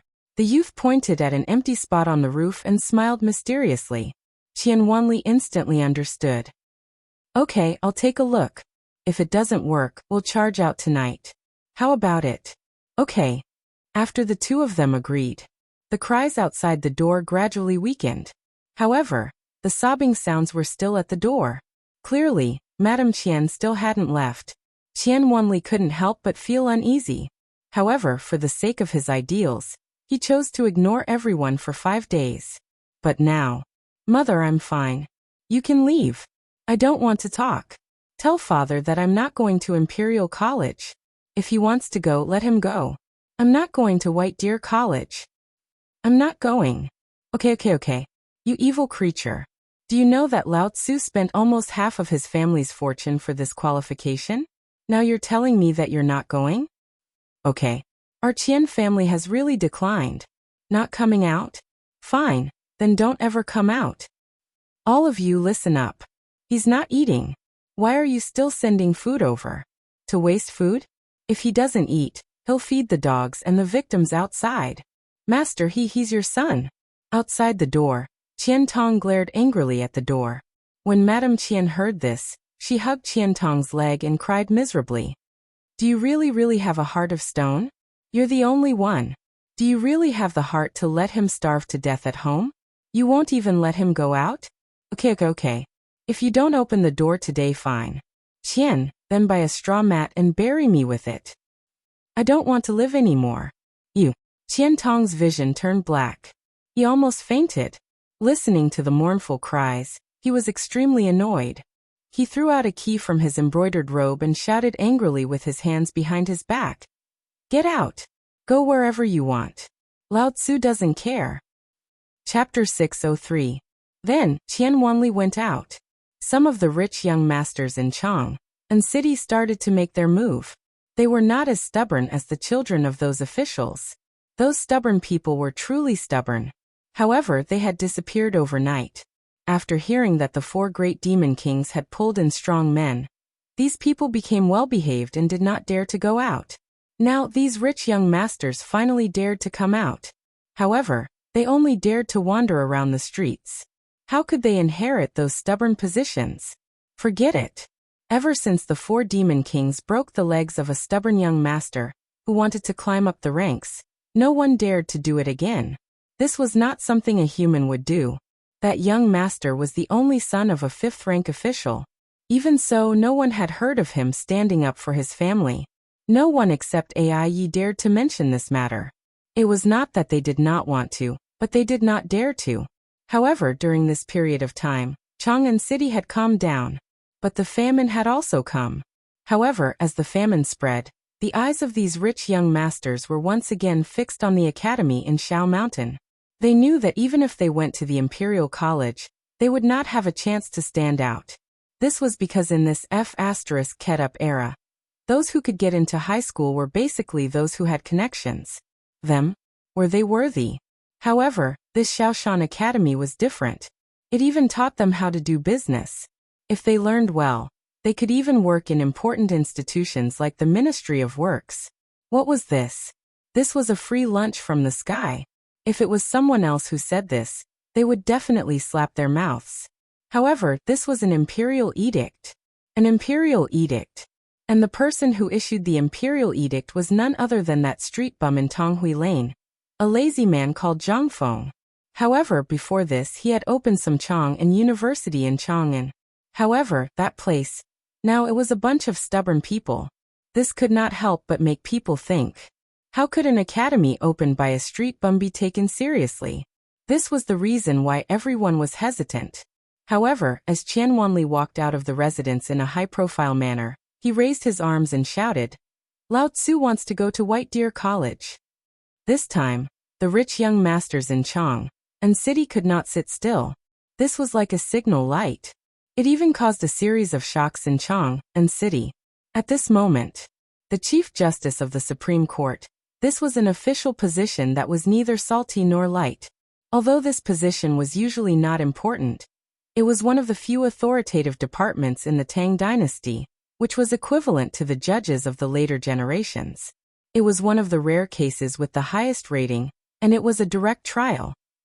At this time, on a bed in Zhao Yuxing's house, Zhang Gang's face was red as he held a notice. He stared at a middle-aged man and pleaded, "Father, please let me go. Although my body is damaged, but I am your son. Can you bear to see your son being crippled by a stubborn person? Now White Deer College is your son's last hope. I heard that Dr. Sun, Mr. Sun Simiao, is on Shao Mountain. And I don't want to lie here for the rest of my life. I want to go to the academy. Aren't Chen Tiniu and the others at Chang'an University? I want to go to White Deer College. I want to take the Jinshe exam. I want to use my strength to kill them and take revenge for me." Zhao Gang's voice was very hoarse. He was far from being as elegant as before. Even his handsome face was full of vicissitudes and fatigue. His face was full of stubble. Although he was less than 20 years old, he looked at least 30 years old. At this moment, his emotions were very calm and cold. His hand stubbornly grabbed Zhao Yuxing's robe. Under the bed, Zhao Gang's 12 concubines were also kneeling on the ground, trembling. Together with Zhao Gang's biological mother, they were begging Zhao Yuxing, "Gangzi, it's not that I don't want to promise you, but if you do this, how can I be at ease? Also remember this grudge clearly. It's best if you forget it. Otherwise, it won't be just you. You'll implicate the entire Zhao family. Do you understand?" In fact, they all knew the true identity of Chen Tiniu and the others. However, at this moment, Zhao Gang was blinded by hatred. He didn't care about the consequences at all. He only wanted revenge. However, he didn't know what it meant to be able to cause such a huge commotion in one night. Moreover, even the Grand Secretary went to the palace to meet the Emperor without success. This meant that the Emperor had tacitly agreed to it. Moreover, according to his sources, Chang'an University was a trial set up by the Emperor for the Crown Prince. Moreover, the Crown Prince's junior tutor, Li Gang, was also at Chang'an University. What did this mean? This meant that whether it was Chang'an University or White Deer College, they were both set up by the Emperor himself. His purpose was self-evident. If someone dared to cause trouble at this moment, what would they do? That would be courting death. Therefore, Zhao Yuxing didn't dare to use the entire Zhao family as a stake to avenge his son. Although his son wouldn't be able to continue the family line in the future, Zhao Yuxing had been desperately trying to make babies during this period of time. The family line wouldn't be cut off. However, at this moment, Zhao Gang didn't cry or make a fuss after receiving his father's final answer. He only said indifferently, "Father, I have a request." Zhao Gang ignored the sharp pain in his crotch. He trembled as he got up and knelt beside Zhao Yuxing. "I, Zhao Gang, have decided today to sever all ties with the Zhao family. I want to go to Mountie. I want to avenge myself. Although they're people I can't afford to offend, I'm still young. If I can't take revenge in a year, I'll use 10, 20, or even 30 years to climb to the highest position. I don't believe that I can't kill them." Chapter 604. Zhao Yuxing knew that his son had been spoiled since he was a child. But what could he do now? There was really no way for him to take revenge. If he were to force himself to take revenge, then he would definitely. At this moment, Zhao Gang gave Zhao Yuxing a terrifying feeling. "Master, are you willing to see your only son degenerate like this? He's your son. Are you really that heartless? Please have mercy, Master. Master, are you really going to take this lying down? You're the Chancellor of the Supreme Court. Now that your son has been deposed, do you think you can hold your head up in the court? Master, don't think too much. Whether they're the son of a duke or a relative of the emperor, they still have to abide by the law. Enough. Shut up, all of you." Zhao Yuxing was furious. "Do you think I don't want revenge? I do. I want it more than anyone else. But look at him. What has he done? He's jealous, married more than a dozen concubines before he's even 20, went to Yanlai restaurant to cause trouble, and openly competed for the title of the Four Great Devils. What is this? This is rebellion, do you know that? The emperor already knows about this. Last time, during the morning court, the emperor deliberately mentioned it. If you act rashly, it means that the Zhao family will be exterminated." What? The emperor already knows? Then, that is to say, this matter has been tacitly approved? But this shouldn't be. Zhao Gang's eyes couldn't help but be covered with a layer of despair. But in the blink of an eye, his eyes regained their clarity. Father, I won't be a burden to the family. Father, mother, take care. As he spoke, Zhao Gang got up and trembled as he took out a stack of divorce papers from under his pillow. He looked at the concubines kneeling in front of the bed and said, I, Zhao Gang, am divorcing you today. I previously had some property in Chang'an, but I've sold it all. It's in my study. As he spoke, Zhang Gang walked away resolutely. Zhao Yuxing's body trembled violently, but when he thought of the emperor's words and the entire Zhao family, he couldn't help but crack his knuckles. Master, are you so cruel? Shut up. You bitch. If you didn't spoil him so much, would he be so arrogant and despotic? Would he fight over Chang'an's 4 great demon kings at Swallow Descent Restaurant? Do you think anyone can fight for it? It's a method that His Majesty planted among the common people to rectify us. You can't even understand this, and you want me to avenge him? If he wants to go, then let him go. Someone come. Send me a notice. Once I, Zhao Gang, step out of the house, I will be considered as being expelled from the Zhao clan. No one is allowed to have any contact with him. Otherwise, they will also be expelled from the Zhao clan. With that, Zhao Yuxing left. It wasn't just the Zhao family. Even though the Go family had fallen and was struggling to survive in Chang'an City, they were still preparing for something. Their old master, the supervisor of the imperial astronomer, had been beaten to death by the retired emperor when he reported to the retired emperor. The retired emperor didn't care about it and acted as if he didn't know anything. This time, young Master Go, the Go family's most promising candidate to enter the imperial court and become an official, had also been kicked to death by Qing Chimo. After lying low for a while and seeing that the Zhao clan hadn't stepped forward, the Go family met White Deer College again and held a family meeting. Basically, everyone from the Go family was there. They were doing this for no other reason than because young Master Go had been making noises about going to White Deer Academy after he received a letter from Zhao Gang. This was a big deal. Even though young Master Go would no longer be able to do that in the future, this still allowed him to settle down and study poetry. This was a good thing. Moreover, with his current crippled body, he definitely wouldn't be able to enter the Imperial College and other ordinary academies. That was why today was happening. Everyone, you are all elders of the Go family. Our Go family has been developing since the Han Dynasty. Although we have fallen, we have also been glorious. However, today our Go family is covered in dust.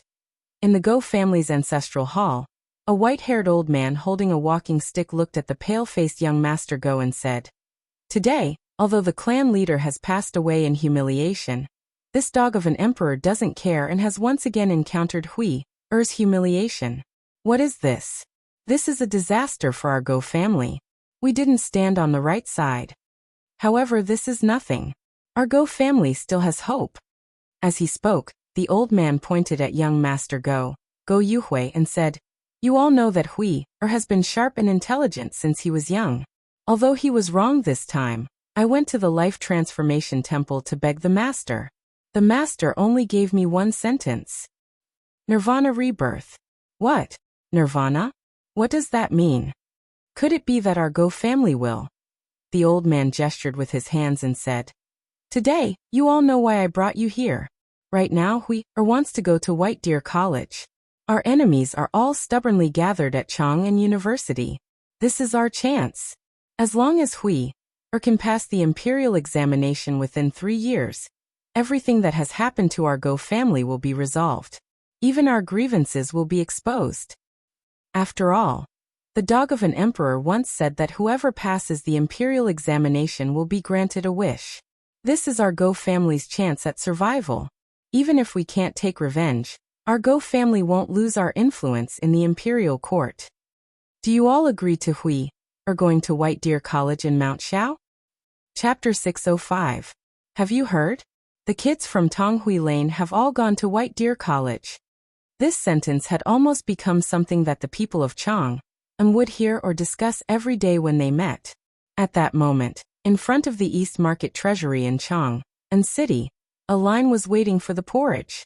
Everyone squatted on the roadside and smelled the fragrance of the bone-strengthening powder and the cooked chicken and duck meat in the air. Each and every one of them swallowed their saliva. Even those who had money and leftover rice at home ran over. It would be worth it even if you bought a bowl of porridge for 1 copper coin. Why? Because the porridge was not only made with the bone-strengthening powder, which they could not afford to eat normally, but also with the fragrant big white chicken and big white duck. How could the porridge made with such ingredients not be good? That was why the citizens of Chang and city could not sit still. Even if they had to line up before dawn, they had to wait for a bowl of porridge. At that moment, the bored crowd looked at the rising smoke and began to discuss again. Your news is outdated. Have you heard of Hung Tong Pawn Shop?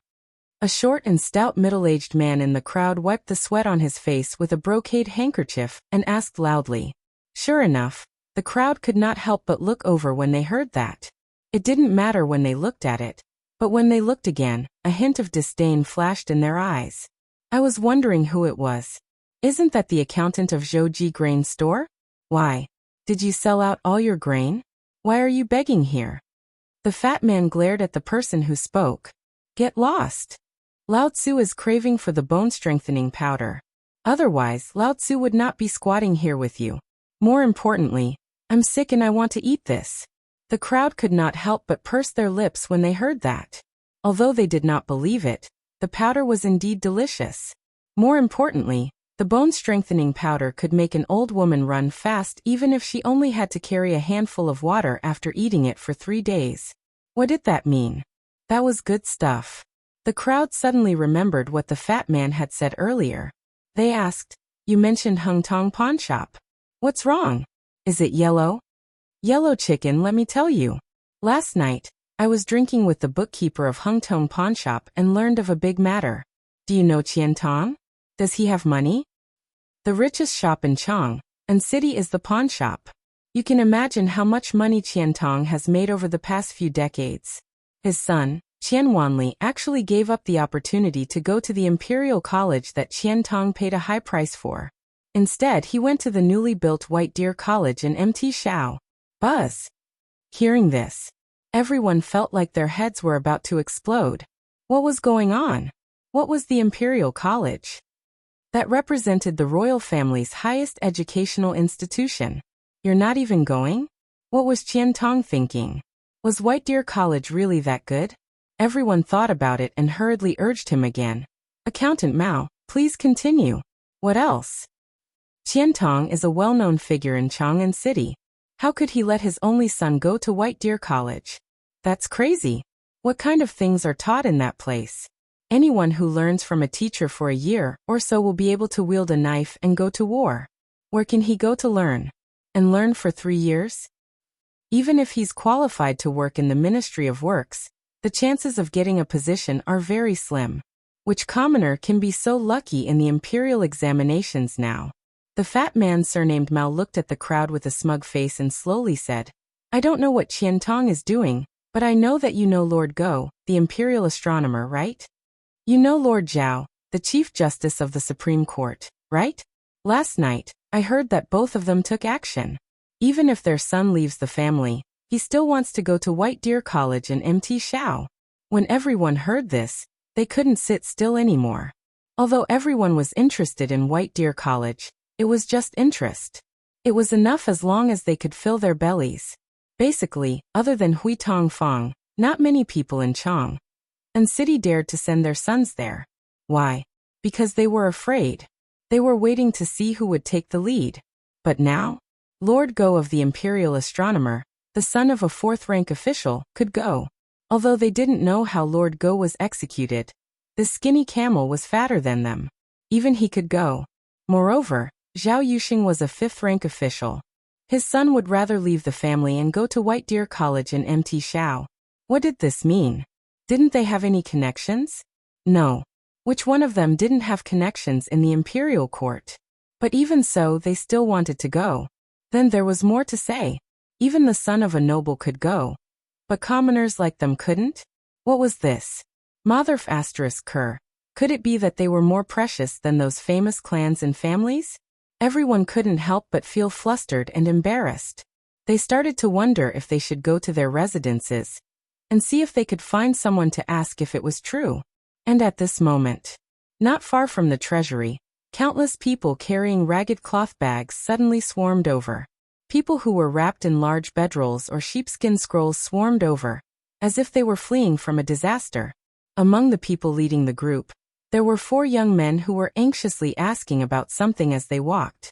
May I trouble you to ask, how do I get to White Deer College? Sir, may I ask, how do I get to White Deer College in MT Shao? Everyone was dumbfounded. They asked cautiously. Judging from your accent, you must be from Luozhou? Hao Chujun, who was neatly dressed, walked in front of the crowd. He cupped his hands and said, I'm Hao Chujun from Luozhou. I'm here to study at White Deer College in Chang'an City. May I ask, sir, how do I get to White Deer College? Everyone was dumbfounded. They couldn't help but panic. Motherf asterisk Ker, people from Luozhou are here. Motherf asterisk Ker, don't they want to be in a favorable position? Chapter 606. Everyone could not sit still. Someone pointed to the outside of the city. But the next moment, the people behind him ran away with their bowls when they were about to start eating. The person who pointed to the outside of the city hurriedly ran back with his bowl and said, Get out of the city.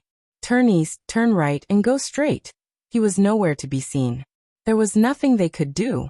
He had been waiting because he wanted to see who would take the lead in Chang, and now that the young masters of the Qian, Zhao, and Go families had gone there, they were tempted. But now, the people from Luozhou were here. What the hell were they waiting for? Were they waiting for White Deer College to put up a sign saying that they had enough people and were not recruiting? Were they going to ask for help? F***ck. Everyone wished they could give themselves a few tight slaps right now. Damn it, they had been flying eagles all day long.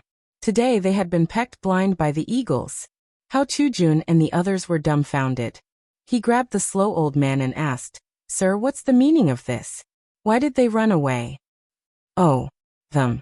They were full and saw that you were hungry, so they made room for you. They were full? Wasn't the vault not open to give out porridge? How could they be full? Hao Chujun, Lai Ji, and the others looked at each other suspiciously. Then they put down their bags and squatted by the roadside to give out porridge. It was not that they could not afford it. It was that where could they buy it along the way? Now they could not even buy a bite of food with money. They had not touched their travel expenses along the way. They were so hungry that they felt dizzy. When they arrived in Chang'an City, they heard that the porridge in the vault not only contained bone-strengthening powder, but also chicken and duck. 1 bowl of porridge could last them 3 days. That was why they hurried over. They wanted to buy a bowl of rice. They had eaten bark and grass along the way. Their mouths were full of the smell of bark. If they went up the mountain like this, how could they have the face to read the sage books when they met their teacher? Open the porridge. At this moment, a sound rang out as the door of the treasury slowly opened. Waves of enticing fragrance made the several hundred students from Luozhou temporarily forget about the sage books that they were craving for. They took the bowls and rushed to the treasury. At this moment, Li Yifu hurriedly shouted from behind the crowd. Hao Chujun, Lai Ji, something happened. Hao Chujun, Lai Ji, come out quickly. Stop eating porridge, something big has happened. But there were too many people, and everyone was so hungry that no one cared about Li Yifu's shouts. Li Yifu didn't care anymore. She tossed the bowl in her hand to Gao Zhizhou and managed to get a bowl of porridge from the crowd. After everyone was full, Hao Chujun smacked his lips and said, This legendary bone-strengthening powder really has a different taste. Oh right, Emantian. Why did you call for me just now? Li Yifu ate the last drop of porridge in the bowl with a spoon, then rubbed his belly and said, Those bastards, do you really think they're giving us space? They went back and dragged their families to Shao Mountain. Hearing this, in an instant, the several hundred youths who were still commenting on this bowl of porridge abruptly stopped talking. Everyone was stunned. The next moment, someone in the crowd shouted angrily and smashed the bowl in his hand. He shouted angrily, Bastards. He's really a F***king bastard. Let's go, damn it, we can't fall behind when we go to Shao Mountain. Damn it, let's go. The next moment, under the astonished gaze of Zhongguan, who was distributing porridge in the treasury, the several youths who looked like refugees all smashed the bowls in their hands and scampered away. Only the remains of the bowls were left on the ground. What's going on? The few workers in charge of distributing porridge were stupefied. I heard that they were going to Shao Mountain. They looked at each other. The next moment, everyone was shocked. White Deer College. They were going to White Deer College? Hundreds of people from Luozhou were going to White Deer College? Not good. Boss, I'll take a leave of absence and bring my son to White Deer College. I'll take a leave of absence too. Me too. An official was holding a pen in his hand and was recording the distribution of porridge and the sales of porridge today. He didn't even notice that the ink on the tip of the pen had dripped onto the paper, creating a large blooming ink flower. He was staring blankly at the people who left in a hurry. What was wrong with these people? Shao Mountain. White Deer College. What were these people? Were these people crazy? However, the next moment, he couldn't help but think of something that he had forgotten. It was an imperial edict before the famine started. It seemed like the White Deer Academy was written on the imperial edict. It seemed that these people were talking about White Deer College the most recently. Wasn't no one going? What was going on? Were they having a stroke? Why were so many people going? When he thought of this, he suddenly had a bad premonition. He slapped his thigh and shouted, "Not good. Someone quickly report this to Elder Fong." However, other than the crows of the roosters and the high-pitched cries of the ducks, his voice could only be heard in this empty treasury. There were only the sounds of bubbles boiling in the pot and popping in the congee. He was stunned for a moment before he came back to his senses. There wasn't a single person around him. He was so angry that he threw away the pen in his hand and said fiercely, "People, are they all dead? No one is going. Lao Tzu is going himself." Chapter 607. Zhang Feng didn't know what happened in Chang'an City. In 3 days, Ma Zhou's house was finally built under Zhang Feng's deliberate arrangement. It was a 2-story little red house. At the bottom of the house, there was something that looked like a lattice. The lattice was not big, only about 10 square feet. The fences of each lattice only reached the height of a person's chest. Inside there was a water trough, a food trough and a door. However, there were dozens of such things. It could be seen how big Ma Zhou's house was under Zhang Feng's deliberate arrangement. The second floor was for living. Ma Zhou knew that one was for sleeping. After all, there was a bamboo straw bed in it. The other room was similar to a study, but there was nothing in it except a table and stool made of bamboo and a bookshelf. Oh, there was also an oil lamp. However, there were only 2 rooms with a study. The other 9 rooms only had 1 bed. That was all. Zheng Tufu and his son and daughter-in-law happily became his neighbors.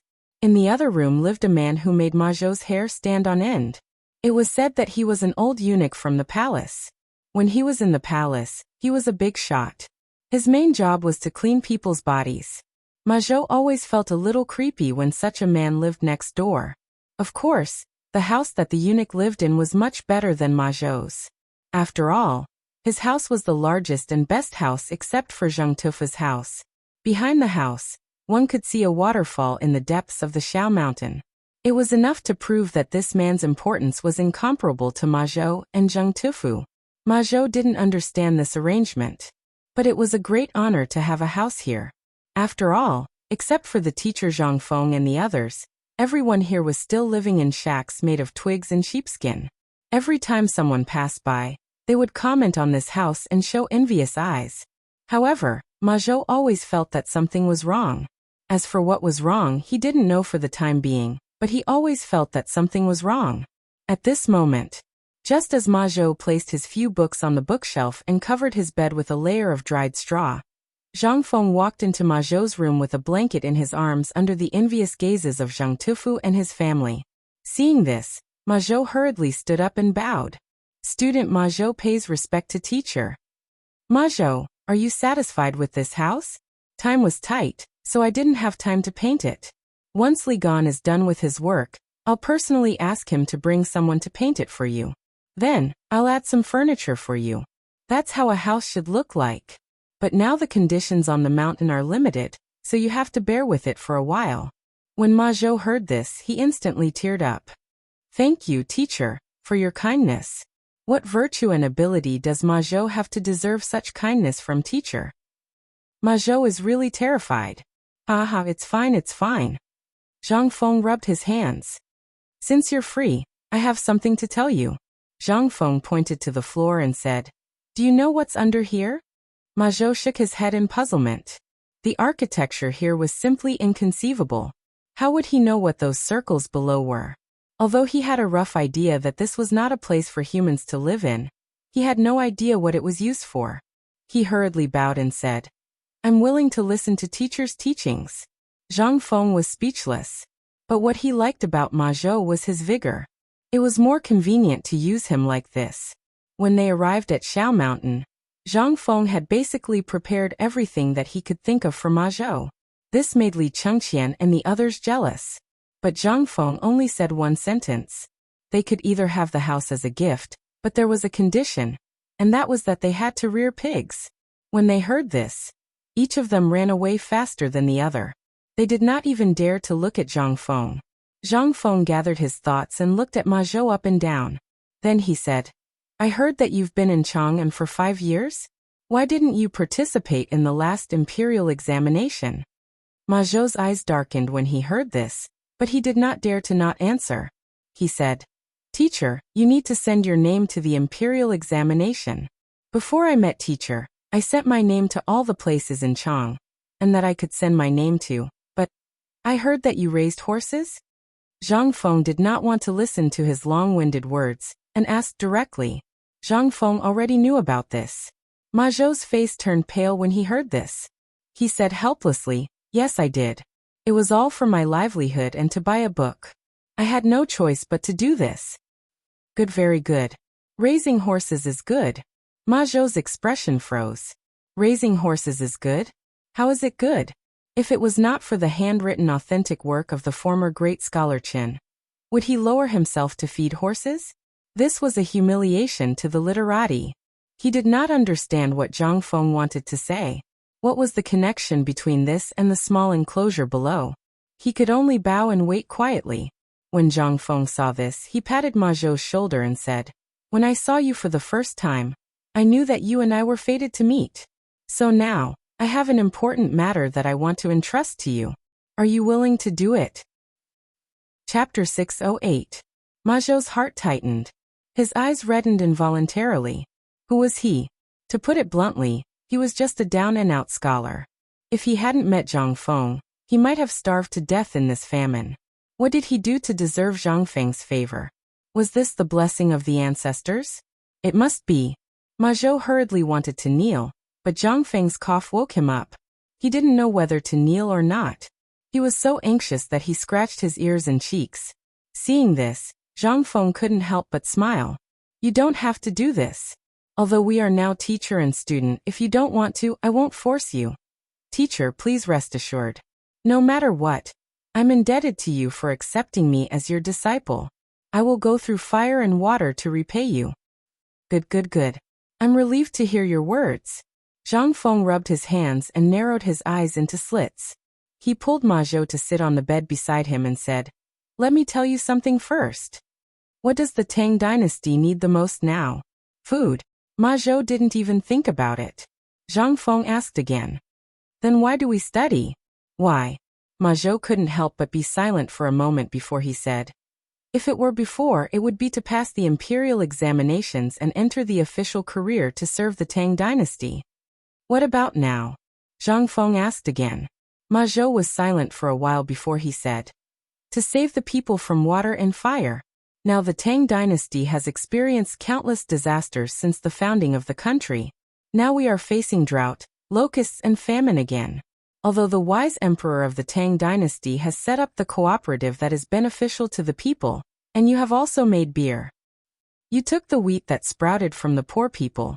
In the eyes of others, you may be the kind of bodhisattva who saves people from suffering, but more people say you are a prodigal. But I think if everyone in the world could be like you, there wouldn't be disasters in the world. Zhang Feng was delighted to hear that. Although he really didn't want to listen to flattery. However, he still felt extremely comfortable when Ma Zhou flattered him. Zhang Feng signaled Ma Zhou to continue. Ma Zhou then said, Actually, all of this was foreseeable. While everyone was working behind closed doors, The teacher put in 20,000 dawn of grain to suppress the price of grain. This forced the imperial court to lower the price of grain. What is this? This is carelessness. This is also what we need. But in the Tang dynasty, basically, out of 10 people, 10 of them are rough men who can't read big words. What's this? This was a crisis. If a country can't even popularize the most basic things, it's extremely dangerous. This is also why I thought about it for 3 days after I saw the imperial edict. Why did the teacher do such an unprecedented thing? Free. Confucius once said in his book that one should not receive a reward for nothing, let alone knowledge. This is what I've been most confused about recently. Although I have a general idea after reading the contents of the imperial edict and seeing what happened on the mountain in the past few days. Zhang Feng interrupted Ma Zhou and asked, "You are right. Although my academy doesn't charge money, it is a little. However, I have a condition. Do you understand now?" Ma Zhou nodded. "This is also why I admire you the most. You use labor to replace labor. Although we don't charge money, we use another method to make up for it. However, this is only useful in the beginning. If we wait until Mount E is built, then this method will be." Zhang Feng waved his hand and said with a smile, "You are very good. There are not many people who can think of this now. Even Chen Tiniu and the others pestered me for several days because of this. I didn't expect you to be enlightened. In fact, this is also our task." "You're right. How can we free these poor commoners from their poverty? On one hand, we need the government to be benevolent. On the other hand, we need people like us to perfect it and then give it back to the commoners. This is also what Confucius taught us. I once saw a sentence in an ancient book. It is better to teach people to fish than to give them fish. This is my original intention of establishing this academy. Do you understand now?" Ma Zhou could not help but be shocked. Although he couldn't figure out where this sentence came from no matter how hard he racked his brain, the impact this sentence had on him, and what Zhang Feng was doing now really opened a door to him that he had never touched before. Ma Zhou could not help but tidy up his clothes and bow respectfully. "I understand." Zhang Feng saw that the time was ripe and said, "So, I will tell you one more thing. Teacher, please speak. I intend to hand over the matter of rearing pigs to you. They are the economic pillar of White Deer College. Are you willing to take over this heavy responsibility?" Ma Zhou was dumbfounded. After talking so much, all she wanted was for him to raise pigs? At this moment, Zhang Feng added, "Don't worry. Every one of them who wants to study here will have a different task. This task will ultimately affect your academic credits. However, I can guarantee that after 3 years, no matter what, I will recommend you to the Ministry of Administration. Are you willing?" What could Ma Zhou say? He could only bow hurriedly. "I will listen to teacher's instructions." Chapter 609. Zhang Feng was in a good mood when he saw that the matter was settled. He patted the disappointed Ma Zhou and said, "Ma Zhou, do a good job. I can guarantee that if I, Zhang Feng, can't teach you to become a jinshi in the imperial examination 3 years later, I, Zhang Feng, will present my head to you." Ma Zhou was shocked when he heard this. He hurriedly said, "As a teacher, you can't do this. It's already a great honor to be able to study in the academy. As a teacher, please don't do this. Otherwise, Ma Zhou will only feel ashamed to face you." Zhang Feng knew that Ma Zhou would feel aggrieved in his heart. This would directly affect the growth of these pigs. He then said carefully, "I know that you must think that raising pigs is such a lowly and shameful thing. How can a Confucian student be entrusted with such a lowly and shameful thing? You're wrong. If it's an ordinary pig, I naturally won't let any of you touch it. Even if you want to raise it, I will drive you out. But this is different. The porridge that you eat every day has this pork in it. Let me ask you, how many people can afford to eat mutton now? This pork is basically the main source of income for the people. However, this ordinary pig can only reach a weight of about 50 kilograms after a year. Moreover, it is extremely thin. However, I have found a way to make this pig grow to 200 kilograms within 3 months. Moreover, it doesn't have a foul or fishy smell. Not only that, I also want to use this pork to replace the realgar powder in the porridge. When the time comes, it will be able to enter the elegant hall and become the emperor's breakfast." The reason why I didn't ask others is that I'm worried. You're very careful. You are meticulous, and you are a scholar. You know what these animals need to eat, and so on. These are all knowledge. If there is a little problem with one of them, it will affect the taste of the pork. That is why I asked you to come. Do you understand my difficulties? I'm doing this for the welfare of the people in the world. I'm making an excellent breakfast for the emperor. Finally, Ma Zhou was shocked by Zhang Feng's persuasion. He couldn't help but ask in a trembling voice, 3 months? 200 caddies? And it doesn't have a foul or fishy smell. This is something prepared for the emperor? For the welfare of the people in the world. Yes. Zhang Feng continued to tempt him. Think about it. Isn't this what the sages said? Bow your head and be willing to be an ox, frown and be pointed at by thousands of people? Zhang Feng's famous sentence erupted once again. He didn't care if Ma Zhou could understand him or not. In any case, he just said whatever he wanted to say. The flesh on Ma Zhou's face trembled as he spoke. He was abnormally excited. What is this? This was a teacher imparting moral principles. This was something that could never be learned from books, poems, etiquette, or the book of songs. But now, Zhang Feng was also pretending to be impressive. As for the purpose, let's not talk about it then. It was all to trick Ma Zhou and let him raise pigs for him with peace of mind. After all, he had been craving this thing for more than a day or two. After that, Zhang Feng took Ma Zhou and the old Xiaocai and knocked on the old eunuch's door. The old eunuch was from the palace, and was called Eunuch Gao. However, her common name surprised Zhang Feng. His name was Gao Jingyi. Eunuch Gao. Gao Jingyi opened the door, and was somewhat displeased. Old man. Old man already said that you can call me Old Gao or Old Gao. You brat. What are you trying to do? Eunuchs who left the palace were generally not allowed to use the name of the palace, nor could they use the word eunuch. After all, it was a disgrace to the royal family. Moreover, Gao Jingyi was also flustered. He was originally cleaning people in the palace, but after he left the palace, he became involved in the business of raising pigs. Although they were all Taoists, it was still somewhat embarrassing. At this moment, Zhang Feng scratched his head embarrassedly. He didn't mind at all. His skin was as thick as the city wall. Well, I found a few helpers for you today. This is Ma Zhou, my brother. He has experience in raising. Well, this is Zheng Tufu and his son Zheng. Ahem, I'm Zheng Fengxian. Zheng Tufu's son knew how powerful this master was. Seeing that Zhang Feng didn't know his name, he hurriedly added, Today, I was thinking that since you all live in the same building, you should basically take care of each other in these matters in the future. Old Gao, I'll leave this matter to you. As for what you want, you just need to tell Ma Zhou. Old Gao pursed his lips. He glanced at Ma Zhou, who was as thin as a monkey, and then at Zheng Tufu and Zheng Tufu, who were as strong as iron towers. His gaze involuntarily fell on the three's crotch, and the three couldn't help but turn pale. Old Gao pursed his lips. I'm used to it, I'm used to it. Well, since we're all working for Prince Zhang, let's start the knife test today. When Zhang Feng heard that, he hurriedly winked at Zheng Tufu. Old Zheng, what are you waiting for? Old Gao is going to accept disciples. What are you waiting for? Zheng Tufu was stunned for a while, then he hurriedly slapped the back of Zheng Fengxian's head and roared, Brat, what are you waiting for? What are you waiting for? Zheng Fengxian was a little dumbfounded. What was there to learn about blacksmithing? It was not as satisfying as a butcher's knife. Chapter 610. After solving the problem of the pig, Zhang Feng encountered another big problem.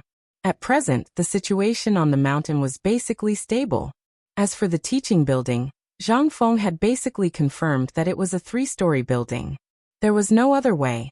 This grandson was too sneaky.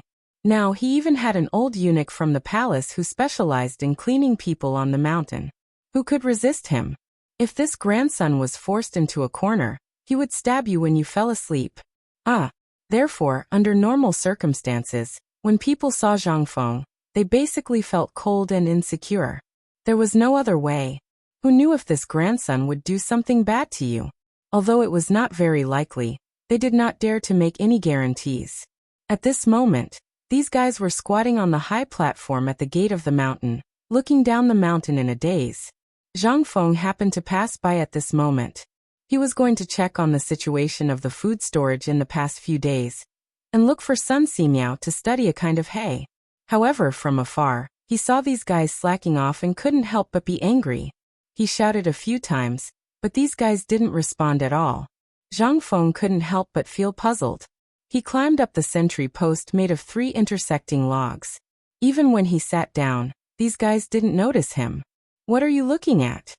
Zhang Feng couldn't help but be very interested. Following their gazes, Zhang Feng couldn't see a single person at the foot of the mountain.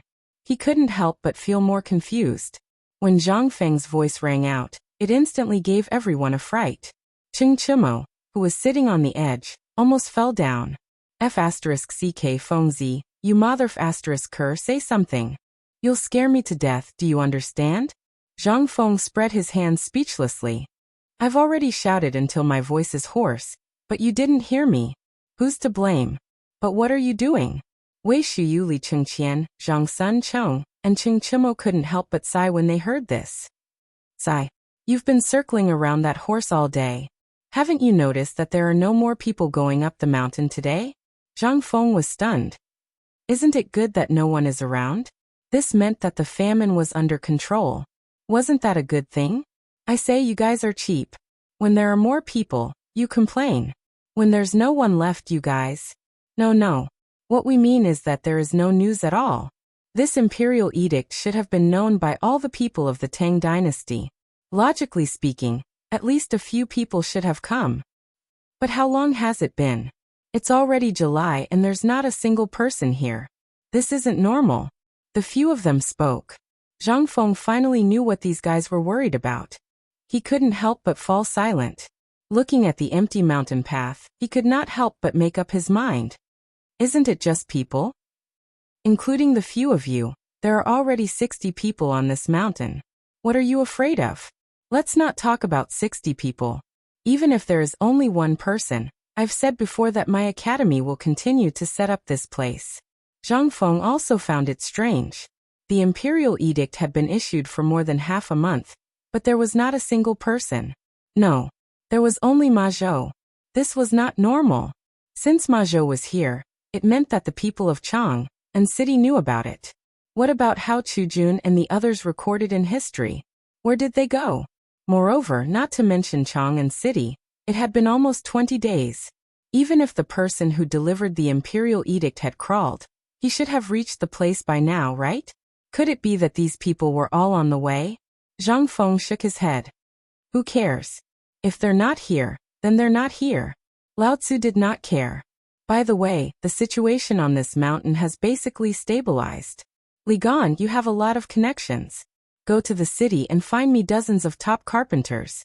I've already found carpenters. Look at these beams. These are all carpenters. I'm talking about carpenters who do delicate work. At the very least, carpenters who make carved fans and the like? Li Chengqian was stunned. He looked at Zhang Feng and asked, What? You want to make fans? Get lost. Zhang Feng said angrily. It seems that the academy will basically take shape in a month. Moreover, this person has nothing to do. There will always be problems. I'm thinking of ordering a batch of teaching aids. But I'm still worried about this person, so I want you to find a few people who know him well, and bring him to the mountain. It's best if they can stay on the mountain. Li Chengqian and the other 3 people were a little confused. What kind of teaching aids do you need such a craftsman? Such craftsmen are rare in Chang'an City. But there are some, but it's not easy to find them. But what exactly are you going to do? Zhang Feng was too lazy to explain. He showed them the triangular board, compass, and other figures on a drawing in his arms. The few of them stared at each other, unable to understand what was going on. In the end, Zhang Feng said lightly, Didn't you think that mathematics is nothing? Didn't you show off that you've learned it? Then let me ask you, what is the length of 30, the width of 20, and the height of 10? This is all knowledge. This is all mathematics. How much do you think you've learned? Come, I'll give you 3 days to calculate this question. If you've calculated it correctly, you can do whatever you want until the academy opens. How about it? Li Chengqian and Du Go looked at each other. Then Li Chengqian asked solemnly, Feng, is this also mathematics? What else? This is real mathematics. Great knowledge. Li Chengqian took a deep breath. He solemnly folded the drawing and put it in his arms. I'll go find a carpenter now. Chapter 6:11. The reason why Li Chengqian left in a hurry without asking any questions was because he suddenly realized that the teaching tools Zhang Feng was going to make this time were the real skills he wanted to impart to them. Even the multiplication table and division table that he had mentioned before, what were those? Li Chengqian's intuition told him that it was a calculation method about the area. However, he was speechless when he was asked such a simple question. What kind of calculation method was this? In the past, when they calculated this kind of thing, they basically used steps and prints. But now, Li Chengqian's intuition told him that this thing, which he had never seen before, was a good thing. Although he didn't know what Zhang Feng was going to do this time, he still had to prepare these things. After all, although there might not be anyone coming, what if someone came? As soon as he went down the mountain, Li Chengqian hurried to the Ministry of Works. The Ministry of Works was a place where all kinds of strange and obscene skills were gathered. Basically, everyone who could enter the Ministry of Works was the best in the Tang dynasty. The Ministry of Works was undoubtedly the place to find such skilled people. However, before Li Chengqian entered Chang'an City on a fast horse, he was suddenly shocked by what he saw in front of him. At the city gate, countless people were rushing out of the city. Those people looked as if something terrible had happened in the city and wanted to escape. Li Chengqian had never seen such a scene. Even when the Turks were about to enter the Wei River, the people of Chang'an City didn't look like this. What was going on? However, Li Chengqian made way for the public road. After careful observation, he found that these people had one thing in common. They were young. Most of them were young. Some of them were wearing shabby clothes, and some were wearing luxurious clothes. Li Chengqian even picked up a few stubborn people who used to wander around Chang'an City under the alias of Li Chengqian. Li Chengqian couldn't help but stop them and ask, "Where are you going?" Those stubborn people turned out to be Li Chengqian. They were a little surprised. "Brotherly, aren't you at Chang'an University? Why are you out of the city?" Li Chengqian couldn't be bothered to explain. He pointed at the crowd and asked, "What are these people going to do? What happened in Chang'an City? What happened?" They looked at each other and said in surprise, "You don't know about this?" Li Chengqian was also anxious. "What do I know?" "You really don't know?" They were even more surprised. Basically, everyone in Chang'an City who could understand human language knew about this matter. How could this guy not know about it? Were they still the former 4 great demon kings? Holy shit! What was going on? Strange expressions appeared on their faces. One of the youths came to Li Chengqian's side and whispered into his ear, "Are you sure you don't know?" Li Chengqian was also anxious. "If I knew, would I need to ask you?" Seeing this, they said, "Are you sure you don't know about White Deer College?" Wang. A buzzing sound rang out in Li Chengqian's mind. Could it be? Are these people going to White Deer College? F***ck. Then Li Chengqian could not help but be shocked. Looking at the thousands of people rushing out of the city with weapons in their hands, the hair on his body stood on end. "Oh no!" Li Chengqian screamed. He even forgot about the matter of going to Chang'an City. He got on his horse and rushed to Mount Han, leaving behind a few stubborn people who looked at each other. F***ck. What's wrong with young Master Li? Did he take the wrong medicine? No, I think he's going to Mount Shao. Look, he's just about to enter the city. Could it be? They could not help but look at each other again. At the same time, a sentence flashed in their minds.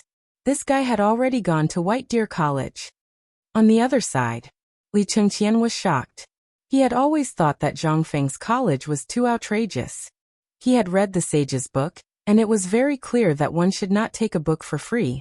However, Zhang Feng did the opposite. Not only did he not want money, but he even wanted to arrange for him to enter an important department in the palace. Although Li Chengqian and the others thought that Zhang Feng's actions were outrageous, they could understand it. However, how could ordinary people accept it? But now? F***ck. It was not that they could not accept such a college, but they wanted to come together. Li Chengqian waved his whip, as if his life depended on it. He hated the fact that the horse was too slow. If only it had a pair of wings. That way, he would be able to see Zhang Feng's shocked face earlier. Giddy up! Giddy up! Giddy up! Li Chengqian waved his whip and rushed to White Deer College. Along the way, Li Chengqian ignored all the greetings of the people who were transporting materials to and fro. The onlookers were baffled by this scene. Before reaching the gate, Li Chengqian saw Zhang Feng and the others standing on the sentry post. He waved his white robe and shouted, "Fengzi, something happened. Something big happened in Chang'an."